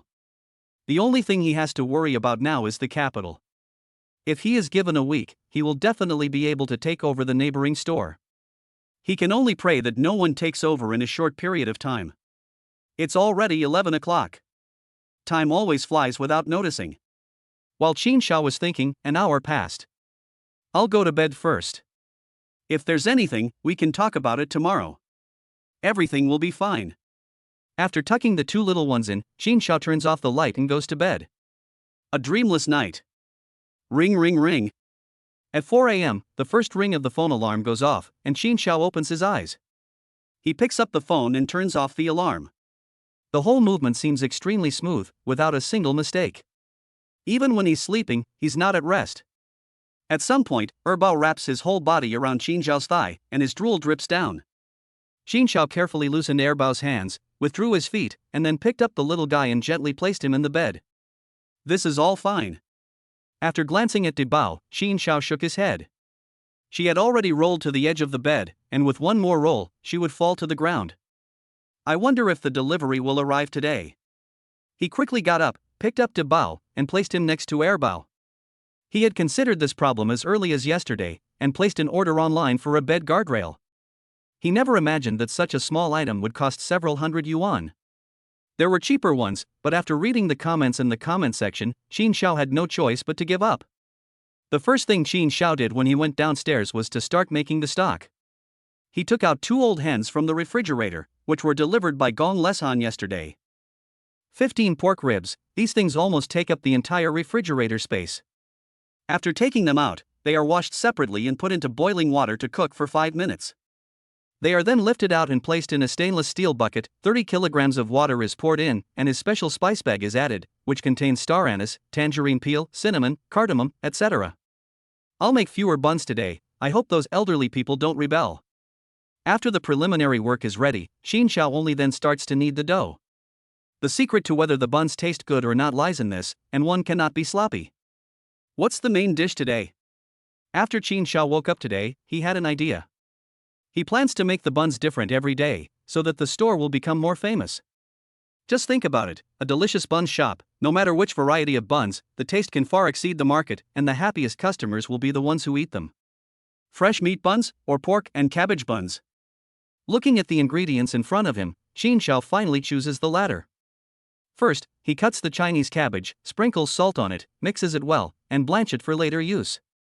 Then he adds minced ginger, yellow sauce, oyster sauce, and a little cooking wine to the minced meat. He mixes the minced meat with special sesame oil, lets it marinate for a while, and then uses it. Qin Xiao only needs to think about these steps in his mind, and the relevant memories will immediately come to him, transforming into instinct.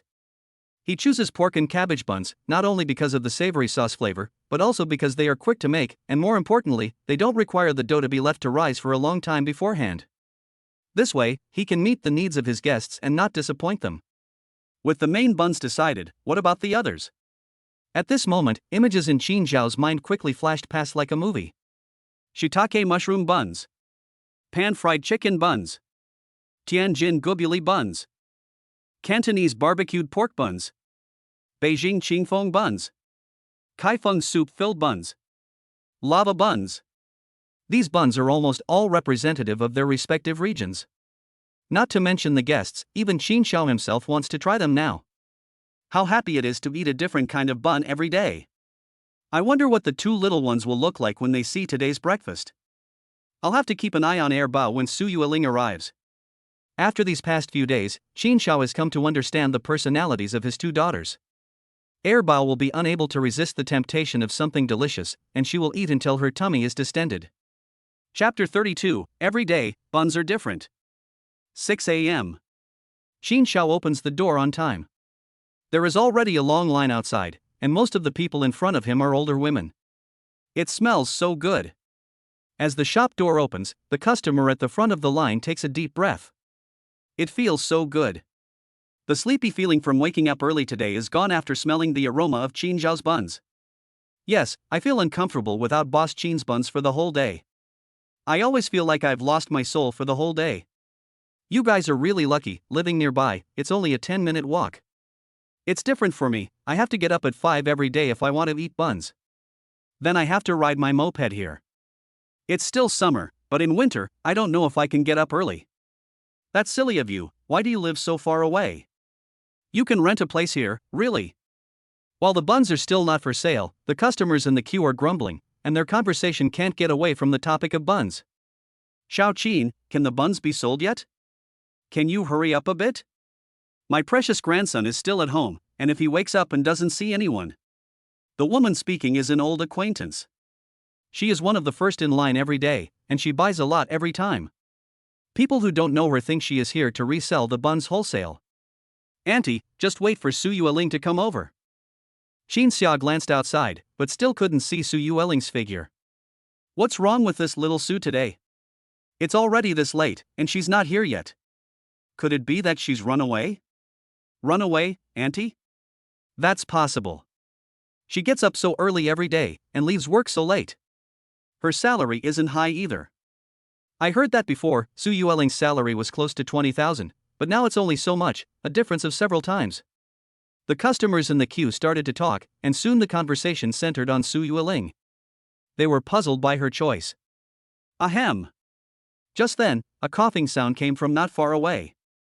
Why are you pulling me? I'm not finished yet. Stop it, I'm talking about this beautiful woman, This customer, seeing the figure at the door, finally understood why his companion was pulling him. Who else could it be but Su Yueling? Oh, what a beautiful day. It was just after 6 o'clock, and it wasn't fully light yet. The man was talking nonsense with his eyes open. Su Yueling just glanced at him and walked towards the store. Anyone who was paying attention would have noticed that there was a layer of sweat on her forehead. Boss, I'm sorry, As soon as she walked into the store, Su Yueling's first thing was to apologize to Qin Xiao, but she was interrupted before she could finish. Okay, the people are here, so let's get to work. By the way, today will be even more tiring than yesterday, so everyone work harder. Seeing that there were only 3 employees present, Qin Xiao said lightly, and then turned and walked into the kitchen. Su, if you have anything to say, let's talk about it at lunch. We have work to do. Seeing that Su Yueling still wanted to explain to the boss, Aunt Lu walked over, took her hand, patted it, and said with a smile. Okay. Su Yueling got up this morning, just finished washing up, and received a phone call from home. She didn't know who it was, but she knew it was important, so she quit her white-collar job and went to work as a waitress in a small restaurant. On the phone, her parents kept yelling at her, and she couldn't get a word in edgewise. When she came back to her senses, almost 20 minutes had passed. She glanced at her phone, there were still 5 minutes until work started. She made up her mind to hang up the phone and go out directly. She ran all the way here, but she was still a few minutes late. Don't let this girl know who it is that's looking for trouble. She nodded to Auntie Lu, and Su Yueling calmed down and started working. Hey, beautiful, where's the menu?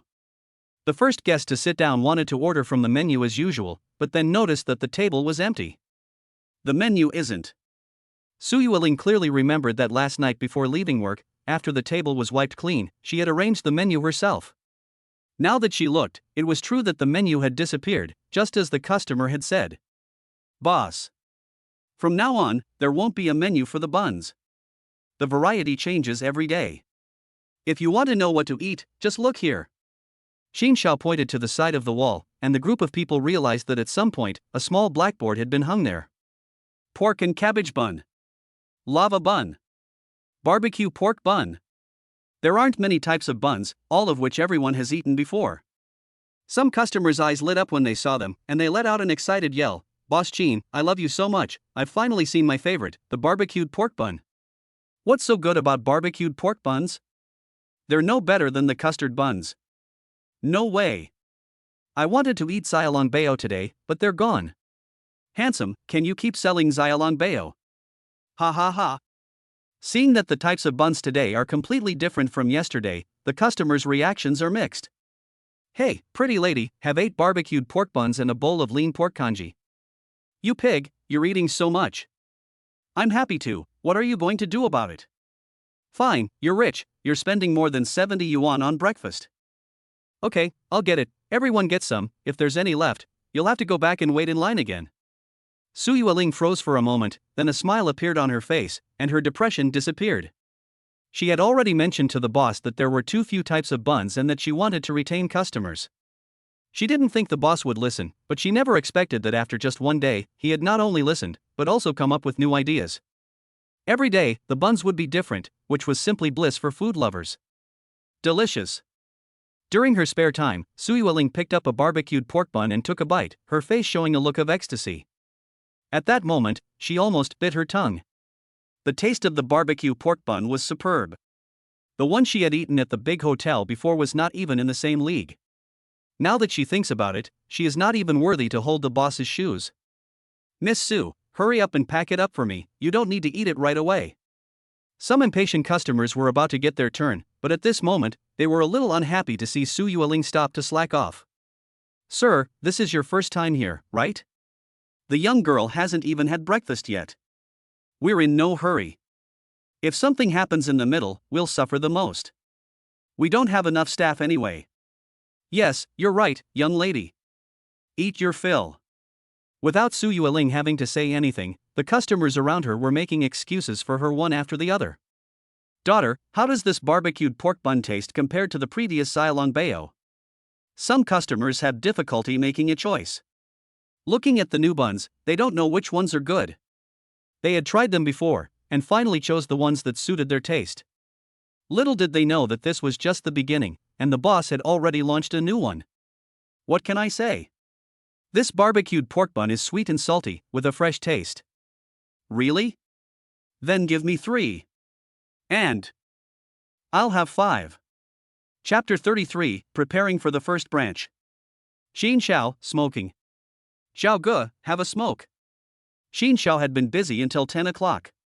He walked out of the store, found a place, leaned against the wall, lit a cigarette, raised his head, and exhaled slowly, a contented look on his face.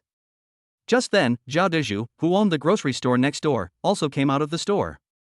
He smiled when he saw Qin Xiao and walked over. Thanks. Zhao Dezhu was also very polite, took the cigarette, and lit it himself. It's only at this time of day that there is no pressure. After lighting the cigarette, Zhao Dezhu took a deep drag, and a flash of loneliness passed over his face. What's wrong, brother Zhao, are you really going to close the store? Xin Xiao still couldn't understand why the store was doing well but was closing. No goals to strive for.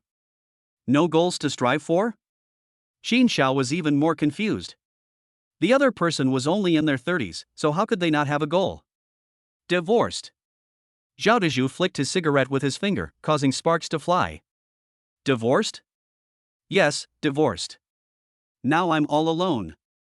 After 7 or 8 years of working hard in this big city, I've ended up with nothing.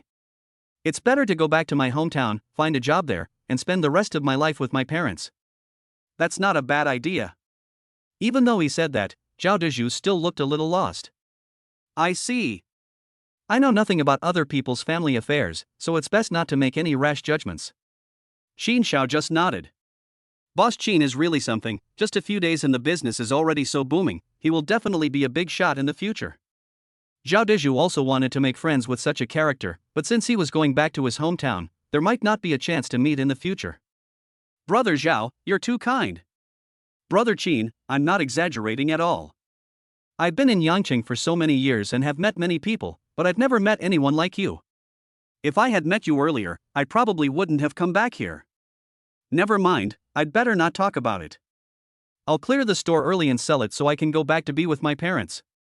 As Zhao Dezhu was talking, he realized that he had brought himself into the conversation again, so he quickly changed the subject and turned to take a deep look at his store.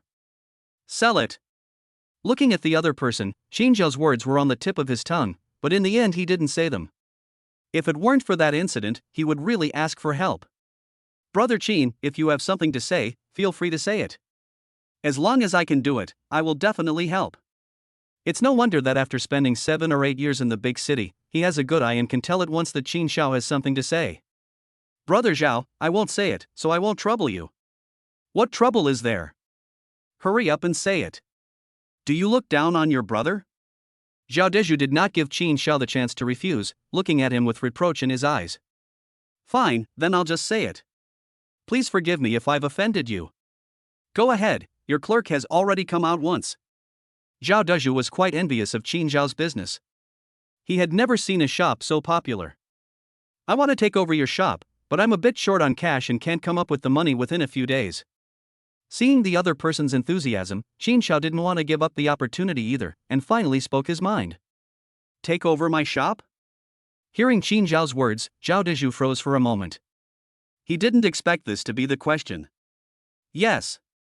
Qin Zhao nodded and then waved his hand towards the shop. It's not a problem. Just consider it a friendship before I go. This time, Zhao Dezhu did not answer immediately, but instead contemplated for a moment before looking up and saying, 5 days at most. Qin Zhao said a number based on yesterday's revenue.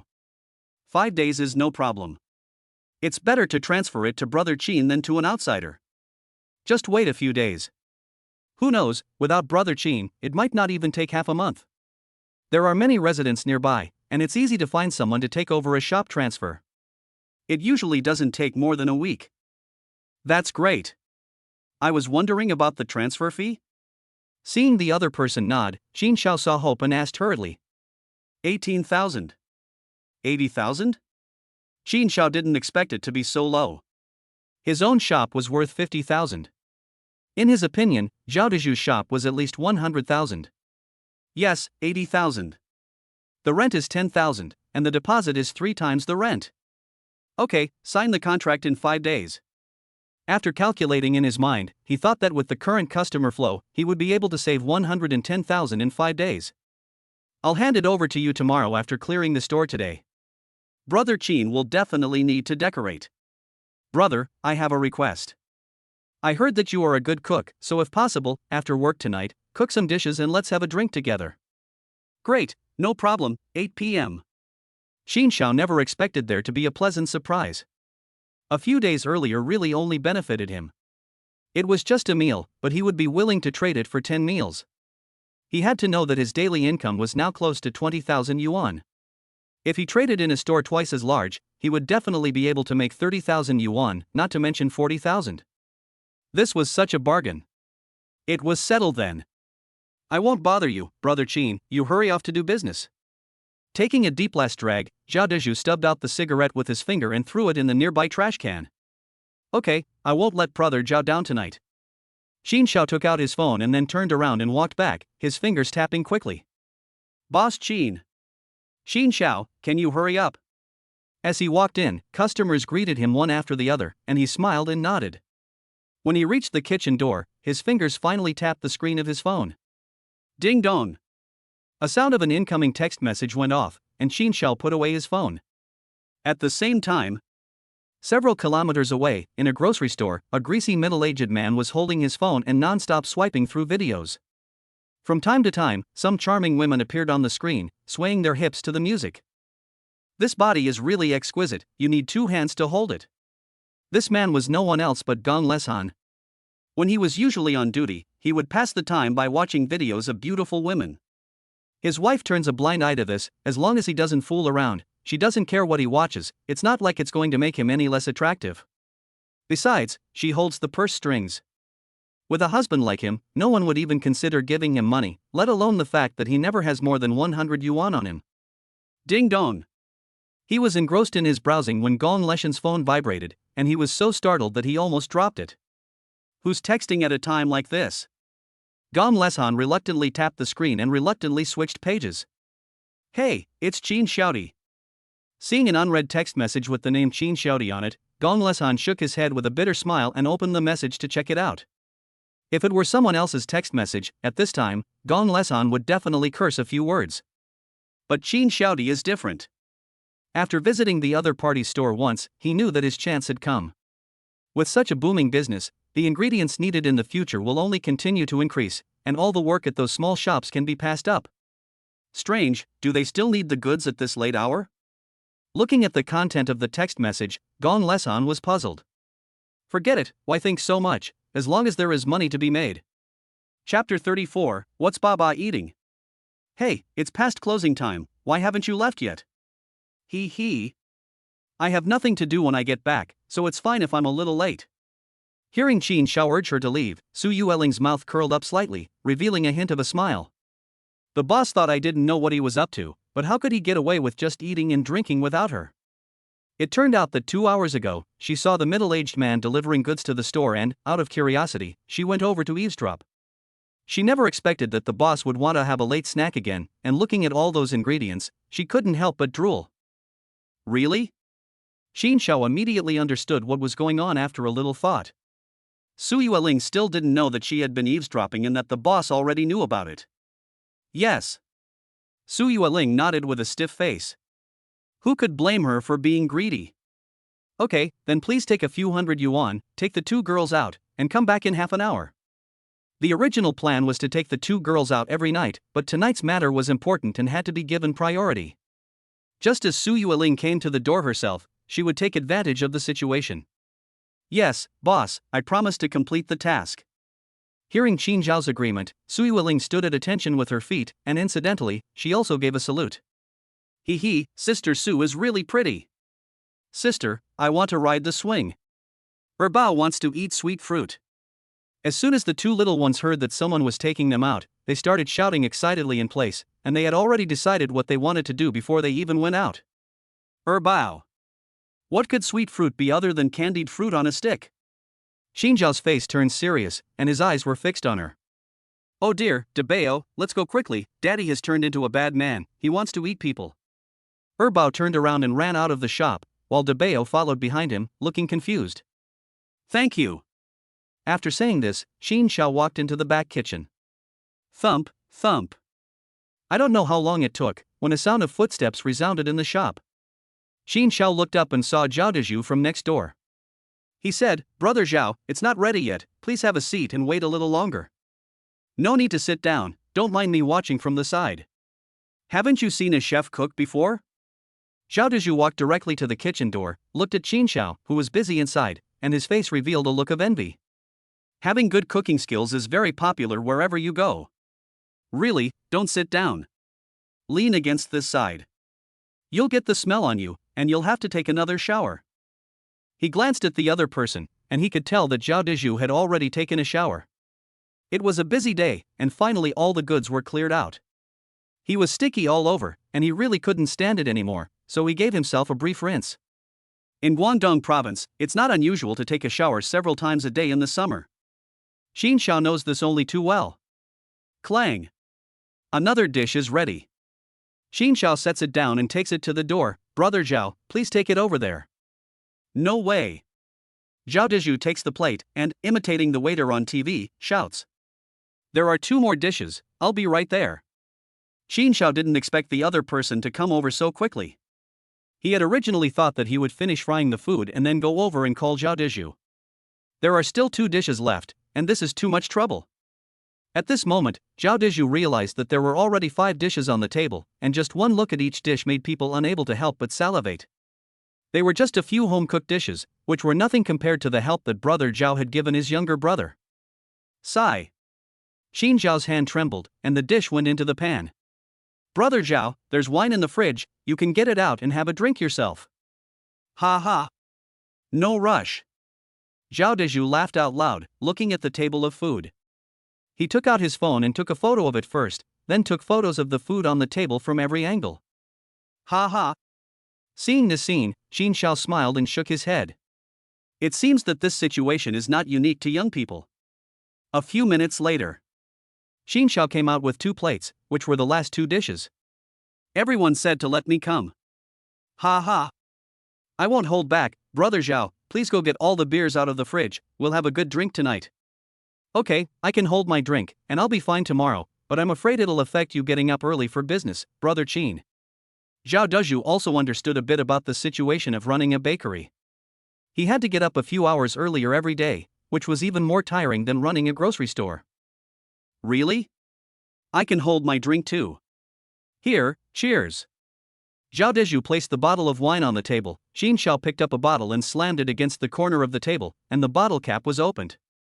He handed it to the other person, and he did the same to open a bottle. Good, cheers. After receiving the beer, the 2 men clinked glasses and guzzled half a bottle of beer. Great, boss, you didn't wait for me. Before the 2 men had a chance to eat, a voice like a complaining woman came from outside the shop. Su Yueling pulled the 2 little ones in. Hee hee, Daddy, what are you eating? It smells so good. Once inside, Erbao kept sniffing with his nose up, his eyes shining as he looked at the table full of food. Then he broke free from Su Yueling's grasp and ran over to Qin Xiao. Snap! Erbao ran over, climbed up along the chair, and reached out for the piece of braised pork. Daddy, Erbao's hungry, I want to eat. Erbao looked at Qin Xiao with grievances, tears appeared in her eyes. Why did her father hit her hand?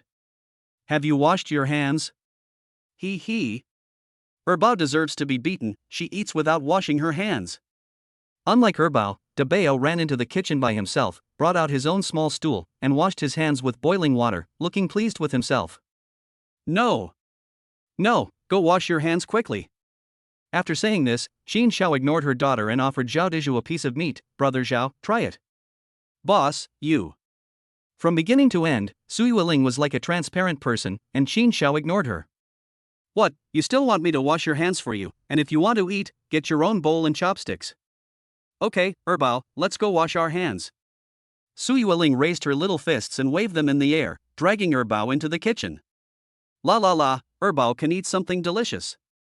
As the two of them entered the kitchen, Erbao jumped down from her stool and bounced out, her face full of a smug expression that made Su Yueling grit her teeth and say, "That's just like you, just like your boss." Su Nangjie, Erbao and Baoba are all bad guys, we don't want to play with them. Okay, Erbao, they're all bad guys. After poking Erbao's upturned nose a little, she picked her up and stood her on the stool. Hee hee. Daddy, Dabao wants to eat this. She climbed up onto the stool with difficulty, and didn't want any help. After sitting down, she looked at the table and finally pointed at the braised pork. She can only have 2 pieces. Qin Xiao picked up 2 pieces and put them in a small bowl. Daddy, Dabao wants more, there's still so much in there. Dabao was unhappy when she heard that she could only have 2 pieces. 2 pieces is too much. Children shouldn't eat a lot at night, or their tummies will hurt. Really? Dabao patted her little tummy, which was already a little distended. They had already had some snacks outside. Yes, if she eats too much, she'll become a little fat girl in the future, and that would be ugly, and no one would want to play with her. Dabao, don't be ugly, Daddy, Dabao will just eat 2 pieces. Ha ha. Zhao Dizhu smiled at the warm scene between father and daughter, but a trace of sadness flashed across his face. Chapter 35, The Beautiful Counselor Calls. Ring ring ring. A ringtone sounded in the store. Beep. It then vibrated on the table. Qin Xiao glanced at it and looked at the caller ID on it. His face changed and he muttered, "Strange, why would she call me at this time?"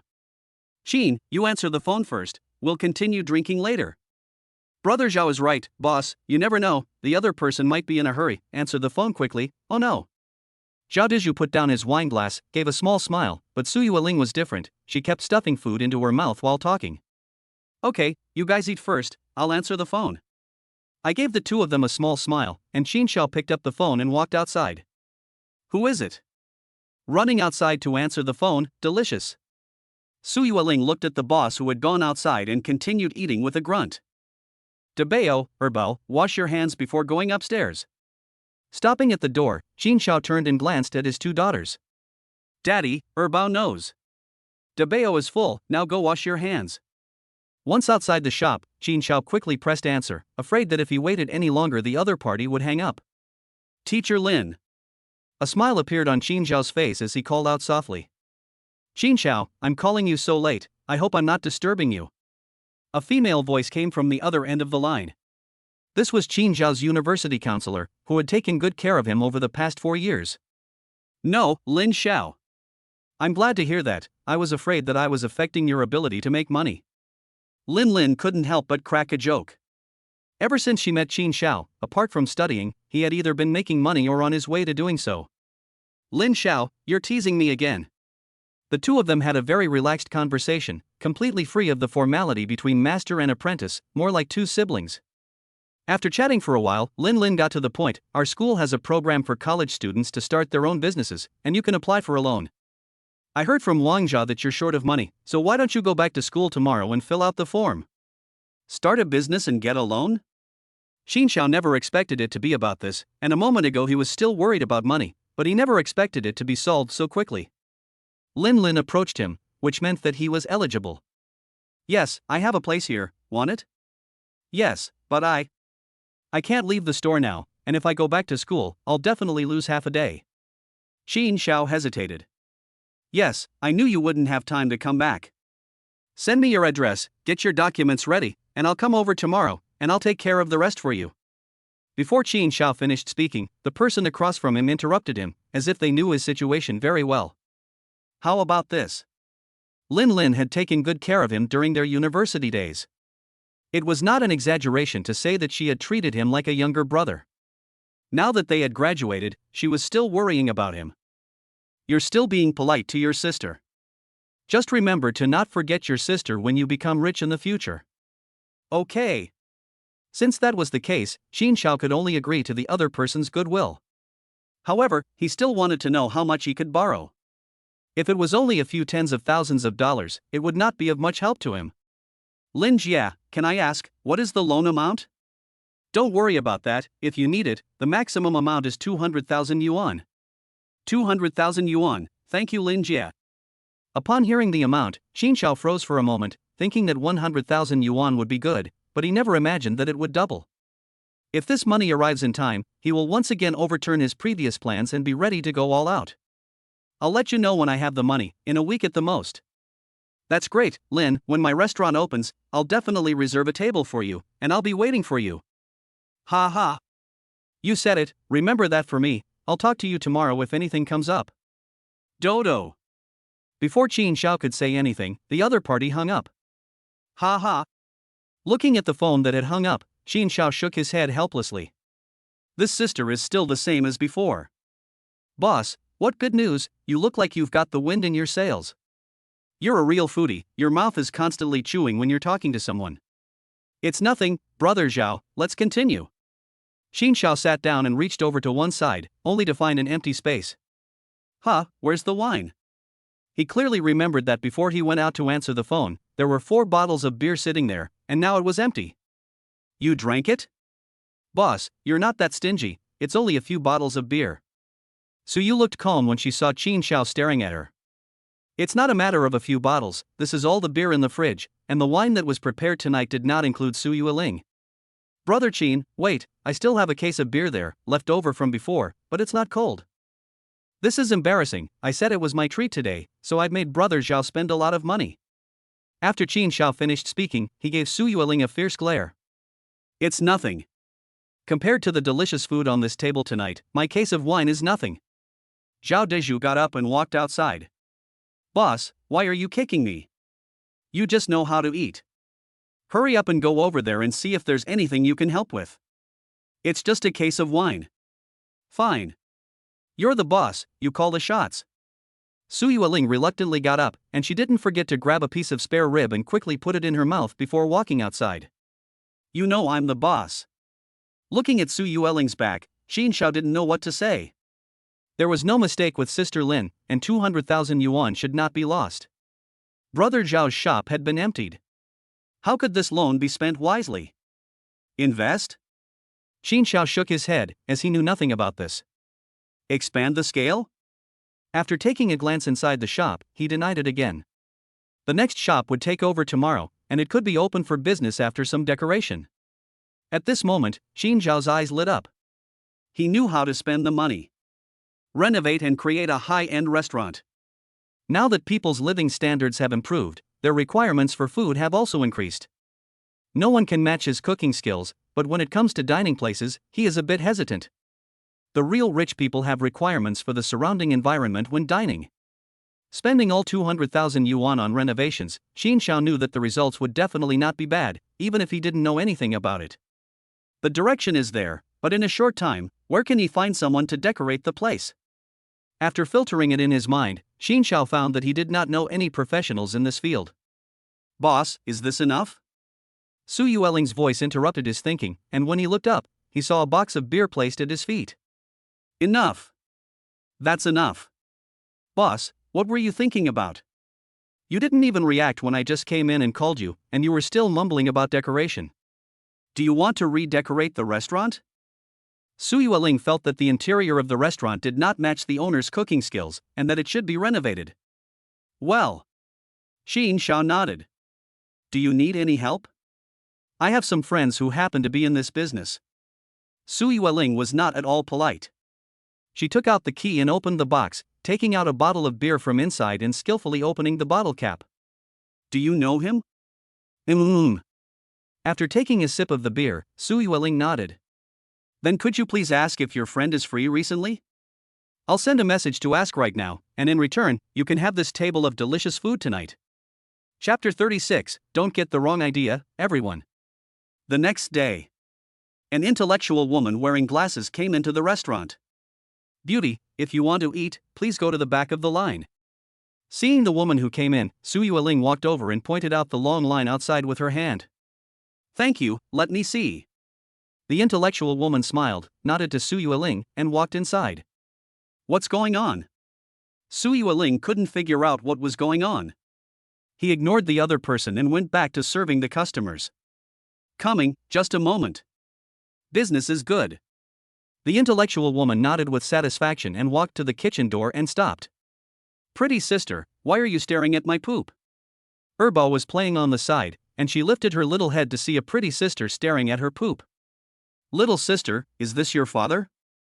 The intellectual woman's face flushed slightly as she looked at the little girl in front of her. She didn't react at first, but then she remembered that this was the little twin girl who had appeared in the graduation photo.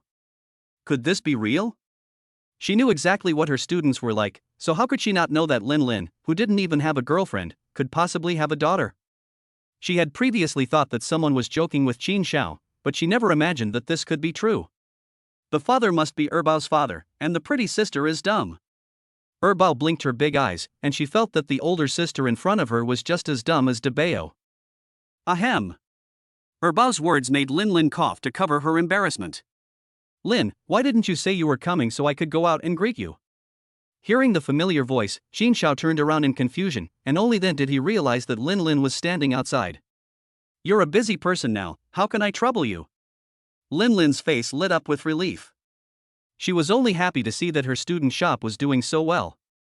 No matter how busy I am, Lin Lin, I'll make time for you to come over. After taking a look at the bamboo steamer, Qin Xiao turned on the tap to wash his hands, wiped them clean and came out. Lin Lin, you're here so early and haven't had breakfast yet, I'll get you one. No need, I've already eaten, business is important. Lin Lin realized that she had only been in there for a short while, but the customers in the shop already had a problem with her. The shop was not big, and she had to be careful not to speak too loudly. Okay, Lin, I'll be right back, I'll go get it for you. Lin Lin had only come to get some information, and Qin Xiao did not waste any time. He came out of the kitchen and went straight to the second floor. Lin, I'm sorry to trouble you, but I'm not free today, I can't keep you company. He escorted Lin Lin to the door of the shop and said apologetically. It's fine. Seeing you like this, I feel relieved. Before, when I heard that Qin Xiao had stayed in Yangqing to open a shop, I was worried. Lin Jia, wait. As Lin Lin was about to leave, Qin Xiao turned around and returned to the shop. When he came out, he was carrying 2 bags. Lin Jia, take these back and try them.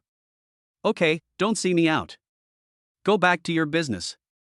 Lin Lin was also unceremonious, took the 2 bags, said goodbye, and then left. Boss, who is this? Women generally have a strong sense of curiosity, and seeing the other person leave, Su Yueling walked to the kitchen door. A friend.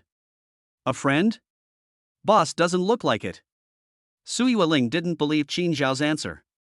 She had just seen the 2 of them talking, and thought that their relationship was not ordinary. Why ask so much? Go back to work, don't you want to get a pay cut? Qin Xiao didn't want others to gossip about his relationship with Lin, so he quickly sent Su Yueling away. I see, rich woman. A word flashed through Su Yueling's mind, and she blurted it out without thinking. Su Yueling, do you have a problem? How dare you flirt with your boss? Qin Xiao couldn't help laughing and crying. He looked at Su Yueling and shouted her name word after word. I don't want to either, but you won't tell me. Okay, don't say anything else. Sister Lin is my university counselor. Qin Xiao had learned a lesson about the gossipy nature of girls. He knew that if he didn't speak up, he would never know what would come out of Su Yueling's mouth later. Counselor, no wonder. Are you satisfied now? Get back to work. He. Satisfied, boss, I'll withdraw now. Su Yueling put her hands together in a fist, looking mischievous. There's nothing I can do about you. I'm going to trouble Su Yueling myself. She was just joking around. Qin Zhao's face showed a look of helplessness as he turned and went back into the kitchen. So it turns out that you're Mr. Qin's counselor. I almost misunderstood just now. Brother, what did you misunderstand? Could it be? What are you thinking? I'm not as wretched as you guys. Wretched? We didn't say anything about that. When people encounter the unknown, they become curious and start to imagine things. When Lin Lin came in just now, some customers saw the two of them looking close together and intimate, and for a moment, they wanted to think in a certain direction. Now that they know the relationship between the two, they suddenly understand. Boss Qin, your business is doing so well now, have you ever thought about expanding your business scope? The beautiful woman is right. Whether it's expanding the store or opening another one, we won't have to wait in such long queues. If you open a branch, Shaoqin, I have a store there with an excellent location. What's so good about an excellent location? A relative of mine just happens to have a store for rent, also in the neighborhood. If you're interested, I'll go back and ask for you, and the price will definitely satisfy you. The customers eating in the restaurant didn't know who had suggested it, but they all started talking about it. They even discussed how to recruit staff for Qin Xiao. Dear customers, don't worry, our boss already has a plan for the next step. Su Yueling couldn't help but interrupt when she heard the customers getting more and more outrageous. Really, Boss Qin has an idea. Can you tell us, Miss Su? Yes, so we can get ready in advance. Don't ask, I won't tell. You'll know when the time comes.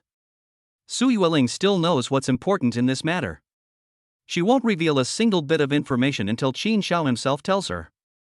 Su, just tell us, we won't go blabbing everywhere. Auntie, really, I can't tell. Su Yueling shook her head.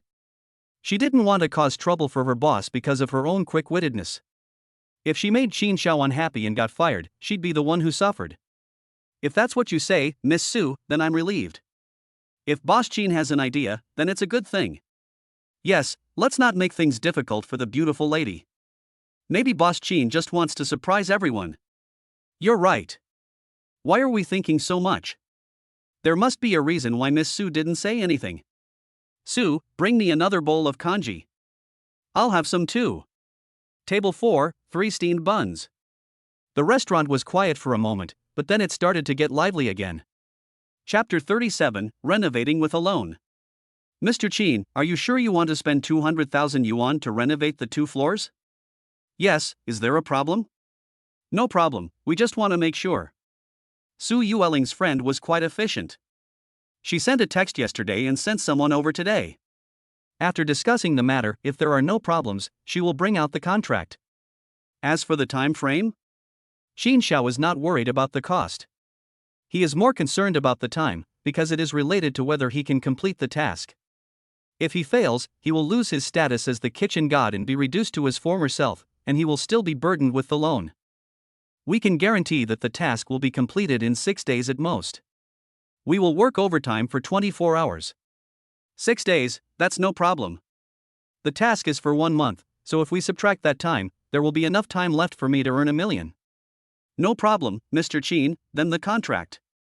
We will sign the contract now, and the deposit is 20,000, right? Yes, beautiful Su's friend, 10,000 is also fine. Just 20,000, sign the contract and I'll transfer it to you. By the way, I happen to own a restaurant, and I'll take care of your meals while you work overtime. Qin Xiao hesitated for a moment, and the cost of food for 6 days was still borne by himself. This is embarrassing. The other party was just worried about where they would get their meals. After all, the company was a distance away, and it would definitely not be appropriate to commute back and forth. It's no problem. It's settled then. I won't accompany you. I can't leave the store unattended. After going over the contract once, and feeling that there were no problems with it, Qin Xiao signed his name, and then handed over 20,000 yuan to the other party. The next day at noon, Su Yueling and Aunt Lu, each carrying 2 bags, walked into the store next door. Dinner's ready. Su Yueling's voice rang out before anyone had even entered. Dinner's ready. Has the time passed so quickly? A head poked out at the top of the stairs, covered in white lime. Wait a minute, I'll be done in a second. A loud male voice rang out again from inside.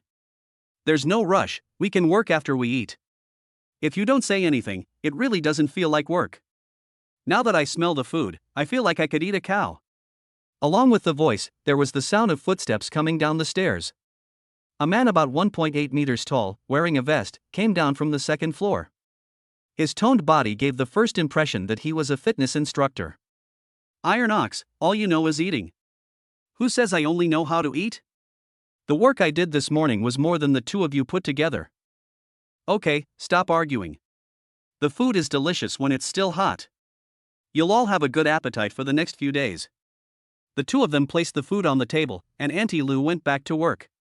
A table had been deliberately left on the first floor to facilitate their meal, otherwise it would be too shabby to eat while squatting. Delicious, if beautiful Sue says so, then we must really give it a try. Soon everyone was there, a total of 7 people, about the same age as Su Yueling, and there were only 2 women. It smells so good. As the disposable lunchboxes were opened, the aroma of the food in the room became even stronger, and several people couldn't help but swallow. Go wash your hands first, and bring the food over here. What's there to wash your hands for? It's not dirty, so you won't get sick if you eat it. If you don't wash your hands, don't eat it, don't spoil everyone's appetite. No wonder everyone calls you Iron Bull. As the saying goes, only the name is wrong, not the nickname. One of the women gave the other a dirty look and, after saying that, walked towards the bathroom inside. Let's go wash our hands together. Ha ha ha. Seeing this scene, Su Yueling couldn't help but laugh out loud, and before her friends could react, she had already run outside. You're fast.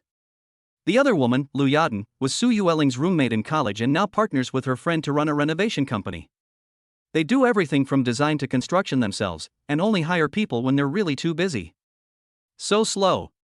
By the time Su Yueling came back, the 7 of them had already found a stool each to sit down. It's rare that they can hold back. With a table full of delicious food in front of them, Su Yueling would have already started eating. It's slow, so you do it. I've carried it over here myself. Next time, come to the store and get it yourself. You're killing me. She placed the rice pot on the table, and Su Yueling rubbed her wrists. She never imagined that carrying a pot of rice just a short distance would be so hard. Okay, I was wrong, Miss Su. Stop chatting, Miss Su, let's eat together. Looking at the food on the table, Tainyo was already so hungry that his chest was pressed against his back. He picked up a bowl and started serving himself. Don't be polite, I really can't hold on any longer, I'll eat first. Tainyo took a mouthful of rice and, without thinking, picked up a piece of braised pork and stuffed the whole thing into his mouth. What's wrong, doesn't it taste good? There was a sudden silence, and the 6 people looked at Tainyo's expression on his face, which instantly froze. Ba chow ba chow. Tainyo ignored everyone and just started chewing quickly. The stiff expression on his face just now melted away like flowers in the next moment, and he looked intoxicated. Damn it, say something. A man next to him saw that Tainyo ignored them and just kept talking to himself, so he gave him a tap on the shoulder. Delicious, I've never had such delicious braised pork before. After responding to everyone, Tainyo picked up another piece of braised pork and put it in his bowl, then took a mouthful of rice again. What a glutton! What are you all standing around for? Hurry up and eat. With Tainyo's appetite, if you wait even a second, he'll have eaten it all. Finally, someone reacted, and without even washing the rice, they joined the rush to eat. You guys go ahead, I'm going back to work. Su Yueling said this, and turned to go. I don't know if everyone heard her, but her roommate from university, LV Yaden, just nodded, without even looking back at her, her mouth already full of food. It's delicious, the taste is absolutely superb. This meal, it's not an exaggeration to say it's top-notch hotel quality. You're right, I never thought that the food could be so delicious. Hey, everyone, listen up, if we just eat the vegetables like this, what are we going to do when we get hungry? In no time at all, half of the 7 dishes on the table had been devoured by the group. One of the people who was eating more slowly began to get anxious and hurriedly asked everyone to stop. Hungry, right, we still have to work. Today's work is almost all manual labor. They have to demolish some useless things on the 2 floors so that they can decorate according to their own design. You guys are still eating, hurry up and serve the rice. Tainyo, you're still eating. I'm eating, I'm the only one here, right? Tainyo handed over the bowl so that everyone could see clearly. The bowl of rice he had just served was already empty. I didn't say that, what I'm talking about is that you eat more slowly. After one person finished speaking, the remaining 5 nodded in succession. Okay, I'll try to eat more slowly. Friendships can be easily broken. None of them could have imagined that a table of delicious food would make them act like this. I now understand why Su Yueling gave up a high salary to become a waitress in a small, run-down restaurant. It turns out that this is the secret. She is truly a foodie.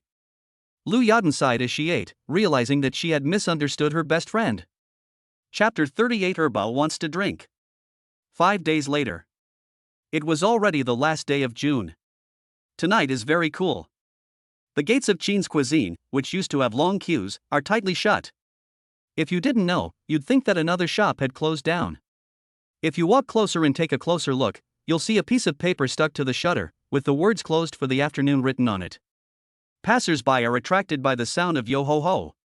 In the shop next door, a group of 20 or so people are having a meal together. Everyone's face is flushed, a sign that they've been drinking. Come on, everyone, let's toast to Boss Qin again, so that we can enjoy such a sumptuous dinner.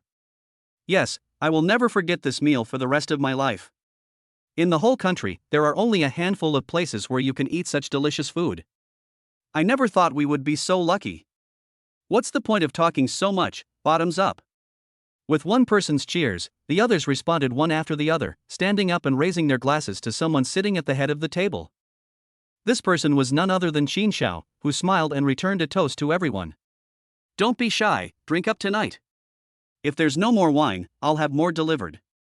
Even if you get drunk, I'll arrange for you to stay at the hotel. He. Erbao has finished too. Done. Among the crowd, there were also 2 little ones. They raised their glasses and tried to drink them all in one go, just like the adults. Ahem. Unfortunately, they were still young, so how could they drink a glass of juice? They choked. Ha ha. This scene made the atmosphere even more lively. I'll give you a spanking, you dare not. She patted her daughter's back lightly, and stopped after a while. Tonight's meal was mainly for Su Yueling's friends, and the decoration of the shop was completed a day in advance. Qin Xiao didn't expect there to be a pleasant surprise. He was in a good mood, so he closed the shop in the afternoon and personally went out to buy a large amount of ingredients, mostly seafood, spending a total of more than 5,000 yuan. This amount of money is a lot for other people, but in Qin Xiao's opinion, he has earned it. The shop was completed a day early, and he will be able to earn tens of thousands of dollars more, which is a great bargain. Besides, he is not a stingy person. He is very satisfied with the shop's decoration, and he said that there may be opportunities for future cooperation, so there is no need to save this money. It's really hard to let go. Just thinking that in the future I won't be able to eat Boss Qin's food, it seems like something is missing here. One person sighed, pointing to his chest. He was not alone. The same was true for the other 6 people. For 5 consecutive days, the food they had eaten would not be available even in top hotels. In their opinion, they were willing to pay the cost of recovery. Unfortunately, after tonight, they would never have the pleasure of eating it again. If they wanted to eat it, they would have to come in person and queue up to pay for it. After 5 days of business at Qin Zhao's restaurant, the 7 people had a deep understanding. If they wanted to taste the food inside, they would have to queue up at least half a day in advance. They could never have made the same choice as Su Yueling. They would have had to give up their high salaries just to be able to eat the food. They still have families to support, and with an income of 4,000 yuan, they can barely get by in the big city. They dare not dream of anything more. If you don't say anything, I'll almost forget. I'm here to announce something. Su Yueling's position has been upgraded, and her salary has been tentatively set at 8,000 yuan. There are more than just 7 people here, including LV Yadin, and Qin Xiao has re-recruited 10 people, including 1 dishwasher, 2 kitchen assistants, and the rest are waiters. The scene suddenly fell silent, and everyone looked at Su Yueling, especially LV Yadin, who had persuaded her best friend last night to think about it carefully, and not to stay in a small restaurant because of good food and waste her time for 4,000 yuan. Unexpectedly, just 1 day later, things have changed beyond her imagination. From 4,000 yuan, it has become 8,000 yuan, which is still quite low compared to before. But with free meals included, and every meal being this level of gourmet food, it seems quite good, and even she is a little tempted, not to mention that who can guarantee that the store will not continue to expand its scope of business, and Su Yueling will continue to get promotions, and she will have the opportunity to reach her previous salary. Congratulations! Ha ha! Su Damiai, getting a promotion is a good thing, so you should throw a big dinner party. Yes, this is a good thing, you must treat everyone. What's wrong? Are you dissatisfied with my boss's cooking? Su Yueling is no vegetarian, and her words silenced everyone. The food they were eating was prepared by Qin Xiao himself. No, we definitely didn't mean that. Yes, handsome Qin, don't listen to Su Yueling's crazy ramblings. Boss Qin's cooking is truly exceptional. It's like a magician, able to turn ordinary ingredients into mouth-watering delicacies. Whether it's the exquisite plating or the unique seasoning, every detail shows his extreme pursuit and profound attainment of the culinary arts. I think anyone who has tasted Boss Qin's cooking will be impressed by his superb skills. It can be said that in the field of cooking, Boss Qin has reached a pinnacle of excellence that no one can match. Su Yueling's words made everyone panic, and they waved their hands. As for the others, they tried hard to flatter Qin Xioma, praising him to the skies. Do you still want me to treat you? Su Yueling continued to press her advantage. No. Never again. Qin Xia did not join in the fun, just smiling and watching as he separately offered his two daughters some vegetables. He continued after everyone had stopped, you don't have to wait tables anymore, I'll send you the details. This time, no one dared to tease Su Yueling, and they pretended they hadn't heard what Qin Xiao had just said. As for the others, each person's salary will be increased by 500. The room fell silent again, followed by rapid breathing and then cheers, as the other employees couldn't believe they would also get a raise. Long live the boss. Boss, we will work hard from now on. Right. We wish the boss a big villa and a luxury car in the future. 500 yuan is a lot of money for ordinary people, not to mention the fact that their salary is already 500 yuan more than the outside, which makes a difference of 1,000 yuan. One more thing not to forget is that they are provided with meals, which is also a large sum of money at the end of the month. For these employees, their monthly expenses are just rent and daily necessities, which come to 4,500 yuan a month. As long as they don't gamble or go whoring, they can easily save half of that. Come, let's toast the boss and wish him booming business and success. Su Yueling could no longer hold back her smile, stood up, and raised her glass high. Her monthly income has doubled, so she will have less pressure in the future. She no longer has to live off her savings, and she can give a good account of herself to her family if they ask again. Bottoms up. What are we waiting for? Let's toast to Boss Qin. Led by one person, the others also stood up, and the two little ones, Debao and Airbao, were no exception. They stood directly on their chairs, swaying unsteadily, so much so that the people around them hurriedly put down their wine glasses and helped them. Debao, Airbao, be careful. Hee hee. Hee hee. The two little ones didn't know they had almost gotten into trouble, and they were smiling innocently and happily. Chapter 39, Side Quests begin. Early the next morning, a burst of firecrackers sounded. This was the opening of a new store, and there were circles of customers outside. It was only 7 o'clock. Plus, it was Saturday. The scene in front of them was really abnormal. Boss Qin, congratulations, it's only been a short time, and you've opened another store. You don't have to look at who it is, it's only normal to be here at Boss Qin's. Yes, with Boss Qin's cooking skills, even if he opens a few more stores, that's normal. After the sound of firecrackers, the people around him gathered to congratulate him. Qin Xiao didn't say much in response, just nodded and smiled. Ha ha. Qin Xiao thanks everyone here. If you want to eat, please come into the store, I won't entertain you. Boss Qin, you are the main person here, you can't waste time on us, you go ahead. Finally, we can eat, what a relief. As soon as they heard that business had started, the crowd rushed into the restaurant. It looked chaotic, but in fact everyone was very orderly. Boss. We've finished wrapping the buns, do you want to take a look? The location of the kitchen had not changed, except that there were 2 fewer tables inside, and some space had been freed up outside, where a long table was set up and a kitchen assistant was wrapping buns. There was another kitchen assistant inside, keeping an eye on the bamboo steamer on the stove. No need to look, I trust you. These 2 kitchen assistants are not newbies, they have several years of kitchen experience. With the help of these 2, Qin Zhao's efficiency has more than doubled. He still does the kneading himself, after all, it is related to the texture of the buns, and he will not let them take over until they have mastered the skill. The other thing is the filling. He is in charge of the two most important processes, so the buns made by him taste almost the same. If there is a difference, it is in the appearance of the buns. The customers who come in and out care about the taste, and these can be ignored. Boss, there is no more kneaded dough. Okay, I got it. In the morning, the business scope is still buns. Xin Xiao roughly calculated that he needs to prepare 3 times the previous amount in order to meet the needs of the customers. Pop. He took out a piece of fermented dough and slapped it on the kneading pad. Remember to knead the dough. Xin Xiao kneaded the dough while explaining to the two men that this was the fastest method he had come up with to ensure the quantity of buns when they came out of the oven, while also allowing the 2 kitchen assistants to improve. Yes. The two nodded in succession. They were no ordinary kitchen assistants, they had previously worked as chefs in some small shops. One had closed down the shop, while the other could no longer stand the boss's exploitation. They chose to work at Xin's cuisine because they saw that the salary was acceptable and they didn't have to get their hands dirty, they only needed to assist. At the dinner party last night, the two of them got to see the boss's cooking skills and immediately realized that they had been blessed with great fortune, so they were so excited that they didn't fall asleep until late that night. At first, they wanted to learn from him, but they never expected the boss to personally teach them. In the opinion of the two of them, the boss's cooking skills were among the best in the country, and this kind of task was beyond their reach.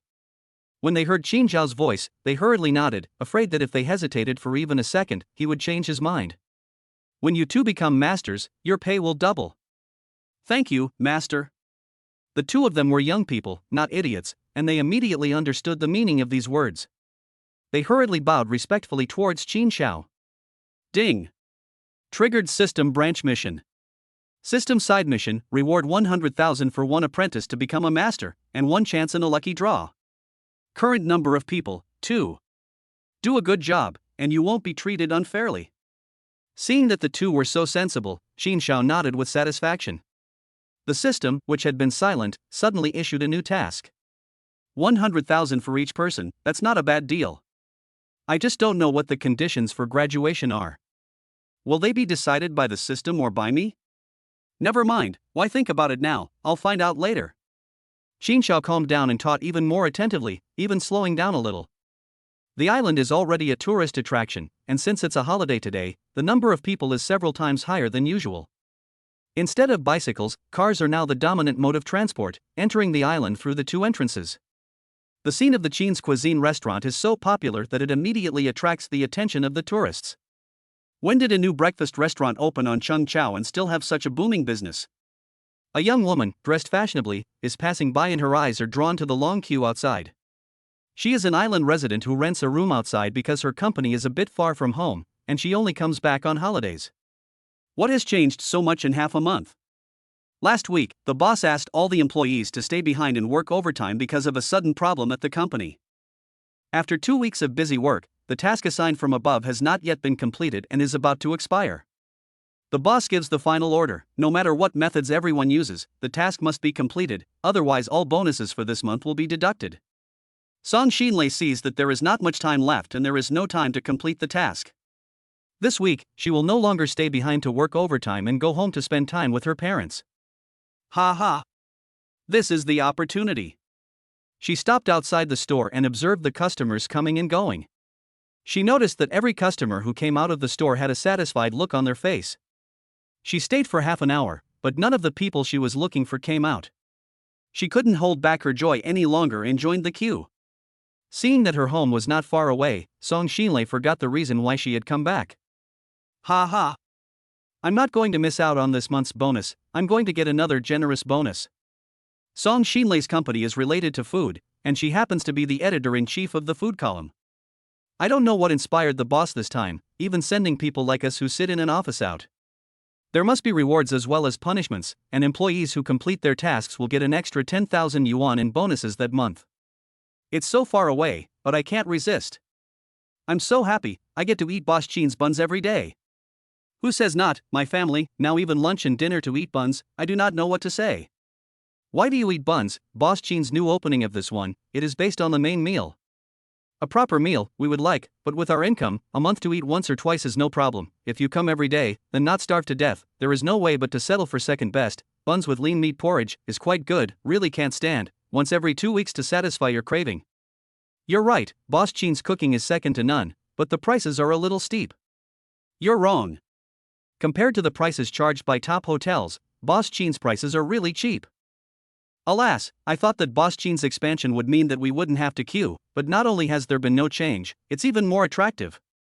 As she waited in line, the customers in front of and behind her started chatting. They all had nothing but praise, and if there were any complaints, it was that the queue was taking too long.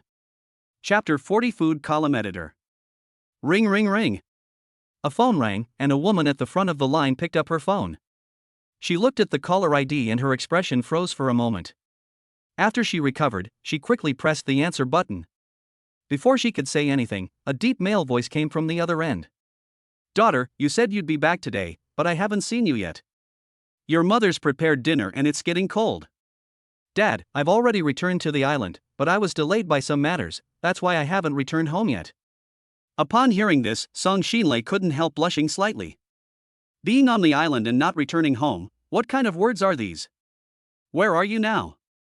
Song Lijun's voice suddenly raised, and his tone carried a hint of dissatisfaction. Dad, you guys eat first, don't wait for me. Seeing that she was almost there, Song Xinlei didn't want to leave. If this had been any other restaurant, she would have turned around and gone home without even thinking about it when she got the call from her parents. But this was a different restaurant, and she had been waiting in line for 3 hours. Song Lijun's attitude remained firm, leaving no room for negotiation. Over by the riverside, at Chin's Gourmet. With no choice, Song Xinlei had to compromise and give her location. Okay, we'll be right there. We said we'd be home by 10, and it's almost 1. Beep. After saying that, Song Lijun hung up the phone. Wife, come out with me. Let's not go over there and cause trouble. Maybe your daughter really is in trouble? Wang Huilin shook her head and spoke her mind. What trouble? You know your daughter's personality. It's definitely not work-related. If you're not going, I will. Okay, let's go together. Seeing her husband so determined, Wang Huilin looked helpless, followed behind him, put on her shoes, and closed the door behind her. Let's go. I don't know what you think, but if our daughter is dating someone, wouldn't we be causing her trouble if we went over there now? If she's dating someone, then we have to go out there even more. After the two of them left, it was finally Song Xinlei's turn. How many people are there, beautiful lady? 3. Song Xinlei held up 3 fingers. This way please. Hearing the customer's words, the waiter didn't say anything and led the way. It smells so good. The outside is very different from the inside, and it's the middle of summer. Song Xinlei shivered when she entered, and the burning sensation in her body disappeared, replaced by a cool feeling. She took a deep breath, her face changing, and she looked incredulous. The fragrance is so appetizing, and it seems that the taste won't disappoint me. As the editor-in-chief of a food column, she dares not say that she has tried every dish in the country. She has definitely tried all the famous dishes in Yangcheng. This is your seat, beautiful lady. Led by the waiter, Song Xinlei walked to a table against the wall on the first floor. The design of this restaurant makes the most of the space. In front of her was a roughly 60 centimeters long square table that could just about seat 3 people. Thank you. Seeing the table was so small, Song Xinlei really wanted to express her thoughts, but she finally held back. Beautiful lady, just scan the QR code here to order. Before leaving, the waiter pointed to the corner of the table and said, It's so small, I can't even order more dishes. Song Xinlei muttered to herself after seeing the waiter leave. As she said, the table could hold a maximum of 5 or 6 dishes. She wasn't in a hurry to order, and after looking around for a while, she quickly realized that she was lucky. From the conversations of the other customers, she found that those dining alone were all sharing the same table. She wondered if she had just said she was dining alone, would she have to share the table with someone else? What was the owner thinking? Wasn't he afraid that the guests would be upset and leave?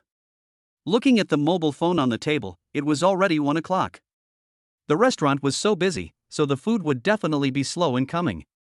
She could afford to wait, but her parents couldn't, so she quickly picked up her phone and scanned the QR code. Ding! The software interface was very simple, without fancy graphics. The first thing you saw when you entered was the order page. The restaurant had considered the tastes of its guests and listed the 8 major cuisines separately.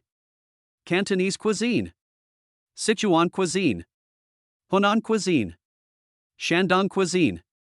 Song Xinlei's family are from Guangdong province, so she didn't hesitate to click on the Cantonese cuisine page. Huh, this is still a small restaurant, I'm sure it's not a large chain? Looking at the page showing the types of Cantonese cuisine, there are more than 100. Song Xinlei exited and successively ordered other cuisines, and the situation was more or less the same. At one point, she wondered if she had come to the wrong place. A restaurant this small could really do this, it couldn't be just putting it up to fool people, could it? Song Xinlei realized that she was wrong. She clicked on several dishes in succession, and they all said that the order could be placed. Ring ring ring. The phone rang, vibrating in her hand, and she jumped in fright. Dad, what's wrong? Where the hell are you? Your mother and I have been all over the place and haven't seen you. We're here, so soon? Song Xinlei looked at the time on her phone and realized that she had just been spacing out for 5 or 6 minutes. What do you say? Hurry up and tell me where you are. Song Lijun's tone became urgent. He thought that something had happened to his daughter and she was lying to him. Dad, I'm inside Chin's Gourmet. Come in, the table is as 08. Song Xinlei reported her location after looking at the sign on the table. Okay, let's go see what you're up to. Chin's Gourmet is a restaurant that almost every resident on the island knows. Song Lijun has also tried the buns at this restaurant, and they do taste good. Unfortunately, he doesn't like buns, so he has only bought them twice.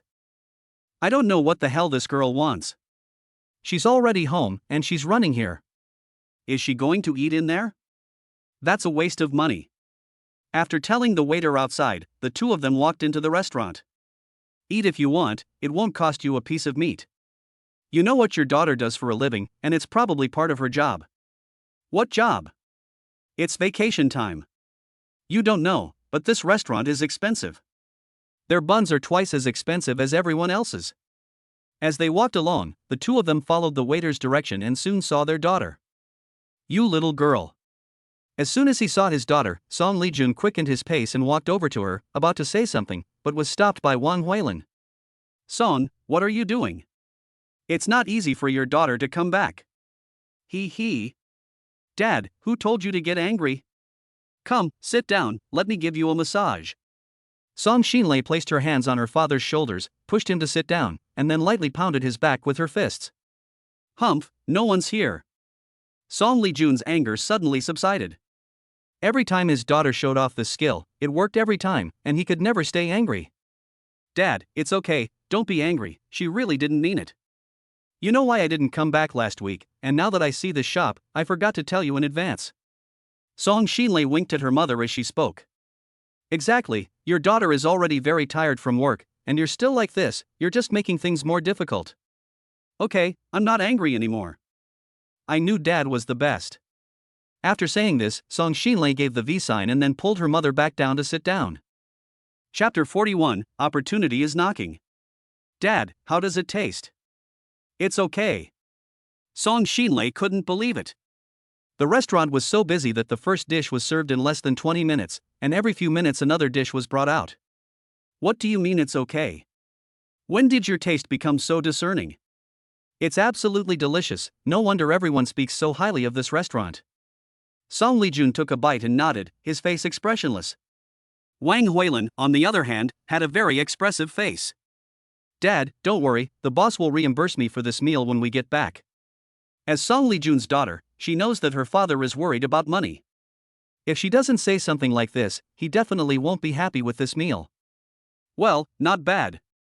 Sure enough, as soon as Song Xinlei's words fell, a smile appeared on his face.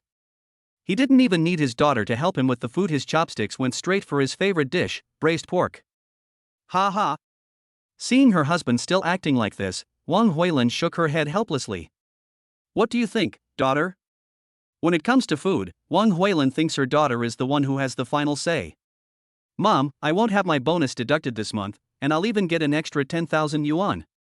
The moment the ingredients entered her mouth, Song Xinlei knew her chance had come.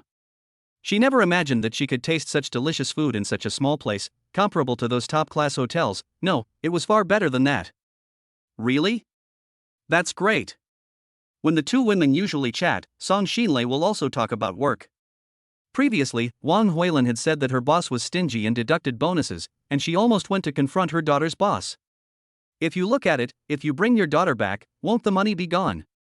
Wang Huilin had not forgotten what Song Lijun had said before, and she glared at him fiercely. Ha ha. Song Lijun giggled at his wife's words, ignored them, and concentrated on tasting the food in front of him, thinking that the taste was really good, and that things that didn't cost money were delicious. Just giggling. Wang Huilin ignored her husband and leaned towards her daughter, the two of them whispering. Daughter, what about that guy last time? Mom, why are you here again? The good mood she had been enjoying while eating was like a bucket of cold water poured over her head when she heard this. Daughter, you're almost 30, and your parents are still waiting to hold a grandchild. The two of them have only one precious daughter, and they have always hoped that she will get married early, so that they can go over there and help them with the kids. But this daughter is practically a workaholic. Not only does she not find a partner herself, but she also quickly rejects any introductions the two of them make, using all sorts of excuses. If their daughter wasn't so well qualified, the two of them wouldn't say anything. She has inherited all the good qualities from the two of them, including her looks, height, and a good job. It's just that she hasn't found the right person yet. As you always say, Mom, it's just not the right time yet. Okay, I get it. After this period of time, I promise you that my daughter will find you a satisfactory son-in-law.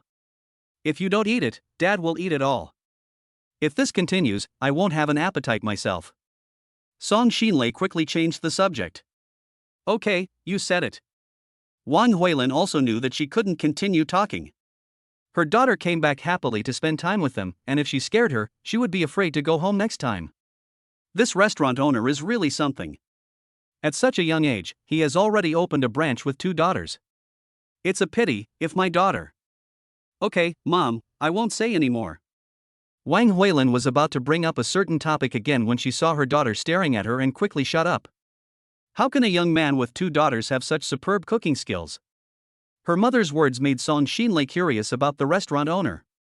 How could she meet with him in advance? If I report to the boss like this, and if he doesn't want to, I'll be the one who suffers. Sister Sue, where are you? Bao is here to help you. Just then, a little girl rushed in from outside. Song Xinlei was amazed at first sight. She had rarely seen such a cute child. Bao, wait for Bao. Song Xinlei had not yet recovered from the surprise when another little girl ran in. Bao, don't be naughty, or your father will spank you. The waiters in the store looked at the 2 little girls nervously when they saw them, as if they were afraid that they would fall. Humph, you're a bad guy, Bao won't play with you, Bao, Sunyangni is not here, let's go to the 2nd floor and look for her. Bao stuck out her tongue and made a face at one of the waiters, then skipped away. The appearance of the 2 little girls was no big deal to the customers inside the store, and some even teased them. Bao, Grandma has something delicious here. Grandma, you're a bad person too. Daddy said I can't eat the customer's food, or he'll spank my bottom. Bao, who had just reached the top of the stairs, stopped in her tracks, turned around, and pouted so hard that her lips could have hung from a bottle of oil. Ha ha ha. Everyone couldn't help but burst out laughing when they saw Bao's expression. Look, daughter, isn't the daughter of the shop owner cute? Wang Huilin looked at the 2 little girls and her face showed envy. Yes. Song Xinlei nodded, she quite liked such a cute little girl. Soon she regretted her approval, as Wang Huilin continued, it would be nice if my parents had such a well-behaved granddaughter in the future. Song Xinlei, who had just been beaming, instantly lost her smile. This time she pretended not to hear and started to help her father with the dishes.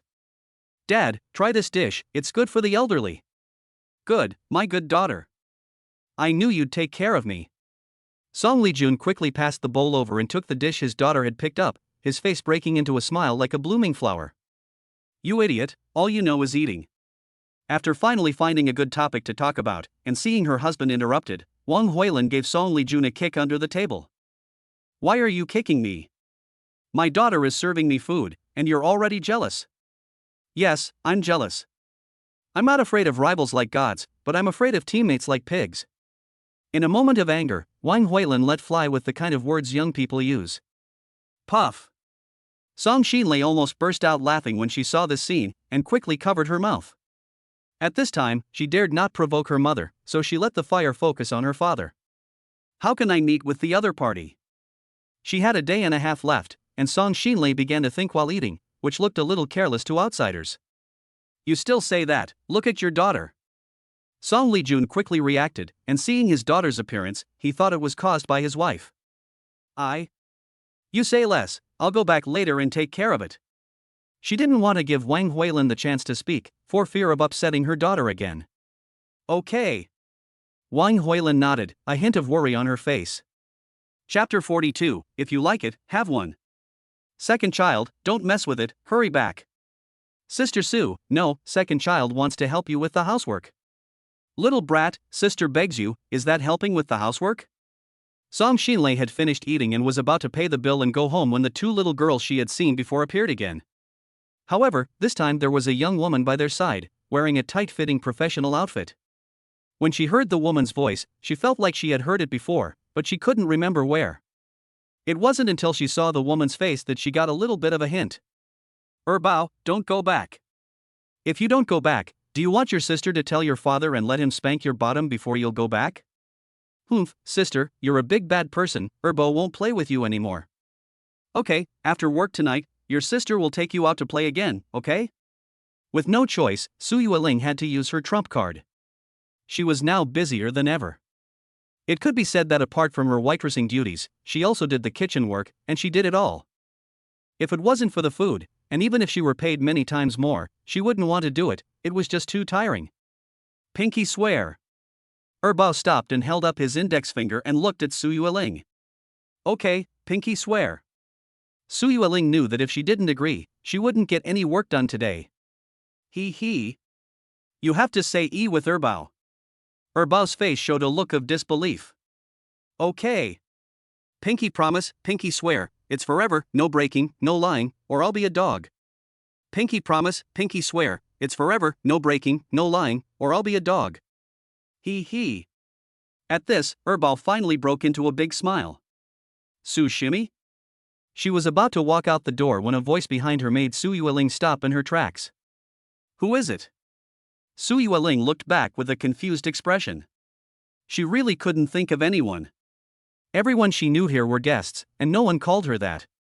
It really is you, Su Shimmy. This time, Song Xinlei looked more closely and hurriedly trotted over. Who are you?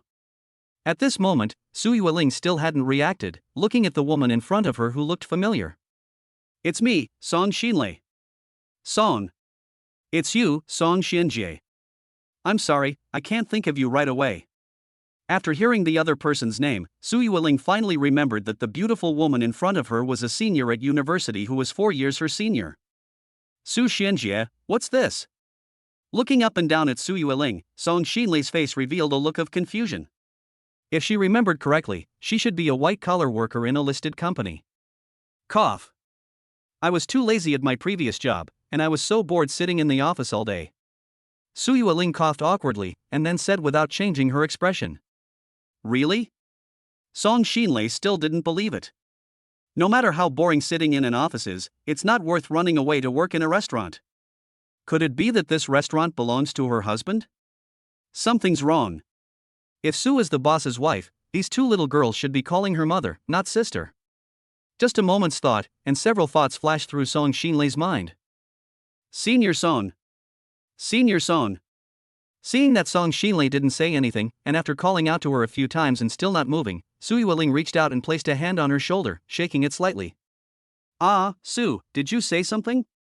Song Xinlei's face flushed slightly, as if she had sensed what the other person was thinking, and her face turned red as she said nervously. Su, are you okay? Su Yueling asked with concern, sensing the other person's unusual expression. I'm fine. Shaking her head, Song Xinlei gathered her thoughts and calmed herself down. Senior sister Song, I still have things to do, I'll talk to you later. Su Yueling did not forget her job and the two troublemakers around her. Okay, you go ahead. In just a few short minutes, Song Xinlei had already heard the waiter in the store call manager Su several times. If she guessed correctly, this person was Su Yueling. Excuse me. Nodding, Su Yueling then took the two little ones and walked out. He.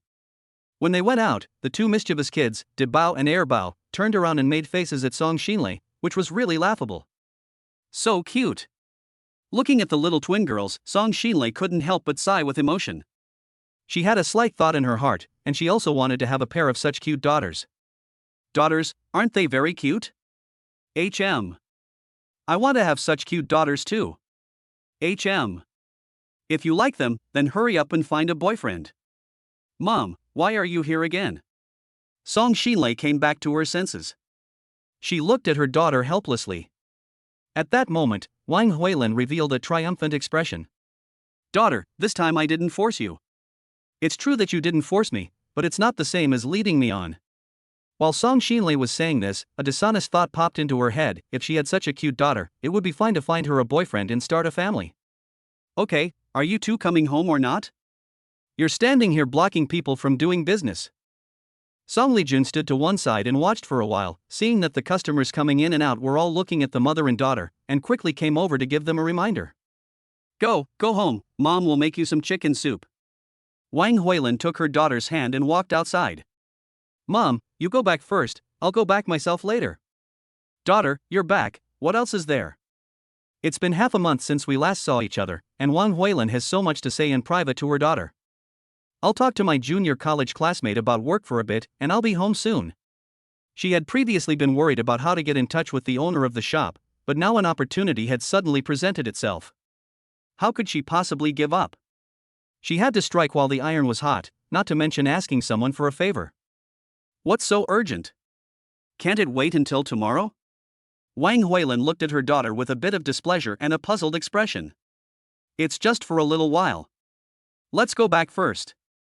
Work is important. My daughter, once you've finished talking, remember to come home first. Wang Huilin couldn't understand, but Song Lijun immediately understood what was going on when he thought about what his daughter had said earlier, and quickly pulled his wife away. Why are you pulling me? It wasn't until they were outside the restaurant that Wang Huilin let go of Song Lijun's hand.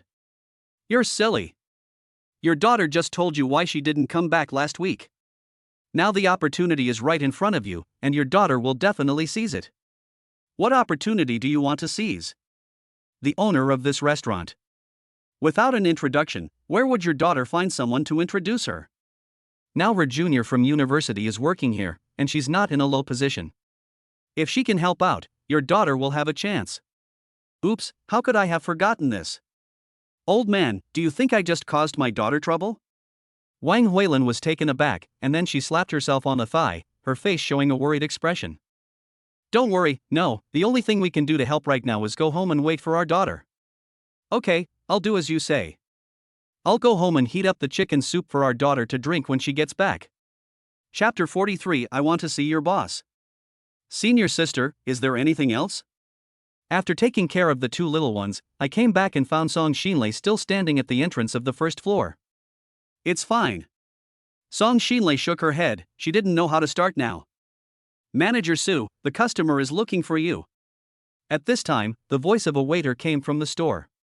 Senior sister, I'm sorry, I'll be busy first, we'll talk later. Su Yueling's face showed her embarrassment, and she turned around and walked in one direction.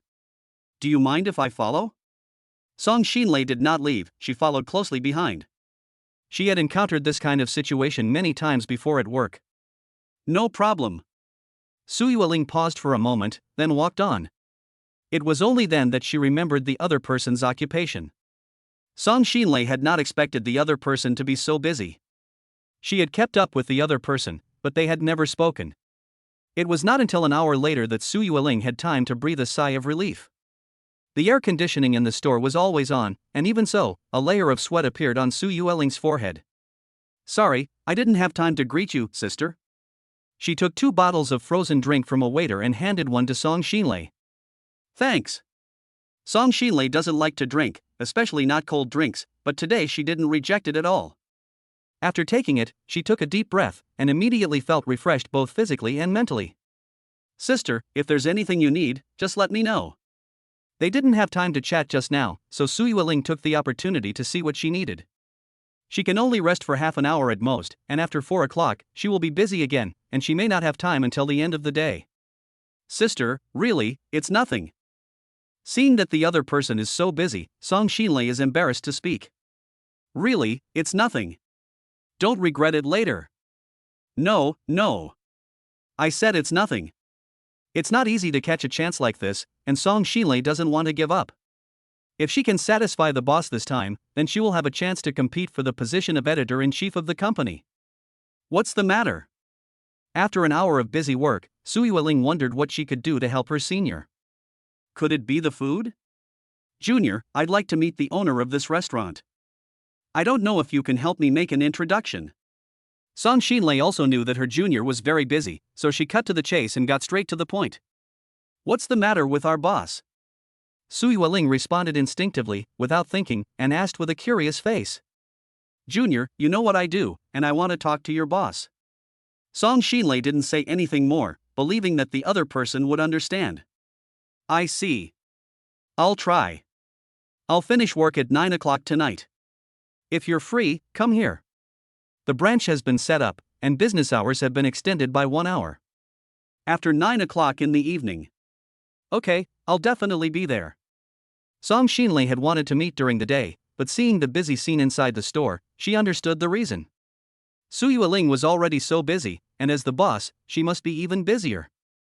Okay, big sister, I'm going to be busy again. You. Little sister, you go ahead, I won't bother you. I still have to go back to accompany my parents. I've been back for half a day and I'm not even home yet. I'll leave it to you tonight. Song Xinlei spoke the rest of her sentence before Surreal could finish. See you tonight. Okay. After saying goodbye, Song Xinlei left with a smile on her face. Someone wants to see me, or is it the editor of a food column? Surreal wasted no time. After Song Xinlei left, she went straight to Qin Xiao. If I don't go now, I'll forget when I get busy. After 4 o'clock, there will be more guests coming for dinner, as you can see from the long queue outside. Yes, boss, this is a good thing. You don't even have to spend any money, and someone is already helping you with publicity. Surreal said gently, her eyes a little evasive, afraid to look at the boss. Really? Qin Xiao paused, preparing to drink some water to replenish his fluids. After working in the kitchen for half a day, his clothes were already soaked through. This job was really not for the average person, dealing with the stove all day. Yes, boss, how could I lie to you? Here, drink some water. Surreal took the initiative, grabbed the glass and handed it to Qin Xiao. Okay, I promise. This kind of thing can only do good, never harm. Plus, Surreal has found herself again. Qin Xiao thought about it for a moment and nodded in agreement. Great, boss, you agreed. Well, it's nothing, just get to work. Boss, don't worry, I'll work hard and promise not to slack off. Without waiting for Qin Xiao to say anything, Surreal turned around and fled from the kitchen, afraid that if she waited a moment longer, the boss would change his mind. A food column? I can't believe it's so soon, it seems like I planned it out well. Most of the people eating here are ordinary citizens, and the real rich people have not yet arrived. If he gets the endorsement of a food column and they publicize it, Qin's cuisine will become famous in Yangchang. Unfortunately, the capital is still too small. If you want to make more money, you have to focus on the rich. At present, Qin Zhao's shop does not have private rooms, and both floors are open for dining. Those rich people definitely don't want to eat in the hall. At present, Qin Xiao has spent everything except the capital for purchasing goods. Forget it, why think so much? It will take some time for the food column to be publicized, and then there will be capital again, right? Qin Xiao looked at the system light screen panel in front of him and smiled confidently. It was only half a day, and the turnover for the day had already reached more than 20,000. At the end of the day, it would not be less than 50,000. After deducting the cost, he would earn at least 40,000. But all this money is hard-earned. He got up at 4 a.m. and didn't stop working until 9 p.m., for more than 10 hours. He even ate quickly in just a few minutes. There's no rush. There are still 20 days left. When the task is complete, he'll rent the building next door, and if possible, buy it. Right now, Qin Xiao can only pray that the system hasn't tricked him and that he'll get the 5 million reward when the task is complete. He didn't know if it was just good luck or what, but the building next door was being renovated and was about to be rented out. Judging from the current efficiency, the time it took to rent out the shop was almost the same as the time required for the system task. Qin Xiao wondered if the system was behind it all, otherwise how could it be such a coincidence? Chef, here's the menu. While Qin Xiao was thinking, one of the kitchen assistants came over and handed him a piece of paper with a list of dishes on it. Okay, you can leave it there. Qin Xiao glanced at it and memorized all the dishes on the list without needing to look a second time. Master, what can I do? After learning about Qin Xiao's cooking skills, the two kitchen assistants didn't want to idle for a moment and both hoped to learn something from the boss. You two prepare the ingredients for me, and I'll take care of the rest. Master, can we? Both of them understood that if they wanted to learn a skill, the boss would need time to teach them. Okay, I'll give you the ingredients. Thank you, Master, we promise to take good care of them. Seeing Qin Xiao change his mind, the two of them almost jumped up in place. It would be good to make a breakthrough, and they had to remember that their initial task was to be in charge of the buns. Chapter 44, You're not shy, are you, sister? 9 p.m. What an enviable business. Song Xinlei couldn't help but sigh as she looked at the reluctant customers. Half an hour earlier, she had come over, but instead of going in to find Su Yueling, she had gone to a milk tea shop across the street, ordered a cup of milk tea, and kept an eye on Qin's food. It's fine, we're just waiting. Sigh, whatever.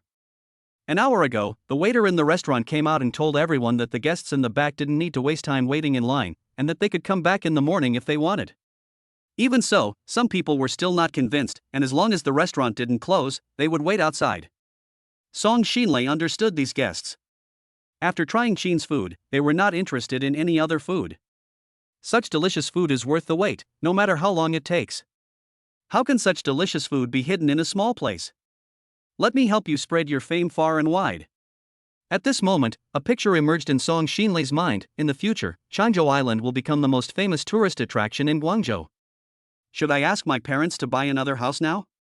Once Changzhou Island becomes famous in Guangzhou, the accompanying result will be soaring property prices. Ring ring ring. A phone rang. Do. The phone on the table vibrated. Oh, time really flies. A glance at the phone screen makes Song Xinlei jump to her feet and grab her phone before she even finishes her milk tea. I'll be right there, wait for me. The two have agreed to meet at 9 p.m., and Song Xinlei doesn't want to give her friend a bad first impression. No rush, I'm just finishing work now. If you're early, wait for me on the first floor. A laugh comes from across the street as Su Yueling says a few words and hangs up. Thank goodness. Crossing the road quickly, Song Xinlei pats her ample chest, a sight that is a feast for the eyes. Song Xinlei, meet Boss Qin. Hello, Editor Song. Introduced by Su Yueling, Song Xinlei finally meets the boss of Qin's Gourmet. The moment she sees Qin Xiao, she wonders if her junior is joking with her, because how could a man of his age be the boss of Qin's Gourmet? The reason why Qin's cuisine is so popular is because it is run by a chef who is also the owner of the restaurant. How could such a skilled chef be in his 20s? As far as she knows, such people are already in their middle or even old age. Editor Song? Seeing that the other person was frozen in place, with an expression of disbelief on her face, Qin Xiao's mouth slightly curled up with a hint of a smile. Senior sister. Ah, what did you say? At Su Yueling's voice, Song Xinlei finally came back to her senses. What do you think? Seeing the expression on Song Xinlei's face, for some reason, Su Yueling felt a trace of satisfaction in her heart. Younger sister, you. Song Xinlei wanted to say something, but when she remembered that Qin Xiao was still nearby, she quickly stopped and then quickly changed her words, saying, Boss Qin, you are young and promising. The admiration on her face was not hidden at all. She took a deep breath to calm herself down. Wait a moment, I will stir-fry some dishes. If there is anything, we can chat while eating. Qin Xiao glanced at Su Yueling before turning and walking into the kitchen. Sister, this is not good. Seeing Qin Xiao leave, Song Xinlei's face revealed a hint of panic. She came to find the other person when she had something to do, and now she has to ask the other person to personally cook for her. Senior sister, it's fine. Even if you didn't come, the boss would have done the same. Look there. What? It turned out that, at some unknown time, two little girls had come down the stairs. These were the twins she had seen before. At this moment, a little hand grabbed the handrail and jumped down from the top step. Seeing this scene, Song Xinlei was startled and got up to walk over. It's fine, sister. Su Yueling shook her head as she held Song Xinlei back. She was used to this kind of scene, and she would be surprised if the two little ones suddenly sat quietly for a moment. It's really fine. What if they fell? Song Xinlei didn't finish her sentence, as she believed her junior understood what she meant. Don't worry, they're very smart, they won't fall. Sister, would you like a drink? As soon as she smelled the tempting aroma wafting from the kitchen, Su Yueling felt like drinking tonight. Can I drink? Song Xinlei glanced in the direction of the kitchen, then fixed her gaze on Su Yueling across the room. Senior sister, what are you thinking? If you keep this up, I won't be able to defend you later.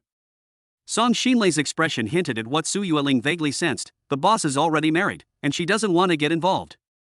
Sister, it's a misunderstanding. An embarrassed look flashed across Song Xinlei's face. Anyone who saw this scene would definitely think that the relationship between the two was not like an upper and lower affiliation. Sister, it's fine if you misunderstand, but don't let the boss notice. I still want to work here. She took out a few bottles of frozen beer from the refrigerator, placed them gently on the table, then picked up one and knocked it against the corner of the table. SSSHH. The beer cap was easily opened by her. Senior sister, there's only beer, so I'll just drink it. It's a pity, there's not enough time. If it were paired with spicy crayfish, that would be.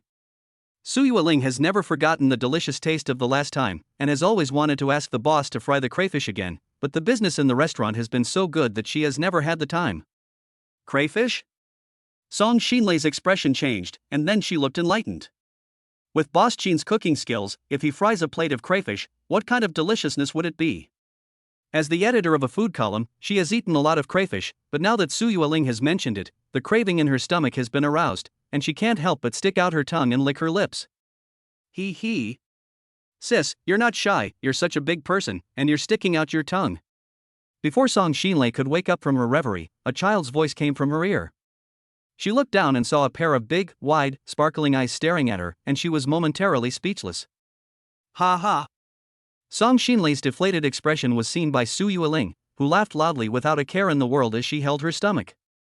Su Nengyan, shame on you. Su Yueling's smile froze on her face, and Debao stood next to her, looking funny. Debao, good, you even dared to laugh at your sister, do you want to spank you? Oops, daddy, Sister Su is a bad person, she wants to spank you. As soon as Su Yueling raised her hand, Debao ran into the kitchen. Ha ha ha, little sister, let you laugh at me.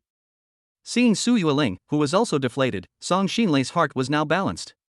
Chapter 45, Erbao loves chicken drumsticks. Erbao, here you go.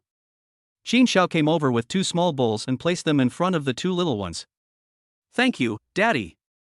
Hee hee. The 2 little ones took a deep breath and then let out a pleasant laugh. It smells so good. Song Xinlei looked at the 2 small bowls on the table and a flash of strangeness passed through her eyes. Hee hee, delicious. Erbao grabbed the chicken leg, took a bite, pulled his little hand to the side, his little mouth kept chewing, and a satisfied smile appeared on his face. Are these the only things they're eating? In the end, she couldn't help but ask, before Qin Xiao came over. Senior, this is enough. Children shouldn't eat too much at night. This is still researched by the boss himself, don't underestimate it.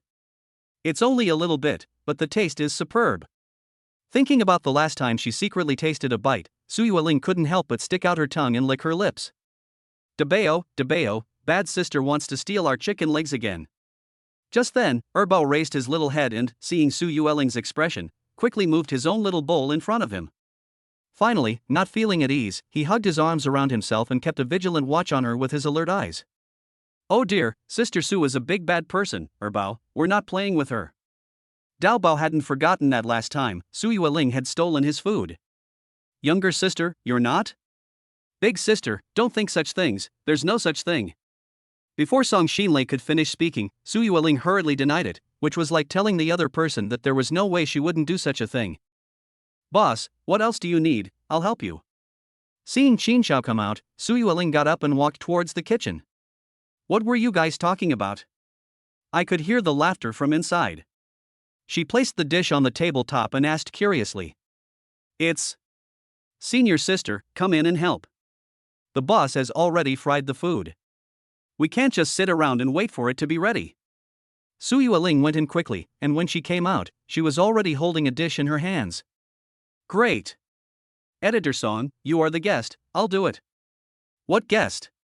Boss Qin, I have a favor to ask of you today, and I'm also troubling you to cook yourself. This is embarrassing. Song Xinlei's face flushed. She walked into the kitchen and saw the already fried dishes at a glance. She couldn't help but gasp in surprise. This Qin Xiao is amazing. In just a short while, he has already fried 5 dishes.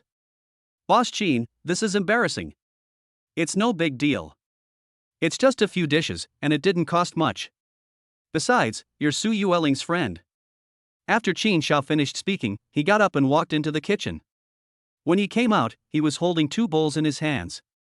He. Big sister, thanks to you, tonight I'm in for a treat. SSSHH.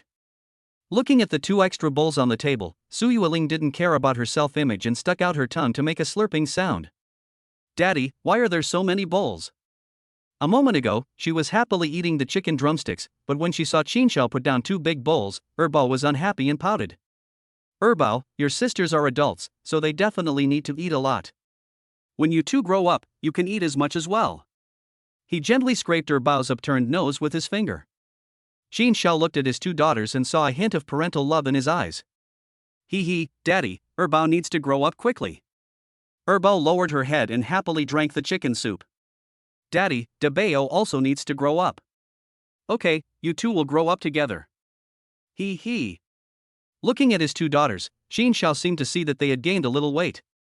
It had only been a short time, and he was afraid that when their mother came over, she would not recognize the 2 little ones.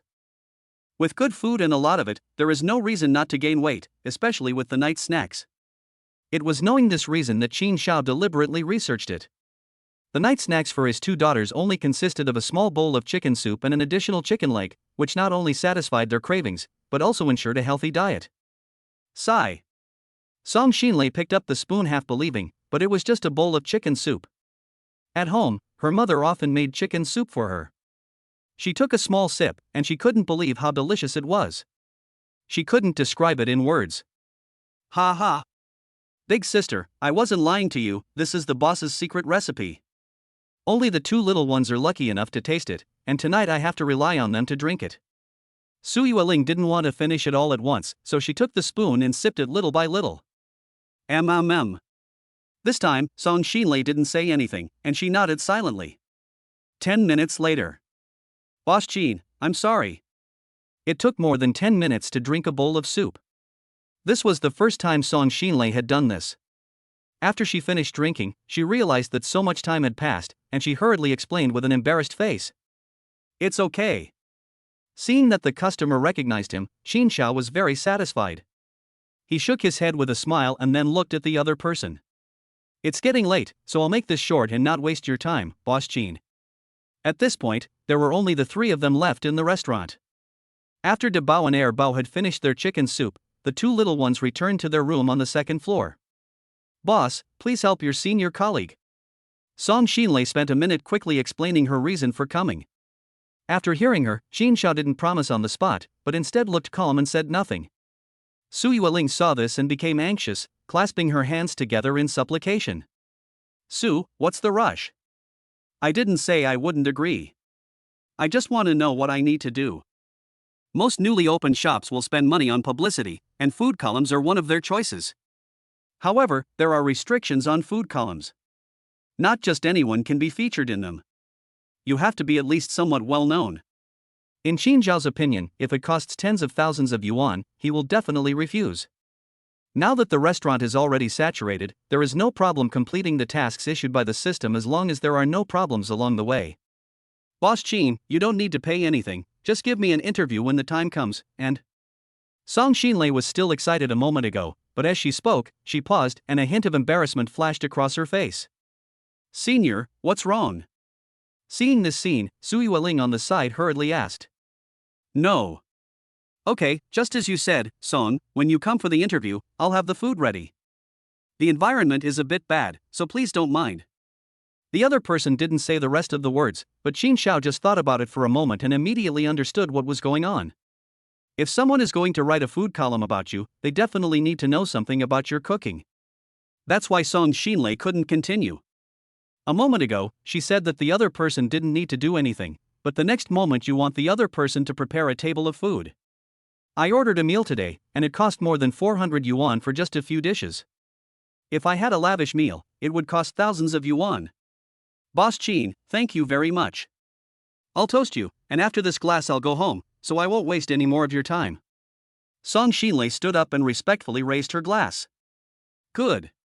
Xin Xiao did not try to stop the other person, and after looking at the food on the table, he said, Su, I'll leave it to you here, and take these meals home with you. Remember to lock the door when you go out. After finishing his glass of wine, he smiled and nodded at Song Xinlei, and Xin Xiao walked upstairs. It was almost 10 o'clock, and his two daughters had not yet bathed. Chapter 46. Breakfast is different every day. Are children never still when they sleep? After just a moment of washing up, both of his daughters had rolled to the edge of the bed. If it wasn't for the bed guard, they would have fallen off already. After hugging the two little ones inside, Xin Xiao lay down against the headboard. Happy to be a father. He thought silently, and a transparent light screen panel appeared in front of him. Happy to be a father. Host, Xin Xiao. Identity, Kitchen God. Main task, earn 1 million within 1 month. Progress, 222,135 1,022:09:45:33. Task failed, stripped of the identity of the reward. Side task, 02 apprentices. There are 22 days left, there is no problem completing the task.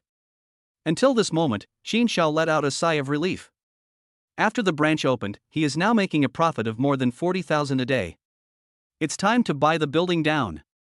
Without the pressure, Xin Xiao began to consider the plan for the future. He believed that the system would not only issue one task. After this one is completed, there will definitely be another one. No, I'm the only chef. At the moment, there is just one more branch, and that's already my limit. If I expand it by half, wouldn't that be? The enthusiasm that had just sprung up in his heart was like a bucket of cold water being poured over his head. Xin Xiao couldn't help but let out a bitter laugh. I've gone a little crazy, I almost couldn't recognize reality. These customers have come here for my cooking. If they taste a difference, they will come back a second time. As soon as this thought came to Xin Xiao, it was extinguished. To achieve this goal, I can only rely on this, but will it work? Looking at the side quests on the light screen panel, Xin Xiao couldn't help but smile bitterly. To make them reach my level, no. Even 1/3 of it, I don't know when in the monkey year or the horse month. The identity of the true chef god is a common commodity, and it can be seen everywhere. When you're full, you think about lust.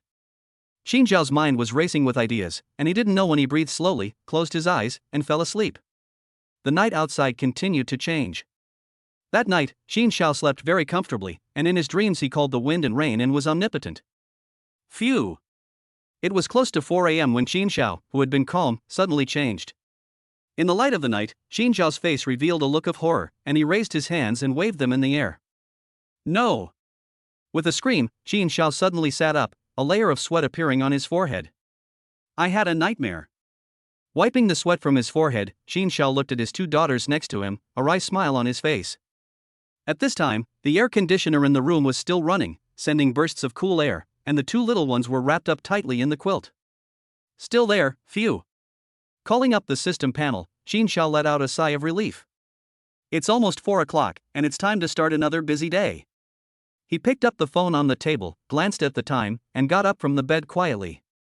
Although he was very tired, he was very satisfied.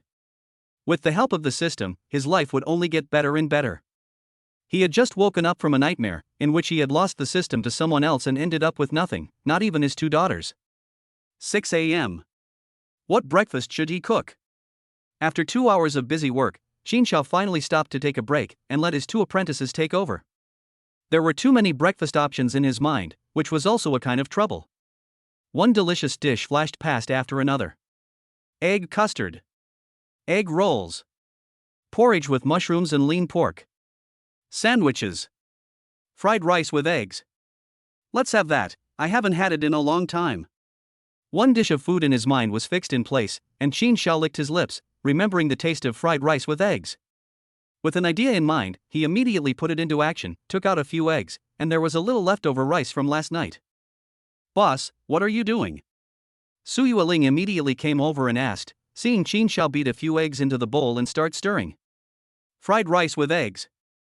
Xin Xiao didn't even lift his head, and continued stirring with chopsticks, making a crisp sound. Fried rice with eggs, I want some too. Without even thinking about it, Su Yueling hurriedly said, just taking a bite of buns in her mouth. You're not eating breakfast, how can you still eat? This time, Xin Xiao finally looked up and glanced at Su Yueling's stomach, thinking to herself that she could really eat. I can't eat anymore, what a joke, boss, I can eat a few more servings. Saying this with her mouth, she quickly handed the buns she hadn't eaten yet to the waitress next to her. Xiao Chen, this one is for you to eat. Manager Su, I've already eaten. Okay, I'm hungry again. Chen Hongying spoke insincerely under Su Yueling's watchful gaze, then took the plate and looked at the 5 buns on it, swallowing hard. Not bad. Clapping her hands, Su Yueling gave a satisfied smile, then looked at Qin Xiao and said, Boss, fry me a portion. Okay. After glancing at the leftovers, Qin Xiao nodded helplessly. The portion was not large, so if Su Yueling wanted one, he would have to eat the buns himself. What a good boss. Seeing that she could taste new food again, Su Yueling turned around and left, getting ready for the day's work. Get lost. After spending time together, Qin Xiao had a pretty good idea of Su Yueling's personality. If he hadn't given her what she wanted, she would have probably said something quite different, and she might have been buzzing around his ears like a bee. Yes, boss. Su Yueling had already left the shop, but she stopped in her tracks, turned around, put her hands together in a fist, and bowed slightly towards the inside. Boss, these buns, Chen Hongying didn't speak until Su Yueling had walked away. She held the tray with both hands, looking tearful. She had just eaten breakfast herself, but even if she hadn't, she couldn't eat the 5 buns. If she couldn't eat them, she would just put them aside and give them to the others when they came to work. Xin Xiao couldn't possibly put the buns back on the shelves and sell them again. Okay, boss, I'll get to work now. The branch next door would not open for business for another hour, and the waitresses had not yet come to work at that time. The employees in the store had tasted the buns in the store, and they could not eat breakfast at other stores. Even when it was their turn to rest, they would come early in the morning to finish breakfast before going back to rest. Xin Xiao did not say anything about this situation, and regarded it as a benefit for everyone. Besides, a few more buns were not worth much money, and it could make the employees feel a sense of belonging. In his opinion, it was a great deal. Master, the space here is still too small. Even if the restaurant removes 2 tables and adds 2 refrigerators, it will be no different from before. It is indeed a bit small. After today, remove all the tables and turn the whole place into a kitchen. Xin Xiao frowned, looked around the restaurant, and agreed with his apprentice. Once the 2 of them graduate, they will have to add 2 more stoves, so it might as well start preparing now. He also had another idea in mind, which was to recruit a few more apprentices, just in case the restaurant expands again in the future and they will be swamped with work. Chapter 47, a few $1,000s for a position. Noon. At the entrance to the island, several luxury cars stopped. A middle-aged man got out of the car, dressed in casual clothes and wearing a pair of whiteboard shoes. You guys just wait here, I want to take a walk alone. 20 years have really changed a lot. As soon as the middle-aged man got out of the car, some men immediately rushed out from the cars behind and stood next to him. Seeing this scene, the middle-aged man waved his hand impatiently, crossed his arms, and walked along the sidewalk towards the front. Boss.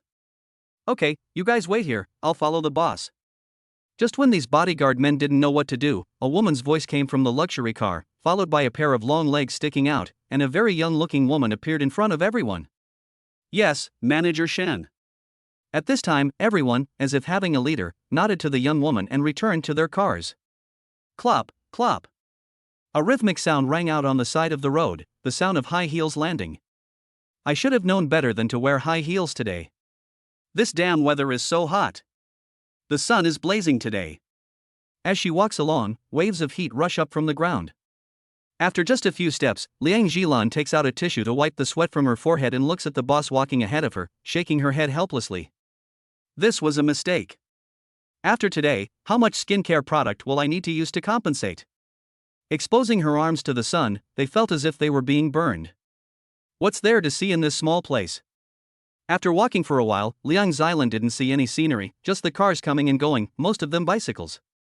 Nothing. She put her hand back in her bag again, but it was empty. She had used up all the tissues. Even though there was a kiosk nearby, Liang Jilan dared not take her eyes off the owner, and could only follow closely behind. 20 minutes later. It was now close to 12:30.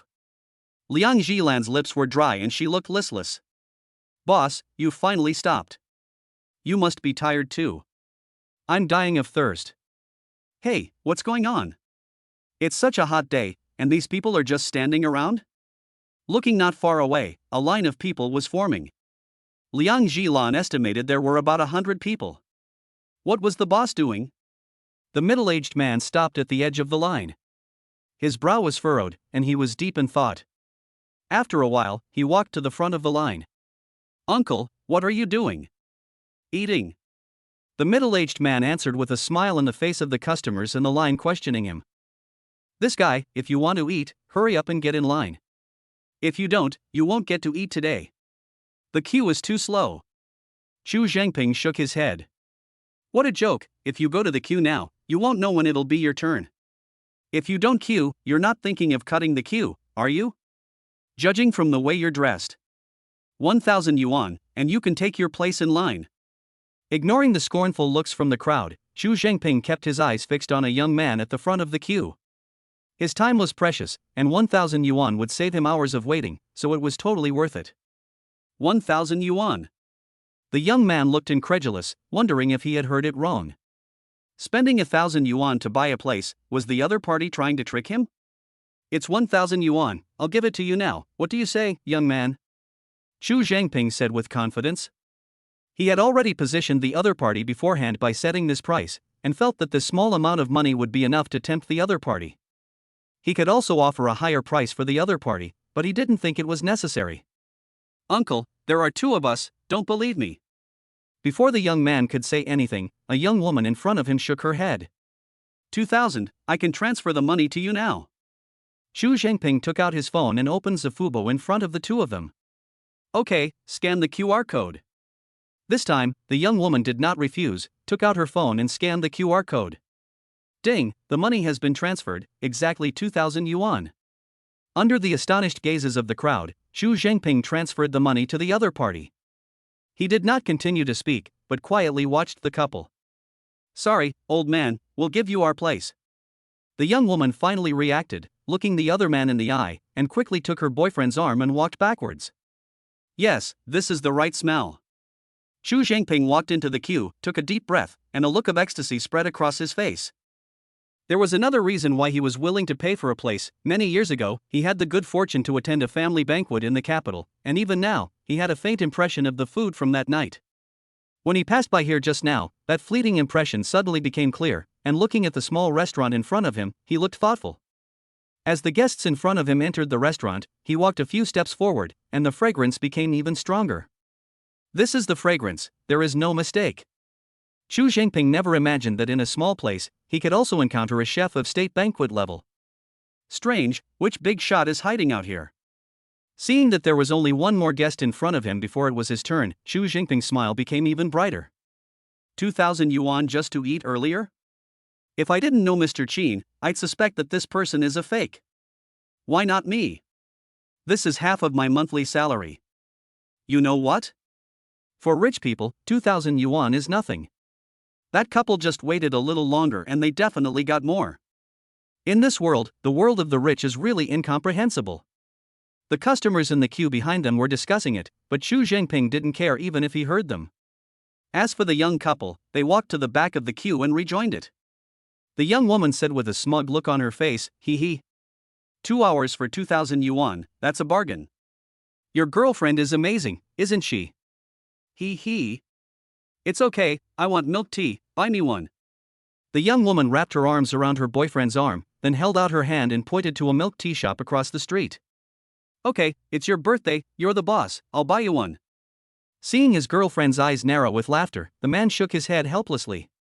He wondered if his girlfriend would come often after she had a taste of the sweetness. "Oh yeah, you buy yourself one too." "Got it." The man waved his hand and walked towards the milk tea shop across the street. "It's just a little while longer. I'll order a few dishes later." "I'm so clever." The woman excitedly clapped her hands, not caring what the people around her thought, as she wondered what had come to her mind. In just a short while, there were several more customers queuing up behind her. Chapter 48. This is delicious too. Hee hee. Boss, have some water. Liang Jilan saw that the boss wasn't going to keep walking, so she quickly grabbed the opportunity to buy 2 bottles of water and a pack of tissues. By the time she finished shopping, the boss was already standing in the queue. Her curiosity couldn't be restrained, so Liang Zhilan walked over. No more drinking, I said I was going to wander around alone, never mind, since you followed me, let's go in and eat together. Hearing the waiter call out the number inside the restaurant, Xu Zhengping called Liang Zhilan when he went in. Gilu gilu. Boss, aren't you thirsty? Liang Zhilan unscrewed the cap and drank half a bottle of water in one go. Not thirsty. Xu Zhengping licked his dry lips. How could he not be thirsty, having walked in the hot sun for nearly half an hour? Normally, he would definitely drink, but now he had to hold back and save his stomach for the food. Strange. Seeing that there was still half a bottle of water, Liang Zhilan finally screwed on the cap. The boss's behavior today made her unable to understand. 2, please follow me. Following the waiter, the two went up to the second floor. Hey, there are no private rooms. Boss, should we go somewhere else? Liang Zhilan's face showed disappointment when they went up to the second floor. In her opinion, the boss's status should not be dining in the hall with other people. Every time she went to a hotel before, it was the highest standard. No, just like this. Xu Zhengping took another deep breath, his face beaming with joy, and he no longer tried to hide his feelings. Boss, I'll order the food. Before he could even sit down, Liang Zhilan took out her phone and scanned the QR code on the table. I'll do it. Xu Zhengping put a hand on her phone to silence her, his face showing no room for argument. Boss, what's this? Liang Zhilan felt that her boss was acting very strangely today, even taking over the ordering of the food. After more than 10 years, I finally have the chance to taste it. Boss, it's ready. Xu Zhengping ignored his subordinate's words, focusing on the page on his phone as he kept tapping his finger, more than 10 times in a row. He looked up at Liang Zhilan with displeasure on his face, and said, I don't need you to remind me, I have money. It seems like I made a mistake letting you follow me. No, boss, if you keep ordering, there won't be enough room to put it all down. Seeing that the boss was about to lose his temper, Liang Zhilan quickly pointed at the table in front of her. If it won't fit, how can? Xu Zhengping's voice suddenly rose, and the next moment he immediately shut his mouth and stared blankly at the palm-sized dining table in front of him. How could he have forgotten this? If the food tastes like he remembers, then the owner of this restaurant is really blind. Doesn't he know that it's best to make money off rich people? Cough. Coughing, he picked up the teapot on the table and poured himself a cup of tea. Boss, you'd better just drink water. QV Zhengping, who had just taken a sip of tea, frowned slightly, a look of doubt on his face.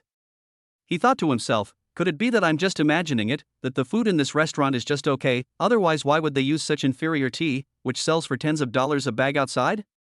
Good. Accustomed to drinking tea brewed with the finest tea leaves, at this moment QV Zhengping could only feel a trace of bitterness in his mouth, so he took the mineral water and took a sip. Boss, why did you want to come here to eat? After a while, Liang Zhilan finally couldn't hold back her curiosity and asked hurriedly. Why? It's a secret. Just now, there was still a hint of disappointment, but after observing the surrounding guests, Xu Zhengping's face once again revealed a smile. A secret? Ha!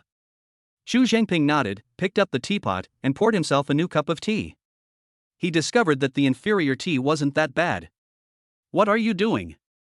While the two waited, a waiter came over with a folding table, opened it and placed it next to their table. I don't know either, sir. Our manager told us to do it. The waiter didn't know why either, and he wondered why manager Su had told him to do it. You don't know either. It's nothing, sir. I'll get back to work. Okay. Not long after the waiter left, the two finally understood what was going on. As one dish after another was served, the folding table came in handy. Not bad, I knew I wouldn't go wrong.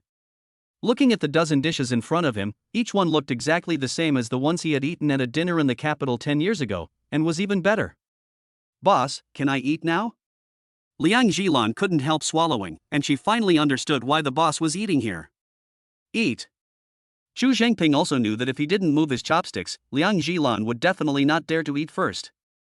At this moment, he still had a trace of doubt in his heart. This restaurant was so popular, but why did the dishes he ordered come to the table so quickly? It was all served in just 10 minutes. Even in those top hotels, it might not be so fast. He saw that there were several tables of guests who had entered earlier than him, and they had not yet been served their first courses. Boss, do you know the owner of this restaurant? Liang Zhilan couldn't help but ask, hearing the grievances of the customers around her. I don't. Grabbing a pair of chopsticks, Xu Zhengping glanced at the food on the table. It was all to his liking, so he reached for the poached shrimp, picked one up, and put it in a bowl before starting to peel the shell. Poaching is the simplest and most delicious way to cook. The cooking technique comes from Cantonese cuisine. It involves boiling water or soup, adding the ingredients, and then removing them when they are just cooked. Since no colored condiments are added to the soup, it is called baijiu. The characteristics of poached dishes are their elegant colors, crispy and tender textures, and diverse flavors that do not destroy the original fresh, sweet, and tender flavors of the ingredients. After peeling the shrimp shell, Xu Zhengping did not dip it in soy sauce, but put the whole thing in his mouth and chewed slowly. He only saw his eyes light up, and then he closed his eyes, shaking his head while chewing slowly, his face showing a look of ecstasy. This seafood is delicious in its original form. Is it really that good? Doubtful, Liang Jilan also picked up a boiled shrimp, but she ate it differently. After peeling the shell, she added a little soy sauce. After putting the peeled shrimp in her mouth, Liang Jilan took a bite. She felt a burst of juice, and under the cover of the soy sauce, there was a sweet, silky feeling. Now she finally understood why the boss didn't dip it in soy sauce. It's delicious. Unlike Xu Zhengping's careful chewing, she chewed a boiled shrimp a few times in her mouth before swallowing it. What a waste! Seeing Liang Jilan's eating style, Xu Zhengping shook his head and picked up a piece of braised pork, which was his favorite. However, now he rarely eats it. There's no way around it. When you reach middle age, you can't compare eating to when you were younger. You can't eat a lot of many things, or even eat them at all. Today, he doesn't need to think about these things. He wants to enjoy a good meal. It's been a long time since he's been able to eat like this. It's still so satisfying to eat like this. After tasting the braised pork, Xu Zhengping felt that this wasn't enough, so he directly picked up the plate and poured the soup into the rice. Then he picked up a piece of braised pork and directly scooped up a mouthful of rice, narrowing his eyes again and chewing carefully. Chapter 49, This meal was a real bargain. I'm so full. Liang Jilan leaned back in her chair, her hands resting on her slightly distended stomach. Her brow was furrowed and her face revealed a hint of pain. She never imagined that she would one day feel pain from eating too much. Xu Zhengping was slightly better off. He felt like he couldn't eat anymore, so he put down his chopsticks. He glanced at the table once more, his eyes flashing with regret. There were more than 10 dishes on the table, and most of them went into Liang Jilan's stomach. After a while, she stood up, wrote down the table number, and prepared to go downstairs to pay the bill. Boss, I'll do it, you sit for a while. Seeing that Xu Zhengping also got up, Liang Jilan hurriedly asked him to sit down. Let's go out together, we've eaten too much, we need to move around a bit. Xu Zhengping's face showed a look of reminiscence, and he couldn't help but smile bitterly to himself. With his personality, knowing that there is a chef of state banquet level here, he will have to come here often in the future. After the two left, a waiter immediately came over to clean up. The guests nearby started talking, and a few of them, with their nosy nature, came over and asked, "Beauty, who were those two guests?" Not bad, the food was served so quickly. They must be important people, especially the middle-aged man, he has an extraordinary air about him, and I could never afford to dress like that with a year's salary. Before the waiter could say anything, the guests around him started asking a lot of questions. Sorry, everyone, I don't know anything about that. As for why it happened the way you say, it was arranged by our manager. Okay, I still have to work, sorry. After the waiter finished speaking, he looked up for a moment, as if he was afraid of being seen slacking off. This kind of situation, when it happens to a waiter, seems really abnormal to the guests around. Hey, beautiful, tell us. Quickly clearing the plates on the table, the waiter notices that this table of guests has eaten quite cleanly. No, not just this table, almost every guest who comes in, they don't even spare the leftover soup in the plate at the end, and even if they can't finish it, they'll take it away with them. Everyone, if you have any questions, please go ask our manager Sue. Excuse me, I don't want to be seen by the boss. It's just a waitress job, beautiful girl, if your boss doesn't want you, I'll help you find a better one. Thank you for your kindness, I like this job. Wiping the table clean, the waitress didn't linger and left pushing her cart. She didn't want to lose this job. The salary wasn't high, but she could eat the boss's meals every day, and that's what she valued. She hadn't seen the long queues outside, standing in the hot sun for an hour or two in order to taste the food. The salary is not high, but if you convert it into money, it's a different story. Their work meals are pretty good. If you calculate according to the prices on the menu, the food bill for a day is several hundred yuan. At the end of the month, when you add it to the salary, it's almost 20,000 yuan. What they should be worried about now is their weight. With such good food every day, a few pounds gained a month is no big deal. Dear guests, your bill is 6,238. Would you like to pay by card or electronic payment? Card. The middle-aged man pulled out a bank card and handed it to the receptionist. Boss, this is less than 7,000, it's too cheap. Liang Jilan couldn't believe her ears when she heard the price. If the food she just ate was in those top hotels, she would have paid no less than 20,000. It is indeed very cheap, but the environment is a bit hard to accept. Among the dishes just ordered, there is one dish that is priced at 8,888 yuan in top hotels, but only 888 here, a tenfold difference in price, and the taste here is even better. Xu Zhengping now even more wants to meet the chef behind the scenes. He did not leave after paying the bill.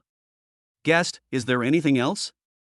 The receptionist girl frowned slightly and asked with a smile, if the other person does not leave, the guests behind cannot pay the bill. Boss, do you have something else? Liang Jilan saw the guest who wanted to pay the bill and frowned, showing an unhappy expression on her face. She hurriedly walked over to Xu Zhengping's side. I want to meet your hotel chef. Can you let me know? Meet our boss. The receptionist's face froze for a moment. This was the first time she had encountered such a situation. This guest had an extraordinary temperament. She couldn't make a decision on her own, so she hurriedly asked for help and looked at her colleague. Guest, please wait here. Wait. Sorry to interrupt you, but I'll move out of the way. Without waiting for the other person to finish speaking, Xu Zhengping immediately understood what was going on and quickly moved out of the way. Please wait a moment, I'll go ask Manager Su. There were two people in charge at the front desk. Instead of making a phone call, they went directly to find someone. At this time, Su Yueling was definitely too busy to answer the phone. Nothing, just a moment of curiosity, I want to see what chef is hiding here. Xu Zhengping carefully scanned the surroundings, a flash of light in his eyes. Just to meet, boss, I don't believe it.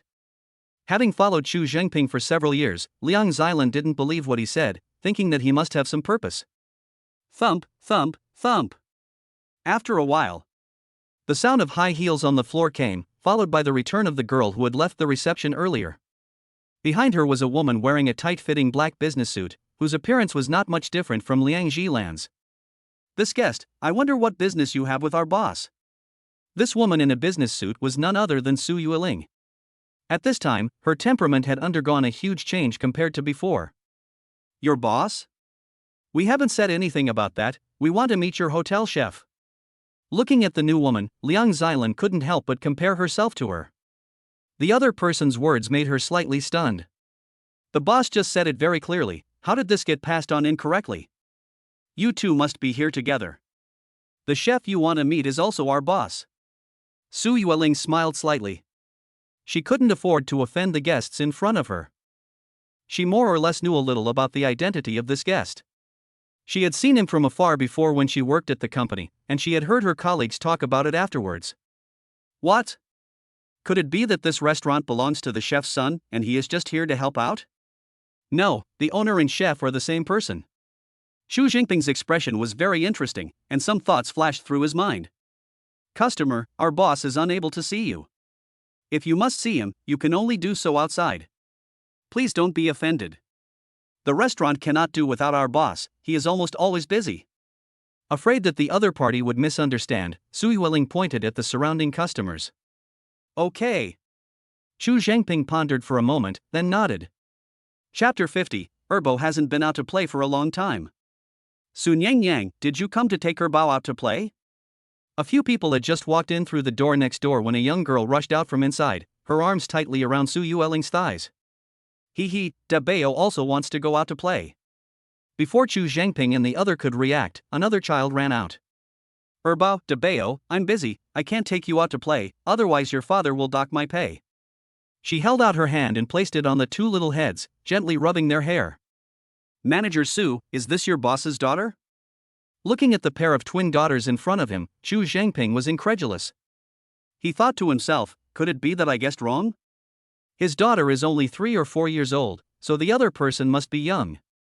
In his opinion, someone with such culinary skills must be at least 50 years old. Could it be that she had a child in old age? Yes, isn't she cute? Su Yueling now had some doubts. If she continued to work here, would her previous thoughts be shaken, and would she not get married and have children before the age of 30? A strange look flashed across Chu Jingping's face, which quickly returned to normal. He nodded in response, looking at a busy back in the shop. She's too young. He didn't need to go over there to see, and he believed that the other person wouldn't lie to him. It was just a back, and she couldn't be more than 30 years old. At this moment, Chu Zhangping began to doubt life. If there's nothing else, I'll get back to work. Seeing that the two were standing still, Su Yueling took the two young men's hands and was about to leave. Manager Su, here's my card, please give it to him later and tell him that Chu has something to discuss with him, and he can contact me at any time. Chu Zhengping thoughtfully looked at the kitchen again, placed the business card in Su Yueling's hands, and then turned and left. Boss, wait for me. Thump, thump, thump. Seeing the boss leave, Liang Zhilan hurriedly chased after him. She was really curious about what Chu Zhengping had just done, because not just anyone could get the boss's business card. Usually no one can get one, but now the boss has given it to someone else. Boss, why did you give out your business card? I can't say, but you'll find out later. After catching up, Liang Zhilan finally couldn't help but ask. Later, boss, I know, you're not thinking of investing in this restaurant, are you? Being able to stay by Chu Jingping's side, Liang Zhilan is no fool. After a moment's thought, she immediately understood what was going on. Yes, I won't go back tonight, I'll stay here. You tell the others to go back and come back tomorrow. Okay, boss. Liang Zhilan glanced back at Qin's restaurant and thought to herself, the owner of this restaurant has smoke billowing from his ancestors' graves, and he actually managed to get into the boss's good books, so he's going to invest in him. You can go back too. Boss, just let me stay with you, maybe I can even help out. Won't you get tired following me? Chu Zhengping pointed at the clothes his subordinate was wearing. They were quite eye-catching in normal times, but now it was different. How many people do you see shopping in professional attire and high heels in the street on a hot day? Fine, you haven't been back for more than 10 years, so you can accompany me on a proper shopping trip today. In the end, Chu Zhengping still nodded his head in agreement. He knew that if he didn't agree, Liang Zhilan would just follow behind him as before. Boss, I've always wanted to visit the Whampoa Military Academy. Why don't we go there first? Whampoa Military Academy? Hearing this name, a flash of despondency passed through Chu Jingping's eyes, but he concealed it. Liang Zhilan, who was standing nearby, did not notice it. He nodded, okay, let's go there first. 9 p.m. Boss, a customer came today and wanted to see you about something. You were so busy at work that I refused to let him in. Before he left a business card and said to call him when you have time. After finishing work, Su Yueling found the business card in her pocket and remembered that she had almost delayed the boss's important matter. She believed that Chu Zhengping's request to see the boss must be no small matter. What kind of customer?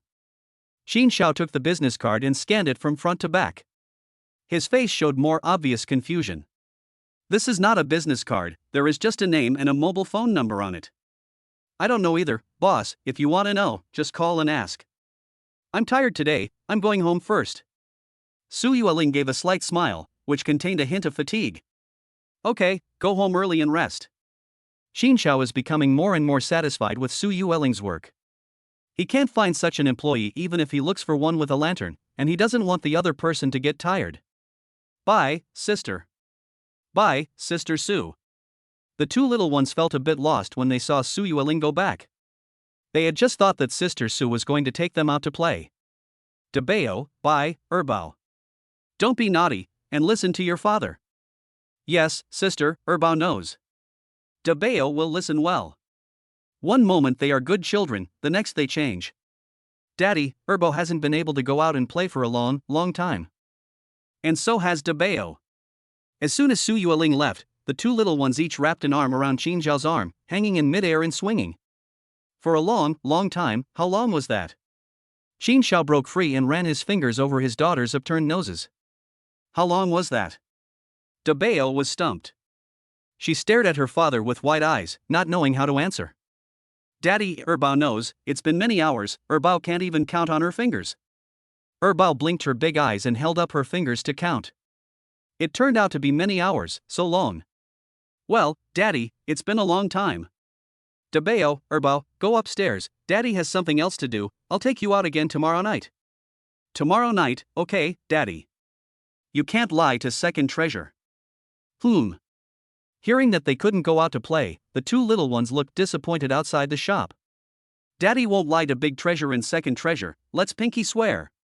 Xianxiao already knew the dispositions of his two daughters, so when he held out his finger, big treasure and second treasure's faces once again beamed with smiles. Daddy, let's pinky swear, whoever lies will be a dog. Okay, you go back to the second floor first, and I'll come up later. Okay, Bao understands. Hurry up, Daddy. Okay, Bao will be scared alone. After Bao finished speaking, he immediately turned around and ran away. Bao is not scared. Bao, you're a bad guy, don't run. Having received Qin Zhao's assurance, the two little ones walked one after the other, stepping on the escalator and heading towards the second floor. Ha ha. I really can't do anything with these two. Watching his two daughters go up to the second floor, Xianxiao couldn't help but laugh. He held his business card in front of his eyes. Should I give them a call? The person on the card, he doesn't know. Xianxiao hesitated whether to contact the other party. It's better to give them a call, no matter what it is. The other person left their card. As a matter of etiquette, I have to contact them. In the end, Xianxiao still took out his mobile phone and pressed the number to contact the other party. Chapter 51, Invest 20 million. 10 p.m.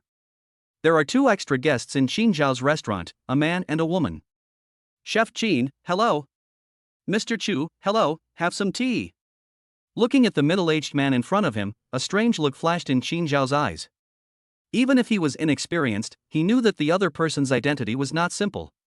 After contacting the other person an hour ago, Xu Jinping agreed to meet him at his restaurant, saying that there was something important to discuss with him and that he must not refuse.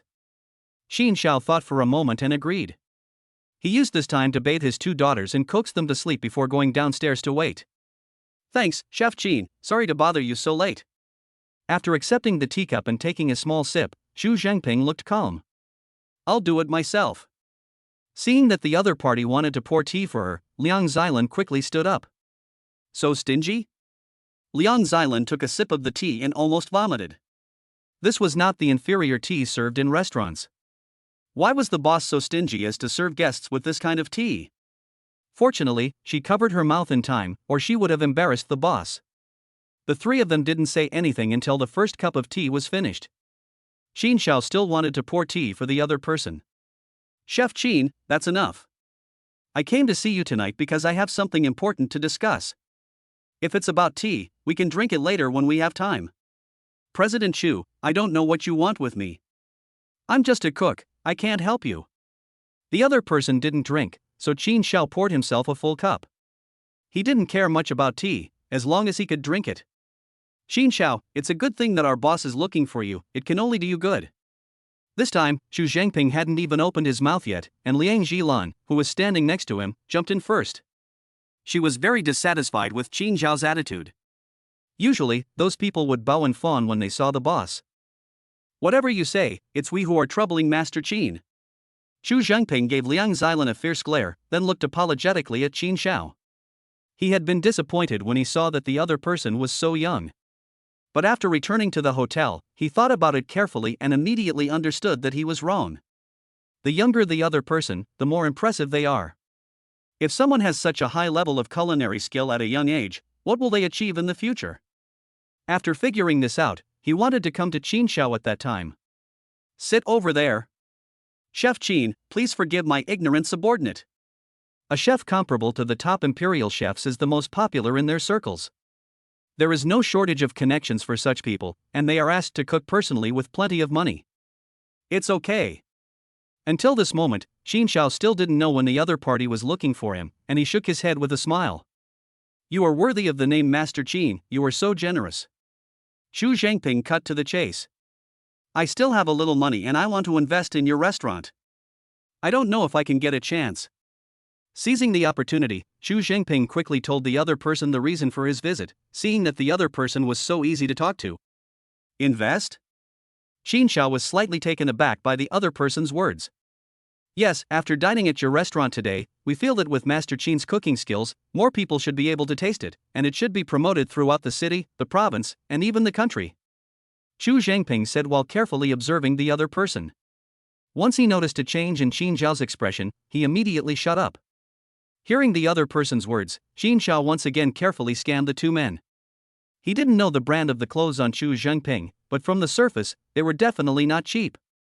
Hiss, this watch. The watch that Chu Zhangping was wearing, Qin Zhao knew, because someone in their class also had one. Anyone who could afford this watch must be worth at least a few million, but if that was all the other party had, it wouldn't be much help to him. Master Qin, Chu was truly interested in investing. Seeing that Qin Zhao was not speaking, Chu Zhangping continued speaking in a very sincere tone. President Chu, what did you just say? I'm sorry, I was just daydreaming. Master Qin's culinary skills are immeasurable. You invest in the form of technology, and I will invest 10 million, accounting for 10% of the shares. A trace of determination flashed in Chu Zhangping's eyes, and he quickly made up his mind. 10 million. The other party's offer made Qin Zhao's heart soar. He never imagined that he had underestimated the other party. To be able to come up with 10 million for investment, he is definitely a billionaire. 15 million, and the shareholding remains unchanged. Just as Qin Zhao was about to nod in agreement, Chu Zhangping's offer once again made him come to his senses. He looked at the other person quietly, not refusing or agreeing. At this moment, Qin Zhao's surface appeared to be calm, but in fact his heart was like the waves of the sea, one wave after another, fluctuating and uncertain. Qin Zhao, don't be too greedy. Our boss has already offered 15 million. Do you know what that means? The two of them didn't say anything, but Liang Jilan on the side finally couldn't hold back. In her opinion, the boss was really confused this time. The broken shop, from top to bottom, was not worth 5 million, let alone the fact that the two houses might not belong to each other, and they might be rented. In that case, 500,000 would be a bargain. This time, Chu Zhangping did not intervene. He wanted to see Qin Zhao's reaction. Is 15 million a lot? Thinking that in half a month, he would be able to receive a system reward of 50 million, Qin Zhao's mood suddenly calmed down. He asked Liang Xilan back with a blank expression. Without giving the other person a chance to speak, Qin Zhao continued, less. I will give up to 5% of the shares. Qin Zhao had no business experience, but the other person's price increase made him realize his importance. He had to look at the long term. 20 million, 10% of the shares. Chu Zhangping's expression froze slightly, and then he raised the price again. In his opinion, this was a surefire business. Give him 10 years, and he guaranteed that the market value would be 10 billion. No, 5 years would be enough.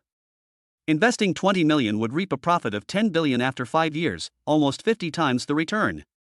At this point, he still wasn't willing to let other businessmen take notice, because by then it wouldn't be 20 million.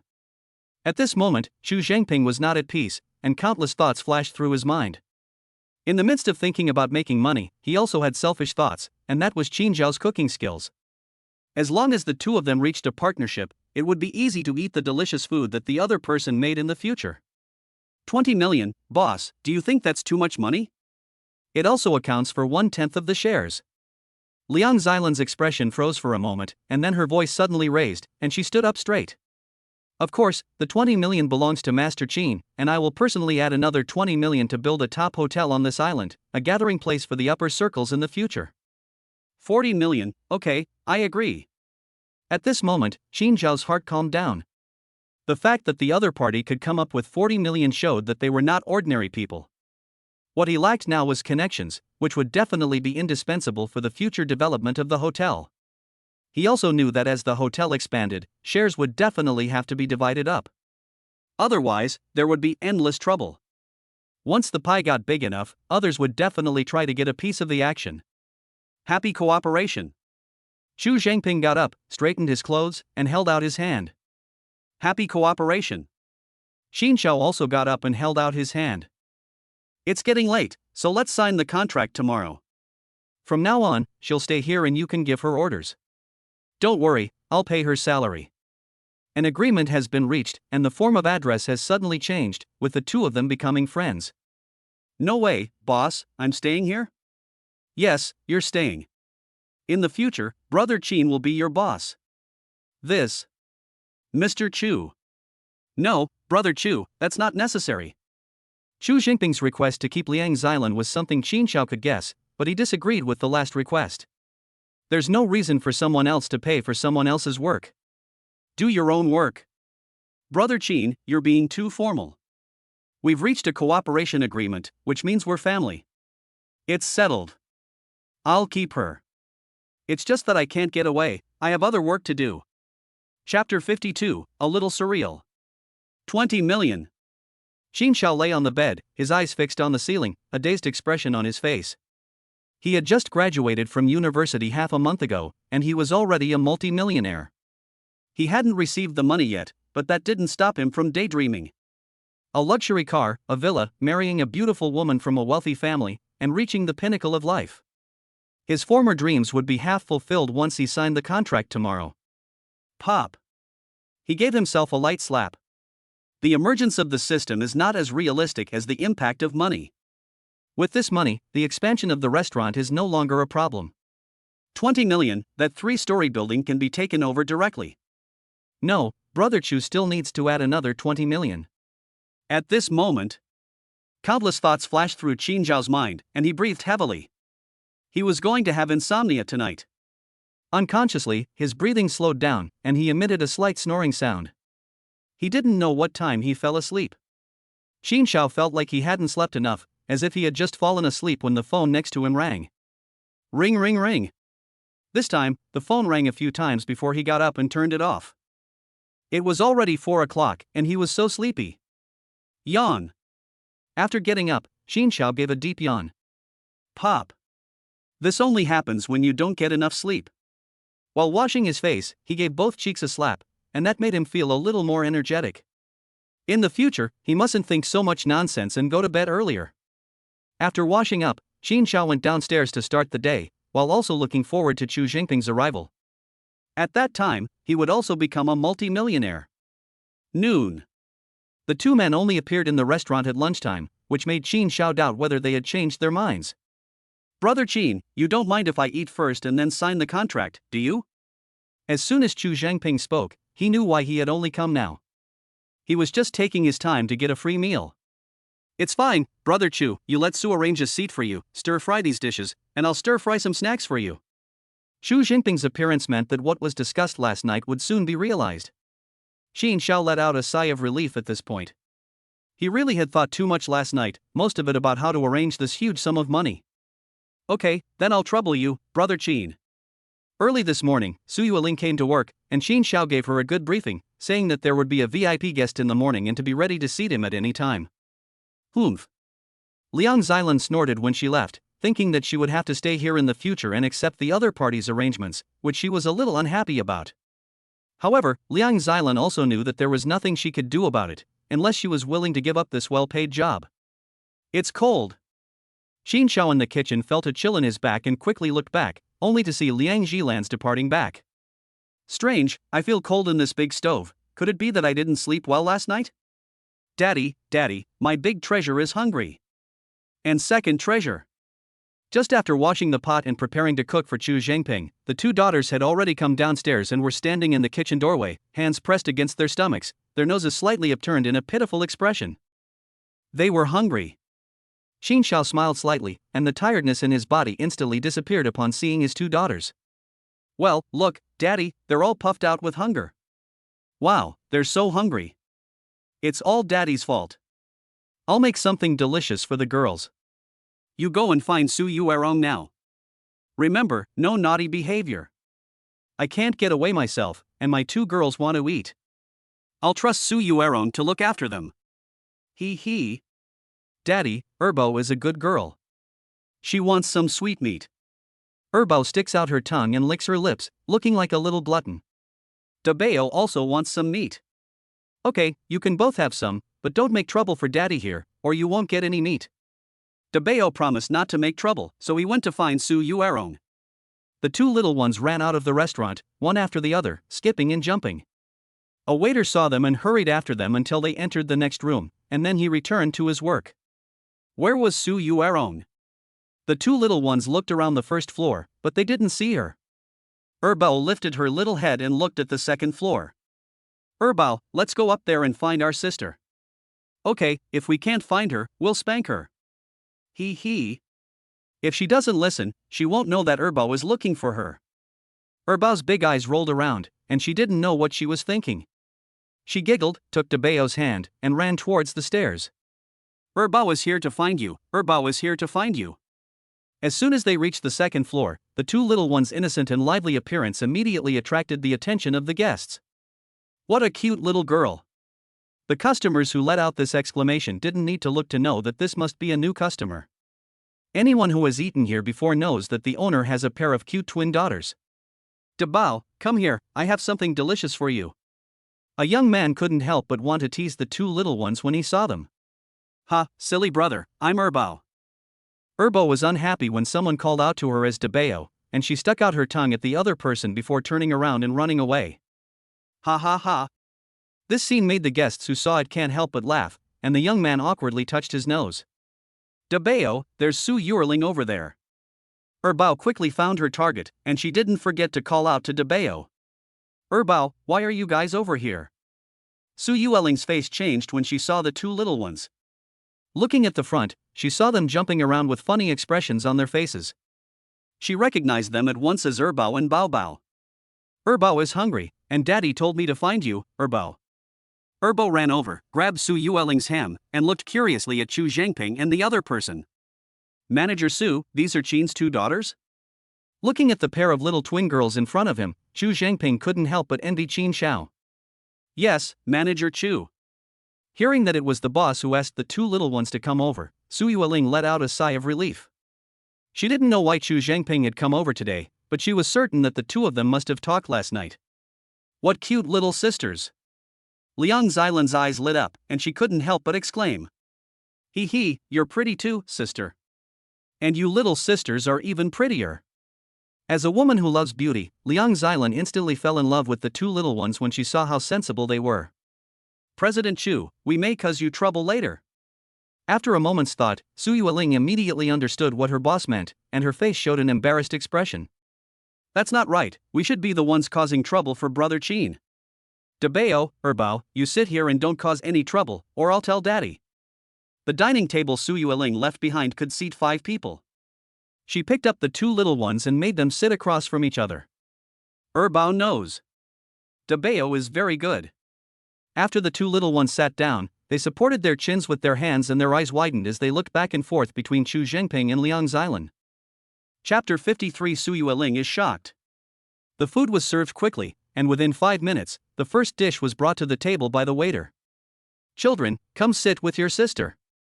For some reason, Liang Xilan really liked the two little ones in front of her. Sister, I'm scared, Daddy will spank Big Treasure. Bao moved a little, and finally shook his little head and sat down. You are Bao, sister will give you a fight after the war, Dad dares not hit you. At the thought of having to accept Qin Zhao's management in the future, Liang Xilan gritted her teeth. Really? Bao glanced at Su Yuerling beside her. Su Yuerling nodded, and during dinner, she carefully surveyed the woman in front of her. From the conversation just now, she learned that the other person would be staying, and suddenly, she felt pressure. Manager Su, Liang Xilan will be staying here from now on, please take good care of her. If there's anything she does wrong, just let me know. Up until now, she still didn't know why the other person was staying, and her boss hadn't said anything to her either. All she knew was that she had a competitor. Great, Bao will go over there right now. Bao's excited squeal suddenly pulled Su Yuerling back from her thoughts. Without needing anyone's help, Bao slid down from the chair. In her opinion, she would no longer need to be afraid of her father, as she would have someone to stand up for her in the future. Hee hee. Sister, my dad is very fierce. Aren't you afraid? Very fierce? Liang Xilan was stunned. She didn't know how to answer, and glanced at Su Yuerling. Bao nodded, and her little hand reached out for a dish of food on the table. Hey, Bao. Su Yuerling looked up and saw what was happening, and quickly warned her. Su Nangjie, Bao didn't steal any food.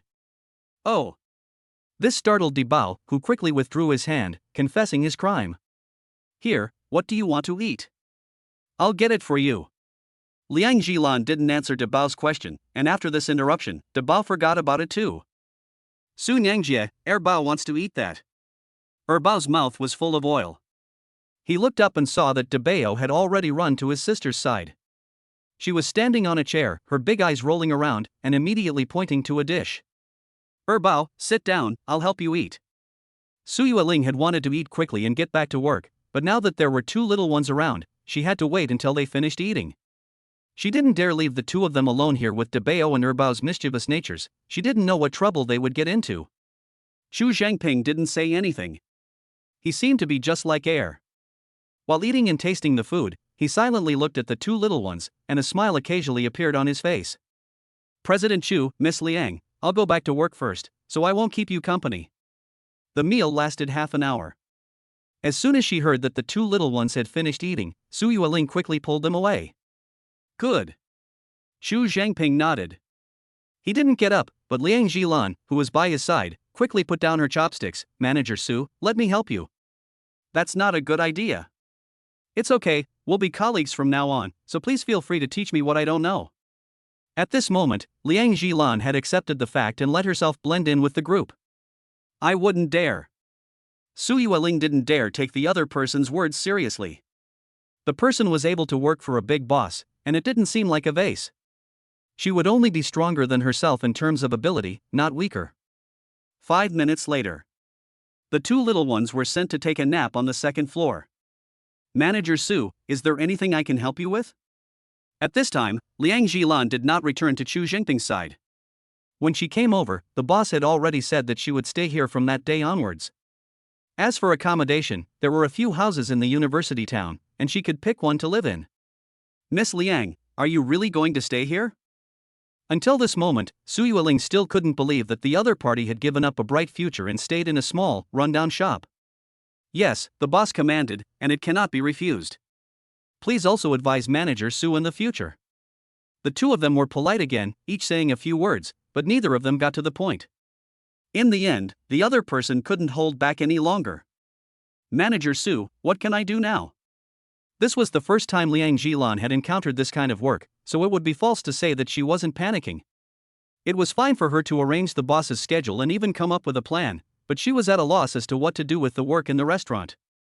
Miss Liang, I'm not qualified to arrange what your job is, but you can now stay by my side, and the boss will assign you work.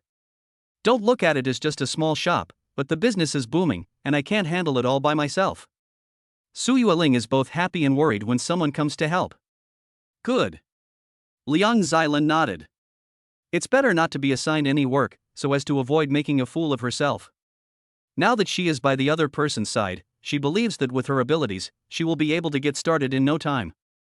Ms. Liang, don't look at our hotel, there is a lot of work to do. Now that you are here to help, I finally have time to take a break. Manager Su, we will be colleagues from now on, so it's not polite to keep calling me Ms. Liang. I'm XX years older than you, so it's fine to call you Lan Mei, right? XX years, I'm YY years old, I'm a year older than you, so it's fine to call you Lan Mei, right? Once this woman lets her guard down and they have something in common, they'll soon be like real sisters. Su Yueling took the lead, one teaching earnestly, the other learning attentively. In the course of an afternoon, Liang Jilan felt like she was back on track again, and that the new job wasn't as difficult as she had imagined. Lan Mei, are you saying that you always invests 20 million for our boss? Yes, but these 20 million are only for purchasing 1/10 of the shares, there are another 20 million to come. Ha! On hearing this huge sum of money, Su Yueling couldn't help but let out a gasp. She had given up a high salary to stay here, just so that she could eat delicious food every day. She never imagined that after such a short time, she would have the opportunity to restore her previous treatment, and even surpass it. 20 million only accounts for 1/10, which means that this small, rundown shop is worth 200 million. This is what she has earned in her entire life. She never imagined that someone of a similar age to her, who had just graduated, would have reached the pinnacle of her life. Right, the salary here is not high, and you are willing to stay? At this moment, Su Yueling thought of something and hurriedly reminded the other person. Su, you don't need to worry about this. My salary is still paid by the big boss. 30,000 yuan a month. In Liang Jilan's opinion, Xu Zhangping was her first boss, and Qin Xiao was her second.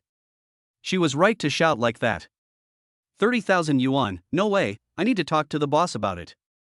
I'm only making 8,000 yuan now, the difference is too big. As soon as she heard the other person's treatment, Sui Willing didn't wait for her to finish speaking, and her face showed her unwillingness. Liang Jilan had something else she wanted to say, but when she saw that the boss was offering her a house, she quickly stopped talking, not wanting to cause the other person any more distress. 8,000 yuan. Liang Jilan couldn't help but pat her plump chest. If she were treated like this, she might as well resign on the spot. She couldn't understand why Sui Willing stayed. After an afternoon of studying, the work here was even more exhausting than before. Another thing was that she discovered that Su Yueling was quite capable, even more so than her. Yes, no, I want a pay rise, at least 10,000 yuan. Chapter 54, Behavior of a Nouveau Riche. Ding, the wealth treasure has arrived, 20 million yuan. It sounded like music to his ears, and Qin Xiao could no longer hold back his ecstasy. His right hand, which was holding the phone, trembled slightly. This was 20 million yuan that would belong to him alone in the future. Before he got the system, he would never be able to earn this huge sum in several lifetimes. Now he could get it just by signing an agreement, and his name Qin Xiao was worth 20 million yuan. Boss, Mr. Chu is calling you. Seeing Qin Xiao freeze up, Chu Zhengping shouted a few times without getting a response, and Su Yueling hurriedly reminded him. Brother Chu, I'm sorry, I just got lost in my thoughts, what did you say? Qin Xiao, there are still many things to do at the company, Brother Chu can't stay here for long, he has to go back now, come by in the future if you have time, please don't mind if I disturb you. Chu Zhengping held out his hand, and the two men shook hands tightly. Brother Chu, you're being too formal. Come over anytime in the future, I'll prepare good wine and food for you. Ha ha. Brother Qin, you said it yourself, I'll remember that. Qin Xiao walked the other person to the door, and at this time, there were several luxury cars parked outside, all of which he had seen on the internet, each worth no less than 1 million.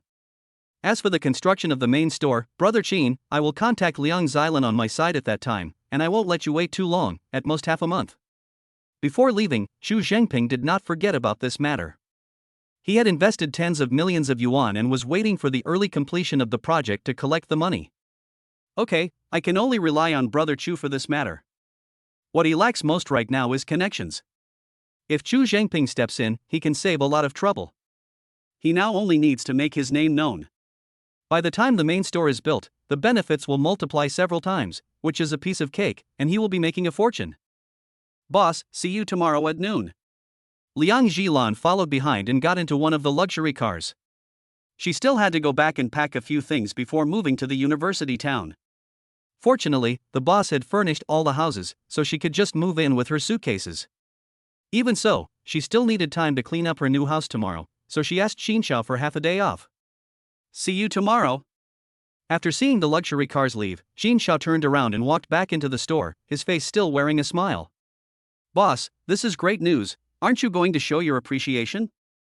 Seeing that Qin Xiao was in a good mood, Su Yueling knew that her chance had come and quickly caught up to him. What do you want? He. I asked Liang Jilan today, and her salary. Oh, that's what this is about. I was just about to tell you that your salary will be 10,000 in the future. Before Su Yueling could finish speaking, Qin Xiao interrupted her and offered the other person a 2,000 salary increase. He felt good in his heart that he, as the boss, was so good to his subordinates. In less than a month, his salary had increased several times in a row. 10,000, and only an increase of 2,000. Su Yueling still wanted to mention Liang Jilan's salary. Even if it wasn't as high as the other person's, the boss wouldn't give too little, at least half. Unfortunately, Qin Xiao didn't give her the chance. What, do you think it's too little? No, 2,000 is fine, thank you boss, I'm off work now. Afraid that Qin Xiao would change his mind, Su Yueling turned around and left after she finished speaking. Is 10,000 really so little? He had just seen the disappointment on Su Yueling's face, but he just didn't say anything. Forget it, it's really not much, I'll add more later. The shop is so small now, I can't add anymore. Ha ha. Now that there's 20 million, I have to plan carefully how to spend this huge sum of money. That incident just now was quickly forgotten. Qin Xiao took out his phone and looked at the balance of his wealth builder account, suddenly giggling a few times. It's getting late, I'll transfer money to my family tomorrow. It was already 10 o'clock at night when Qin Xiao finished all this, and his two daughters had already fallen asleep. Main task, earn 1 million within 1 month. Progress, 28012410000000 20:08:41:14. Unfortunately, this money has not been counted by the system, otherwise the task would be complete. Looking at the floating light screen panel in front of him, a look of regret flashed across Qin Zhao's face. Now that there is money, the 3-story building can be rented out and renovated. In the future, breakfast will be sold here, and the other side will focus on dinner. Thinking about what Xu Zhangping told him, Qin Zhao agreed. The contract the two signed clearly stated in black and white that Xu Zhangping's share of the profits would be calculated from the day the main restaurant opened for business, and that before that, all the money earned would be Qin Zhao's. As for the other employees, Xu Zhangping could handle them, but the chef was a problem. The customers come to him, but once his range of experience expands, he won't have the time to take care of everything. This system is too simple. It seems that I can only rely on myself. It doesn't matter if I take on 2 or 10 people. I don't lack money now, so I'll start recruiting some apprentices tomorrow, preferably ones who like this line of work. He is very satisfied with the 2 people he has now. They come in early every morning and are the last to leave. He doesn't want to waste his time by hiring employees who get tired halfway through their training and quit. Qin Zhao is a man of action. Thinking of this, he sat up immediately, took out his phone and prepared to post recruitment information online. The mobile network is so slow, I need to buy a new one. Qin Zhao shook his head as he watched the phone page scroll for a few seconds before refreshing. Not only does he need to buy a phone, but also some furniture and appliances. Looking around the room, it was empty, except for a table and a wardrobe. With 20 million yuan in his hands, Qin Zhao kept tapping on his phone. He now had only one thought, and that was to buy. Phone, buy. Some reason, must support domestic. TV, buy. Computer, buy. Refrigerator, buy. Sofa, buy. Dolls. After buying a large amount of things on a certain treasure site, Qin Zhao suddenly remembered that his 2 daughters did not even have a decent toy. He reached out and touched his daughter's hair in her sleep. 368 won, buy. 666 yuan, buy. Now Qin Zhao is no different from a nouveau riche. When he sees something he likes, he doesn't even look at the price, especially when buying for his daughters. Usually, he would never buy a doll for a few hundred yuan. A puzzle is only a few dozen yuan, buy it. A princess house for girls to play house, buy it. He kept clicking for a few more minutes. He couldn't buy any more, or else there wouldn't be enough room in the house. Looking at the things he had bought, which had cost a total of 70,000 yuan, Qin Zhao couldn't help but be shocked. No wonder everyone likes shopping, so this is where the fun is. After all this, he continued to edit information, post job announcements, and finally checked it over again. He felt that there were no problems, so he put the phone away. I've bought so many things, I think I'll have to trouble the store staff tomorrow. Okay, go to sleep, I can't be like last night, or I'll be tired again tomorrow. Closing her eyes, Qin Zhao tried her best to calm herself down and stop daydreaming. A dreamless night. Chapter 55, A call from my parents back home. Ring ring ring. The phone rang for more than 10 seconds, and then it hung up. Ring ring ring. A few seconds later. The ringtone sounded again. However, Qin Zhao, who was busy in the kitchen, seemed not to hear it and continued to mix the filling. The 2 apprentices worked hard, and with Qin Zhao's guidance, they kneaded the dough, which was already 1/3 as good as his. Together with the filling prepared in advance for them, the buns they made were indistinguishable to the ordinary person. He had to prepare today's filling and hand it over to the 2 of them so that he could devote his full attention to the main meal. Master, someone is looking for you. The 2 apprentices on the side heard the ringtone as soon as it sounded, and they saw that the master didn't respond, so they thought he didn't want to answer it and ignored it. But then the ringtone kept going, as if the other party was in a hurry and had to get in touch with Qin Zhao. After observing for a while, the 2 apprentices realized that the master wasn't ignoring the call, but was actually unable to hear it. At that moment, the 2 apprentices couldn't help but admire their master.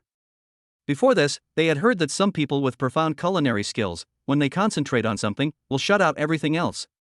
One of the apprentices walked over, glanced at it, looked at the note on top, and quickly picked up the phone. Who's calling? A voice came from his ear, which made Qin Zhao snap back to reality.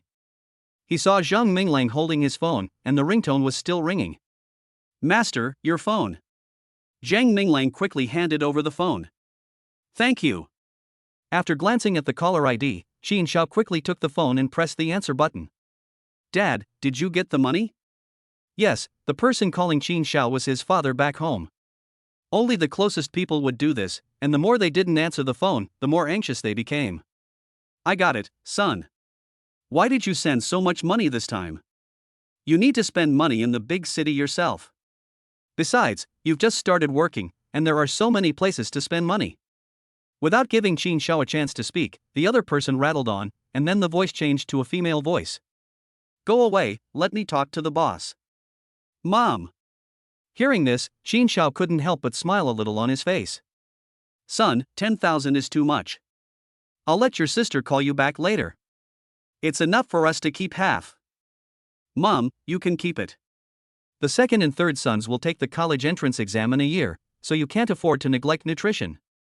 Don't worry, I'll keep some for backup. There's one more good thing I forgot to mention.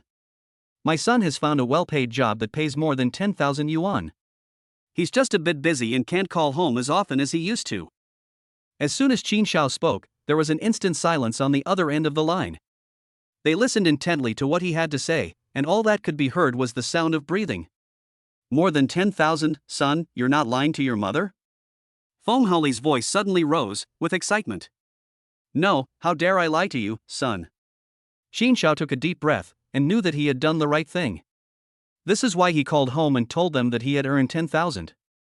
If it had been hundreds of thousands or even millions, they would have been so scared that they would have bought tickets for the same day and come to Yangcheng. I knew my eldest son could do it. Ha ha. Your first job pays more than 10,000 yuan. You have to work hard, and your boss has offered you such a high salary. My parents' eyesight has always been stuck in the small county town. In their opinion, a salary of more than 10,000 yuan is pretty good. You have to know that the two of them work as day laborers at home, and they only make a little over 100 yuan a day after working hard all day. Yes, son, I know. Qin Xiao nodded silently, and a hint of moisture appeared in his eyes. He quickly wiped it away with his hand. Son, don't save money. You should spend money when you need to. You shouldn't let yourself get worn out just to save money. With this 10,000 yuan, your father and I can work hard for another year, and we should be able to save enough for your younger sibling's first year of school. Okay, I won't bother you at work. Do. Without giving Qin Xiao a chance to speak, Feng Holi hung up the phone directly. Qin Yushan, who was standing next to her, became anxious and looked at him with a reproachful expression. How could you hang up the phone? I still have something to say to my son. Tell me. What did you want to say to your son? He's busy at work, and it's office hours. If the boss sees you talking on the phone, it'll be trouble for him. Alright, I'm in a good mood today, so I'll go to the market and buy some food, and you can pick up the kids in the afternoon. Okay. Qin Yushan had to lower his head under Feng Holi's piercing gaze, but he didn't forget the advantage, and a smile appeared on his face. Can we drink tonight? Yes, but just one glass. One glass, okay, better than nothing. A flash of disappointment crossed Qin Yushan's face, but it quickly returned to normal. He knew that if he continued talking, there would be no more wine. By the way, what did your son just tell you that made you so happy? Qin Yushan quickly changed the subject. My son has found a job, and he makes over 10,000 yuan a month. I didn't ask exactly how much. More than 10,000 yuan, that's better than us. Fortunately, he didn't come back, the treatment is 3 times worse. Qin Yushan's eyes revealed a complex expression. He wanted his son to work in his hometown, but also wanted him to stay in the big city. After all, there is more room for development. It's a pity, that money is spent, it's not coming back. Feng Holi showed a distressed expression. At this time, I don't know what she was thinking. If it's not coming back, then don't want it. Besides, the money is spent, it's not like no one else is helping. It turned out that when they heard that Qin Xiao was coming back, the two old people took out the money they had previously saved and used it to invite people to dinner to find connections and get their son a job that paid 3,000 yuan. But don't underestimate this job. In a small place, there are a lot of people fighting for it, and only people that Qin Yushan knows are willing to help. But the money is definitely not lacking, and a total of 5,000 yuan was spent. Now that they think about it, their hearts feel like they're being cut with a knife, a sharp pain. It took the two of them 2 months of hard work to save this money. Okay, don't let the boss know about this. You can't keep your mouth shut when you start chatting. Shin Yushan stared at his wife, and in the eyes of the two, they could do without causing trouble for their son, if possible. Okay, I know, hurry up and boil the water, I'll go kill a chicken for the soup. After driving Shin Yushan away, Feng Haoli did not forget her son's words, to nourish the bodies of her two younger brothers and sister. These days will get better and better. Feng Haoli looked up at the sky. As parents, they were always concerned about their children's well-being, and there were a few things that were most important. Study, work, and start a family. Now that her eldest son had graduated from university and found a good job, Feng Haoli couldn't help but feel relieved. Their next plan was to find a way to get her son to start a family so that they could have grandchildren sooner. A few more years of hard work, and when the second and third sons graduate and get jobs, I'll be able to go out for a walk in the evening like everyone else. Wife, you said you wanted to kill the chicken, what are you still doing here? Shin Yushan went into the kitchen, lit a fire and boiled some water. When he came out, he saw Feng Haoli still standing in the same place. Ah! I'll go right now. Chapter 56, Two Demolition Experts. Master, is there anything I can help you with? Zhang Minglang hurried over when he saw Qin Xiao waving at him.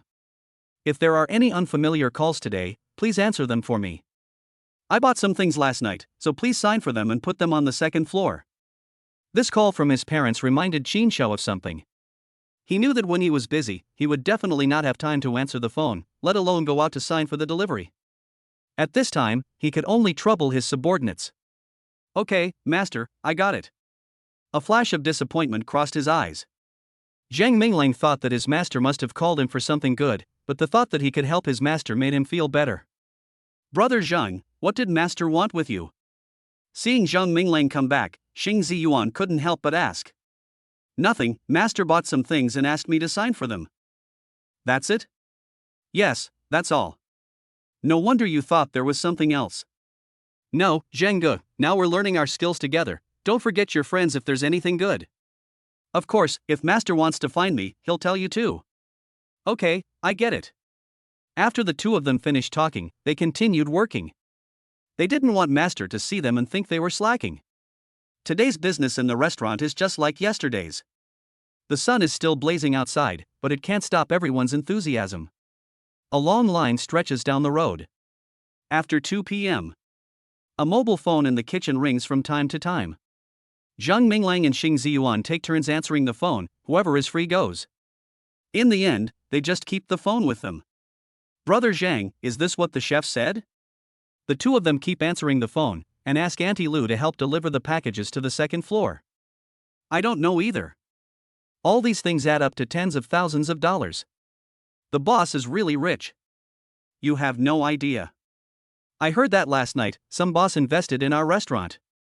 Invested? Brother Zhang, are you talking about that middle-aged man? Yes, that's him. Didn't you see that the beautiful woman next to the middle-aged man just started working at our restaurant too? If there wasn't an investment, how could she have stayed? Brother Zhang, after hearing your analysis, I think the boss's restaurant is going to expand again. Last time Su Yueling got a pay rise, the others also got a 500 yuan raise. It's not a lot of money, but if it happens a lot, it adds up. Now that they've heard that a big boss has invested, the two of them's eyes lit up, and they're even more determined to stay at Shin's restaurant. Refrigerator, TV, could it be that a store has a big sale and the boss bought everything from that store? No, the prices are not cheap. A waitress, looking at the car parked not far from the entrance, saw the delivery man carrying a refrigerator. When it was carried into the store, she glanced at the delivery note. Boss Qin, you've struck it rich, buying so much today? What's on your mind? Xiao Qin's shop has only just opened, and he hasn't bought all this stuff before. This is good, too, because with all this shopping, there's no need to worry that Xiao Qin's shop will move away. Whether they were eating in the restaurant or waiting in line outside, the customers and passers-by couldn't stop talking about the scene. Now whenever the topic of Qin Xiao came up, everyone was eager to discuss it. Hee, so many toys. If anyone was happy today, it was the two little ones, Debao and Airbao. Ever since they opened one of the boxes and saw what was inside, the two little ones have been glued to the second floor. Airbao, this is for Debao, you can't take it. Debao struggled to open a bundle and, when he saw what was inside, his eyes lit up and he quickly held it in his arms. Airbau's not taking it. Looking at the toy in Debao's arms, Airbau's eyes flashed with reluctance, but soon he was drawn to the new bundle and went over with a pair of scissors. Auntie Lou helped deliver the parcels to the second floor. The two little ones could open anything, and they hadn't even looked inside any of the boxes. The living room was full of boxes that they had opened, and the contents had been thrown all over the room, most of it on the bed. Qingjiao's mobile phone and laptop were no exception. Auntie Lou, who had gone upstairs again, shook her head helplessly at the unpacked boxes in the living room and helped to clear them up in a corner. "This toy is so big, Debao, what's inside?" As the refrigerator was carried up and placed in the living room, Erbao started spinning around the box after the movers had gone downstairs, but eventually found that there was nothing to do. "Erbao, this is the one Daddy bought for Big Bao." Big Bao smiled and touched the box, as if it contained a big toy. "No, it's Erbao, yours is over there." With a new goal, they both left the things they had previously unpacked. After a while, they lost interest. "Uncle, what's in here?" Soon, two movers carried a large object up the stairs and gently placed it in the living room. This time, they didn't leave, but began to unpack the previous delivery. "Children, this is the sofa. You guys move aside, Uncle is going to unpack it." "Sofa, not a toy." Upon hearing this, Erbao obediently walked to the side, but with a hint of disappointment on her face. "Uncle, what's this?" Erbao's eyes are on the refrigerator again, and there is a look of expectation in them. "This is a refrigerator, not a toy." The movers can see that they are dealing with twins, and they think that the package they are carrying is a toy. "A refrigerator, humph. Daddy is a big bully, he doesn't even buy Erbao toys." Erbao has thrown away all the toys that were unpacked earlier, and she is sulking, walking to the side with a pout that could hold a small oil pot. He. Debao is different. She stayed close by the whole time, watching the movers unpack the boxes. "Great, we'll have a soft sofa." As soon as the sofa was assembled and placed against the wall, Debao climbed up barefoot and started jumping up and down on it. "Debao, get down from there." Seeing this scene, Auntie Lou was shocked. If she fell down accidentally, she didn't know how she would explain it to the boss. Debao, you've been naughty, I'll tell your father later." Erbao said this with her mouth, but her eyes kept staring at the sofa. "Erbao, come here, you're not allowed to go up there." After spending time together, the staff at the store pretty much knew the personalities of the two little ones. Seeing Erbao walking over, Auntie Lou quickly called out to stop her. Grandma Lou, Erbao is very good." When her secret was discovered, Erbao quickly stopped in her tracks, her face showing reluctance. "Wait, Grandma, you can't do that either, or I'll tell your father and he'll spank you." Thinking that the two little ones would surely cause havoc when she went downstairs and no one was watching them, Lou had to warn them. "Grandma, don't tell Dad, Debao will come down right now, I'll keep an eye on Erbao for you and stop her from going up." "Humph, Debao, Erbao won't do that, I'm going downstairs right now to tell Dad that you're not being good." Chapter 57, I've got money to spare. 5 p.m. At this time, there are more customers coming to the store to buy buns. Ring ring ring. Just then, the phone rings. It's the boss's phone. The ringing makes everyone's first reaction that the boss has sent something by express delivery again. "Hey, Zhangguo, it seems to be your phone." Xing Ziyuan picks up the phone on the side and finds that it's not his master's. After listening carefully, he realizes that the ringing is coming from Zhang Minglang. "Mine?" Zhang Minglang felt in his pocket and realized that it was actually his phone that was vibrating. "Ha ha. It seems that we have inherited this from our master." Zhang Minglang gave a silly laugh and took out his phone. "It's my brother, why is he calling it this time?" Seeing the caller ID of his brother, Zhang Minglang quickly said to Xing Ziyuan next to him, "Brother Xing, let me take this call, it'll be quick. If master asks, just tell him I said hi." "Okay, better hurry, or I won't know what to say if master asks." The two men glanced at Qin Xiao, who was busy in the kitchen. Half of the tables in the restaurant had been removed, leaving only 2. "I see." Zhang Minglang walked outside the restaurant and pressed the answer button. "Hey, third brother, aren't you on an internship? How do you have time to call your big brother?" "Brother, I." A deep male voice came from the other end, stammering halfway through his sentence. "Hurry up and say what you want to say, your brother can't afford to be lazy right now." While he was talking, Zhang Minglang glanced inside the shop. "I quit." The person on the other end finished speaking quickly, so Zhang Minglang couldn't hear clearly. "What did you say?" "Big brother, I fired my boss from this internship." Are you okay? Didn't you say that the job was great? Why did you quit? And without consulting your family first? You don't know how hard it is to find a job these days, especially for recent graduates like you. Zhang Minglang suddenly became impatient and scolded his younger brother over the phone. I know, but I've already quit, so what else can I do? You? Forget it, I don't know what to say to you. What are you going to do next? Brother, can I come and live with you? Come live with me and starve together? Ha ha. Big brother, you've been so good to me, how could you let me go hungry? Okay, give me a serious answer, why do you want to come here? I still have work to do. Big brother, I want to work with you? Great, together. Wait, you mean work in the kitchen with me? You can count the number of times you've even set foot in the kitchen on 2 hands, and now you're telling me you want to learn to cook? No way. Besides, our restaurant is small, and we won't be hiring for a while. Without giving his brother a chance to speak, Zhang Minglang simply rejected him. Big brother, who said I wasn't hiring? I just saw it online, that's why I'm asking you. Is your restaurant on Chung Chau Island, Chinese cuisine? Okay, I won't disturb you at work. I've already bought the ticket, I'll be there tonight. I'll have to trouble you for a favor then. Do. No wonder they're brothers, they're cracking each other up as they say what they want to say and hang up directly. You'll be here tonight? He put his phone in his pocket and Zhang Minglang walked into the shop in a daze. Zhang, what's wrong? Seeing that Zhang Minglang had just gone out to take a phone call and came back a changed person, looking preoccupied, Xing Ziyuan asked with concern. Nothing, get back to work. Zhang Minglang answered, took out a ball of dough and started kneading it, which looked a little careless to an outsider. Zhang, just tell me, what's wrong? It's not good for you to look like this when Master sees you. The two of them were in the same batch and had studied cooking together under Master Qin Shao. In ancient times, they would have been considered fellow disciples, and they would definitely have to help each other in the future. My brother is coming here. Looking at the dough he was kneading, Zhang Minglang perked up and quickly glanced at Xing Ziyuan before saying what was on his mind. Your brother is coming here, that's a good thing, why are you upset? He's going to work in our restaurant. Zhang Minglang's moody demeanor returned as he said this. That's even better, the two brothers will be together, why are you? Hearing this, Xing Ziyuan couldn't understand it anymore. He hadn't finished speaking when he heard the rest of the sentence, and his face froze. He's a cook, he's never even fried a dish before. Oh, that's a problem. What can I do to help?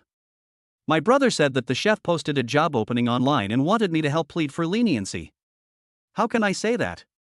The chef wants someone with experience, he doesn't know anything.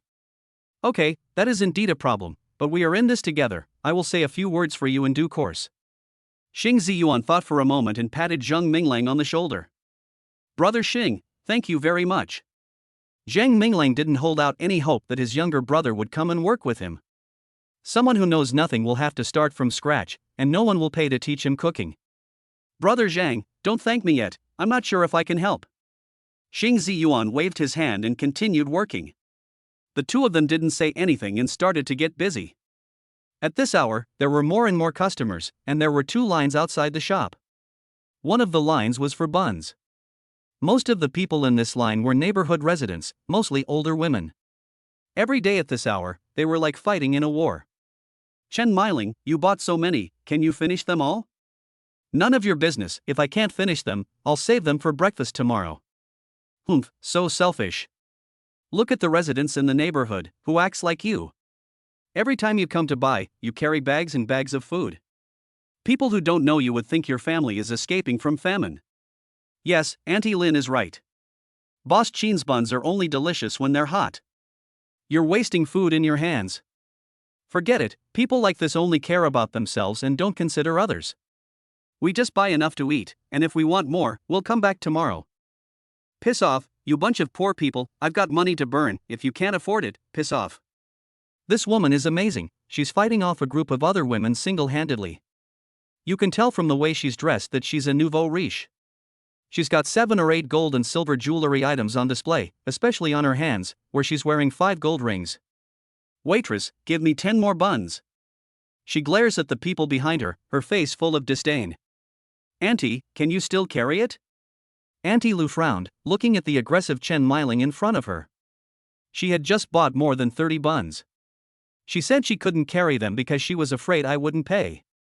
What a nerve! Fine. Auntie Lu still wore a smile as she faced the mean-spirited customer. Here you go, sister. Bunch of poor people. Before leaving, Chen Miling didn't forget to look down on everyone. Auntie Lu, in this situation, are you all going to ignore it? It's so annoying. Yes, it is true that the customer is king, but you can't go too far. Sister, you don't dare say it, but I met Xiao Qin, and I will tell her that you should not do business with her next time. Chen Miling, who had already left, did not know what the others were saying about her. As she walked past a rubbish bin, she felt that her hands were tired from carrying the bags, so she threw one of the bags into the bin. Humph, you dare to talk back to me? I'll make sure that none of you get any, and tomorrow I'll have my son drive over and buy it all. Chapter 58, The ingredients are all fresh. Mr. Qin, are the ingredients going to be okay? At 6 p.m., Gong Lesan delivered the last batch of ingredients.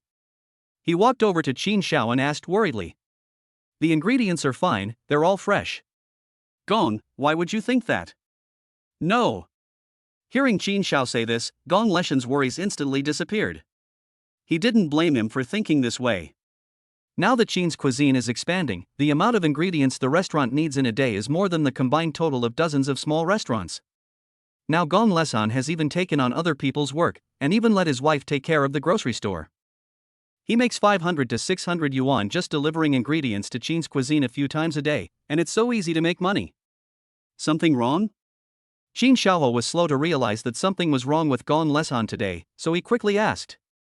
You can't afford to be careless in the catering industry. You have to solve problems as soon as they arise, or else something bad will happen. Well. Gong Lesan held the phone tightly, his face showing signs of hesitation. Gong, just say something. Okay, Boss Qin, you'd better watch it yourself. This time, Gong Lesan didn't hesitate any longer and handed the phone to Qin Xiaoho. A video was playing on it. As the video played, Qin Xiao's face became increasingly unpleasant. He asked with a gloomy face, Brother Gong, where did you get this video? Ha ha. I took it myself. Just now, while waiting in the car after the food was delivered, I saw 2 long queues outside, so I took out my phone and filmed it. I wanted to post it on WeChat Moments. Gong Lesan said this, and a little embarrassment appeared on his face. He filmed it and posted it on WeChat Moments just to show off. Brother Gong, thanks, remember to send me the video later. No need to wait, I'll send it now, and I'll delete the original video as well. In front of Qin Xiao, Gong Lesan quickly sent the video and deleted it. Thanks. Ha ha. It's no big deal, it's actually me who should thank you. Gong Lesan understood in his heart that this time he had managed to curry favor with Qin Xiao. He didn't dare say that he would become rich and successful from now on, but he was sure that he would be able to lead an interesting life. Brother Gong, don't worry, as long as you can keep up the pace, I'll leave the purchasing to you. Patting Gong Lesan on the shoulder, Qin Xiao turned back to the store. At the moment, his temperament was completely different from before. This needs to be handled properly. In the next few hours, it was once again the busiest time of the day. Qin Xiao temporarily put this matter behind him and planned to figure it out after work. 9:30 p.m. Why aren't you two going home to rest? You have to get up early to work tomorrow. Qin Xiao took off his chef's uniform and stretched on the spot, making a crunching sound.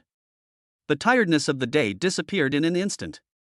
After stopping, he realized that Zhang Minglang and Xing Ziyuan had not left yet and were standing next to him, as if they wanted to say something to him.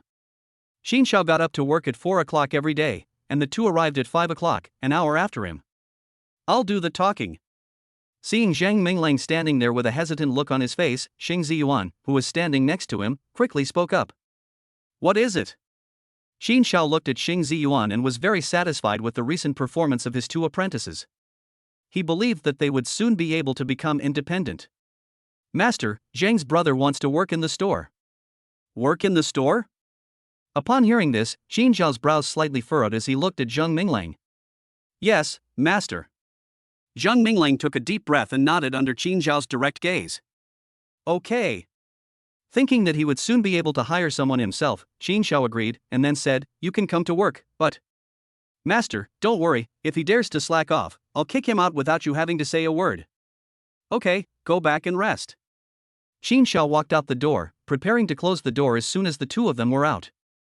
Master, my brother wants to learn cooking from you. I know. The first thing that came to Qin Xiao's mind when he heard that the other party wanted to work in his restaurant was this: what would the other party want? The salary is not high or low, a few thousand a month, and he has to work from morning till night. As for the working meals, they are not bad, but after a little thought, Qin Xiao rejected the idea. He has never been in a kitchen before. Zheng Minglang gritted his teeth and said what was on his mind. You don't have any experience at all. Qin Xiao was a bit at a loss. He had agreed too quickly. Master, let him start by washing vegetables, and pay him half the salary. Without waiting for Qin Xiao to reply, Zheng Minglang gritted his teeth and made a decision for his brother. Good. You're running your own business and making money, this is not a charity. You're so busy you don't even have time to drink, so how can you find time to take on an apprentice? It's already very good if you can give him some pointers. If he can bear hardships, I'll teach him more. Really, Master, that's great. Hearing this, Zheng Minglang bent over with excitement, and he heard clearly what Qin Xiao meant. Master, then we'll go back first. This time, Qin Xiao didn't say anything, just waved his hand, walked back into the shop, and pulled down the rolling door. Brother Zhang, you can rest assured now. Xing Ziyuan gave him a heavy slap on the shoulder. Brother Xing, thank you so much. What are you thanking me for? We're all brothers. You said your brother was coming tonight, right? Where did he get off the bus? We'll go pick him up and tell him the good news together. Xing Ziyuan was thinking about whether to ask his relatives to come over as well, but in the end he decided against it. The chef had already made an exception once, and if his relatives also knew how to cook, he could introduce them to the chef. Besides, even if the chef agreed, his relatives might not want to come over, so it was better not to cause trouble. The bus is here, hurry and get on. The two of them had just reached the bus stop when they saw that the last bus was about to leave, so they hurriedly got on. It's so late, and you bothered to come with us. The two of them had been busy all day and now they just wanted to lie in bed. They didn't even have the energy to take a shower. Brother Zhang, you don't need to be polite with me, I might have to trouble you in the future.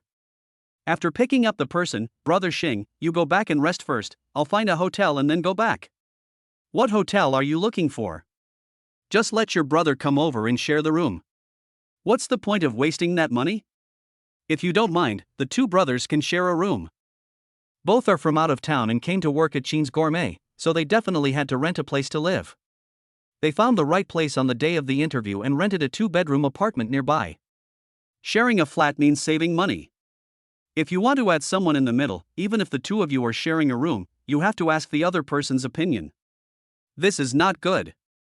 Zheng Minglang felt a little embarrassed, having been troubling the other person all the time. What's not good about it? They both work in the same place. After work, they go home and sleep, and that's it for the day. After we graduate, we can think about all this. Both of them have families, and they've already agreed in advance that when their pay rises in the future, they'll bring their families over. Chapter 59, I'll help you die if you want. Second floor bedroom. Asleep? After going upstairs, Qin Xiao went straight to the bedroom, ready to scold the two little ones, but he found that he was still a step too late. Tonight, neither of them needed Qin Xiao to tuck them in, they went to bed and fell asleep on their own. Ha, that's really smart. The two daughters didn't wait for Qin Xiao to go to bed with them, because they were worried that their father would scold them. The two of them had done a lot of bad things today, and the toys Qin Xiao bought them were still piled up on the bed. I'll clean up the two of you troublemakers tomorrow. After tidying up the bed and hugging his two daughters, Qin Xiao pulled up the bed rail. After finishing in the bedroom, he didn't go to take a shower, as there was still a mess waiting for him to clean up in the living room. After half an hour of busy work, he sighed with relief. At last it looks like a home. Qin Xiao looked around. Now that the house had all the essentials, he had bought all the necessary household appliances. A 70-inch LCD TV stood against the wall, and opposite it was a sofa. Not bad, I have good taste. Sitting on the sofa, he glanced at the TV. The distance was just right, and Qin Xiao nodded with satisfaction. Just buy another tea set, and it'll be perfect. Thinking about this, Qin Xiao took out his phone and searched on a certain treasure. No wonder everyone likes to buy well-known brands, the feel, the speed. The phone he was using at the moment was no longer the old model he had before, but a certain phone that had just been released this year. It really is good, but it is a bit expensive. After buying the goods, Qin Xiao threw his phone on the table and went into the bedroom to get his pajamas and take a shower. Clang! Qin Xiao stood under the shower, letting the cold water wash over his strong body. The tiredness in his body gradually disappeared at this moment. Now that his daughters haven't gone to school yet, if they go to school, he won't have time to send them to school himself, so does he need to hire a nanny? Nanny, did I forget something? School, I haven't even thought about which kindergarten to enroll them in. Qin Xiao had already decided to take some time off to look around the neighborhood and check out a few kindergartens. He never imagined that business would be so good, and before he knew it, more than a week had passed and he didn't have any time to spare. He needed to hurry and find a babysitter. One thing Qin Xiao had forgotten was that his two daughters would be new students at kindergarten. Registration for public kindergartens had already ended at the beginning of the month, and the same was true for those famous private aristocratic kindergartens. Chirp, chirp, chirp. The insects outside the window are chirping. White luminous light shines through the window and into the room.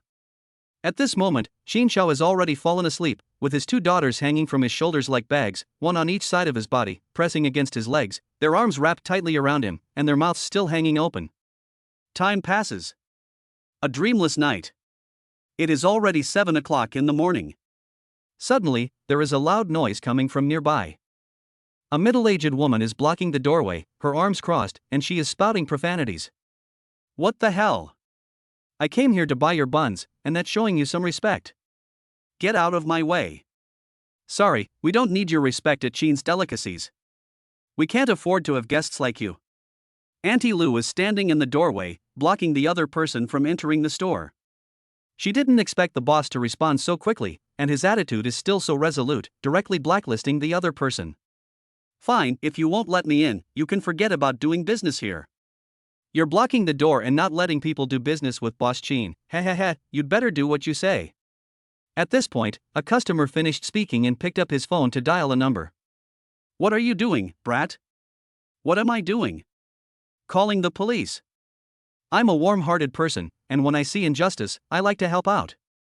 Kid, put that phone down, or I'll show you. After Chen Meiling finished speaking, she raised her claws and teeth and tried to snatch the phone. You want to snatch my phone?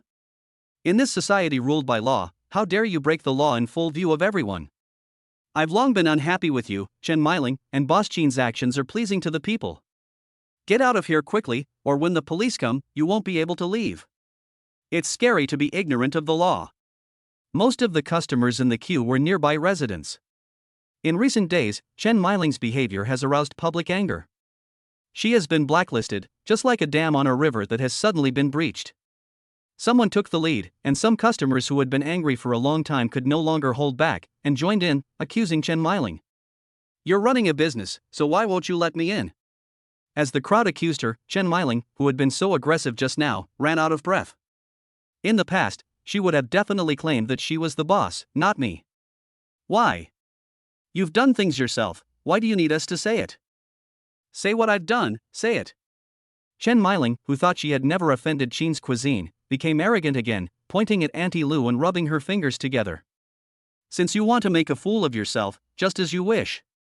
Did you buy buns in our store yesterday and not long after turning around and leaving the store, you threw a bun in the trash can? As Auntie Lu told the story, Chen Meiling's face kept changing. But she was not the least bit embarrassed. Before Auntie Lu could finish, her face had returned to normal and she was once again accusing others aggressively. You're making this up. How could I have thrown the buns away? Chen Meiling also noticed that as she talked about this incident, the customers around her were all wearing angry expressions, as if she admitted to this and she would be torn to pieces immediately. Hey! We didn't say anything. Seeing the other party's arrogant and domineering appearance, Auntie Lu looked at her coldly, and she really didn't give up until she saw the end. You didn't say anything, but show the evidence, don't let me sue you for false accusation. Chen Meiling thought about it carefully and found that she didn't have any problems. Even if someone saw it, she just denied it, and they couldn't do anything about it. Evidence, it seems that if you don't show it to you, you won't give up, sue. Auntie Lu didn't think Su Yueling would be needed, but she was actually quite sensible, trying to arouse the anger of the crowd. Everyone, our boss said that if you can come to the store to buy buns, that's a sign of respect for him, but if someone buys something and throws it away, that's a waste and an insult to the food. The boss won't do business with such people, and they will be blacklisted for life. Everyone, please watch. Su Yueling walked over and immediately took out her phone and played a video in front of everyone. How is this possible? As the video played, Chen Miling's face instantly turned black. She never imagined that what she had thrown away this time had been filmed. The video was very clear, and the faces of the people in it were clearly visible. Who could it be but Chen Miling? Even her scolding words were recorded. "Humph, how dare you talk back to your mother? I'll make you all go hungry. Tomorrow, I'll have my son drive over and buy it all directly." Chapter 60, Blacklisted. You just wait and see. Faced with the irrefutable evidence, Chen Miling was speechless and fled, cursing and swearing. Awesome, this boss is really tough. Who says not? Now open a restaurant, in front of the guests are all the same. I still first saw this situation. The most important point is that everyone is firmly behind the hotel boss, which can be seen. The hotel's reputation must be very good. There is no need to question this. Just look at the line outside. Hundreds of people are queuing up early in the morning just to get breakfast. Chen Miling's actions have not only been criticized by the customers in the queue, but also by the surrounding customers. It seems that choosing to come here was the right choice. Brother, you're not here to apply for a job, are you? Yes, you too? MMHM. The two young men seem to have found an organization, chatting like good brothers. I don't know what time it is. It's only 9 o'clock, and the sun is shining outside. The time on the job advertisement only says today, so it seems we're still early. 9 a.m. The day before last night, Xin Xiao posted a job advertisement online, and the interviews are concentrated today. He doesn't have that much time, and the interviews will end after today. At this time, there are already more than a dozen applicants outside the store. The number of people was originally double that, but those people saw that the store was doing so well, and after a moment of thought, they turned around and left. Those who stayed had the opposite idea. In their opinion, with such a booming business, the salary would not be low. Besides, they came here to learn cooking, not to slack off. Let me ask. One of the young men walked over to the side and took out his mobile phone to dial a number. Do. The busy tone on the other end sounded for more than 10 seconds, and the call finally connected. The young man could not wait to ask. Brother, has your boss forgotten that there are already more than 10 applicants outside? With so many people here, the chef is still busy. I'll talk to him later. Zhang Minglang's voice came from the other end of the line. After he finished speaking, he hung up the phone and glanced into the kitchen. What? The young man who had been calling Zhang Mingho his brother before asked, upon seeing Zhang Mingho return. Wait a minute. Really, you're not lying to me, Mada, it's only this early in the day, and it's already so hot. Wiping the sweat from his forehead, the young man looked helpless. It should be. Zhang Mingho didn't dare to guarantee it either, and upon seeing the other person ask again, he glanced into the restaurant. If the interview is over early, if I can stay, find a place to live, if not, pack up and go home. By the way, brother Hao, do you have any acquaintances inside? Gue Gaoyang only reacted at this time, otherwise how could the other party know just by making a phone call? My brother is inside. There is no way to hide this kind of thing, it would only be beneficial to say it earlier. Zhang Mingho's mouth curled up slightly, revealing a hint of smugness. Great, Hao, someone is in there, you must be fine, you should have told me earlier, you had me worried that you wouldn't pass the interview. Well, Thinking about his situation, Zhang Mingho let out a bitter smile, trying to explain to the other person. At that moment, a young man in a white chef's uniform walked out of the store. The interviewees, come over here and line up. Boss, let me do this. Step. As soon as Qin Xiao finished speaking, Su Yueling hurriedly trotted over. Okay, you arrange the people to come in, 2 at a time, and hurry up and get it done within an hour. Watching the interviewers line up, Qin Xiao nodded with satisfaction. You two come in, the others stand over here and don't block the customers. After Qin Xiao went in, Su Yueling started giving orders. They don't have much time left, it's still breakfast time, and in another hour, it'll start getting busy again next door. Who is Zhang Mingho? Before the two interviewees had even crossed the threshold, Su Yueling spoke again. Manager Su, I'm Zhang Mingho. And you are? HM. Zhang Mingho nodded quickly. Okay, go in, and bring in another person. Su Yueling was not at all surprised that the other person knew her. She once again pointed to the person at the front of the line and said, "Well done, brother. How, even the manager knows you, it seems your brother is doing well." The first two people to enter were Gui Gaoyang and Zhang Mingho. Seeing that the other person knew Su Yueling, a flash of envy crossed his eyes. "You two come over here and stir fry a dish in 5 minutes." Seeing the two of them enter, Qin Shao gave up his position. The ingredients had already been placed next to him, and he was letting the interviewee have a free hand. "Big brother." Hearing that he had to stir fry the dish, Zhang Mingho's face changed, and he hurriedly asked for help from Zhang Minglang next to him. "Did my brother not say hello?" "That's not right, Manager Su knows me." "Are you Zhang Mingho?" At a loss for what to do, Zhang Mingho's gaze once again fell on him. "Yes, boss." "Okay, you stand there and watch, you two come over here."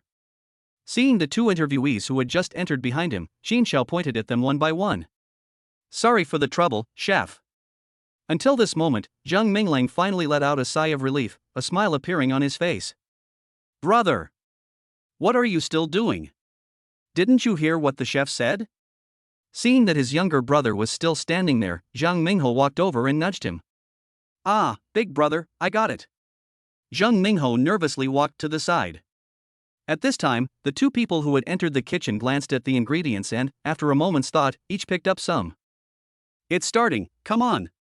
The two people inside, Zhang Mingho nervously looked at Gui Gaoyang, hoping that the other person would pass the interview. So there's so much to learn about stir-frying. Zhang Mingho was still looking at someone else cooking for the first time. Previously, his older brother was the chef, and he still felt that there was no way out. He never imagined that after all the twists and turns, he would also have to pursue a career in this industry. This way, this way. As the two people inside began to cook, Zhang Mingho outside also started moving. After seeing this, Qin Shao nodded silently, ignored him, and continued to watch the two people in the kitchen. "Okay, time's up." After glancing at the time, Qin Shao said expressionlessly, "In the restaurant business, not only does the food have to taste good, it also has to be cooked quickly. Otherwise, if there are too many customers and you make them wait, they definitely won't come back next time. Boss, please try it." Gui Gaoyang almost timed the pan frying perfectly, respectfully carrying the plate to Qin Shao. As for the other interviewee, I don't know if he was trying to impress or if he chose the wrong ingredients, but when the time was up, the dish wasn't even halfway done. Hearing the time, he turned off the heat, put the pan aside, and walked out dejectedly. "Ba kai ba kai." Qin Shao picked up his chopsticks, picked up a slice of beef, put it in his mouth, chewed it thoroughly, and then swallowed. "Wait outside, and you'll know the result in an hour." "Yes, boss." Before leaving, Gui Gaoyang nodded at Zhang Mingho. "Big brother, why didn't the boss comment?"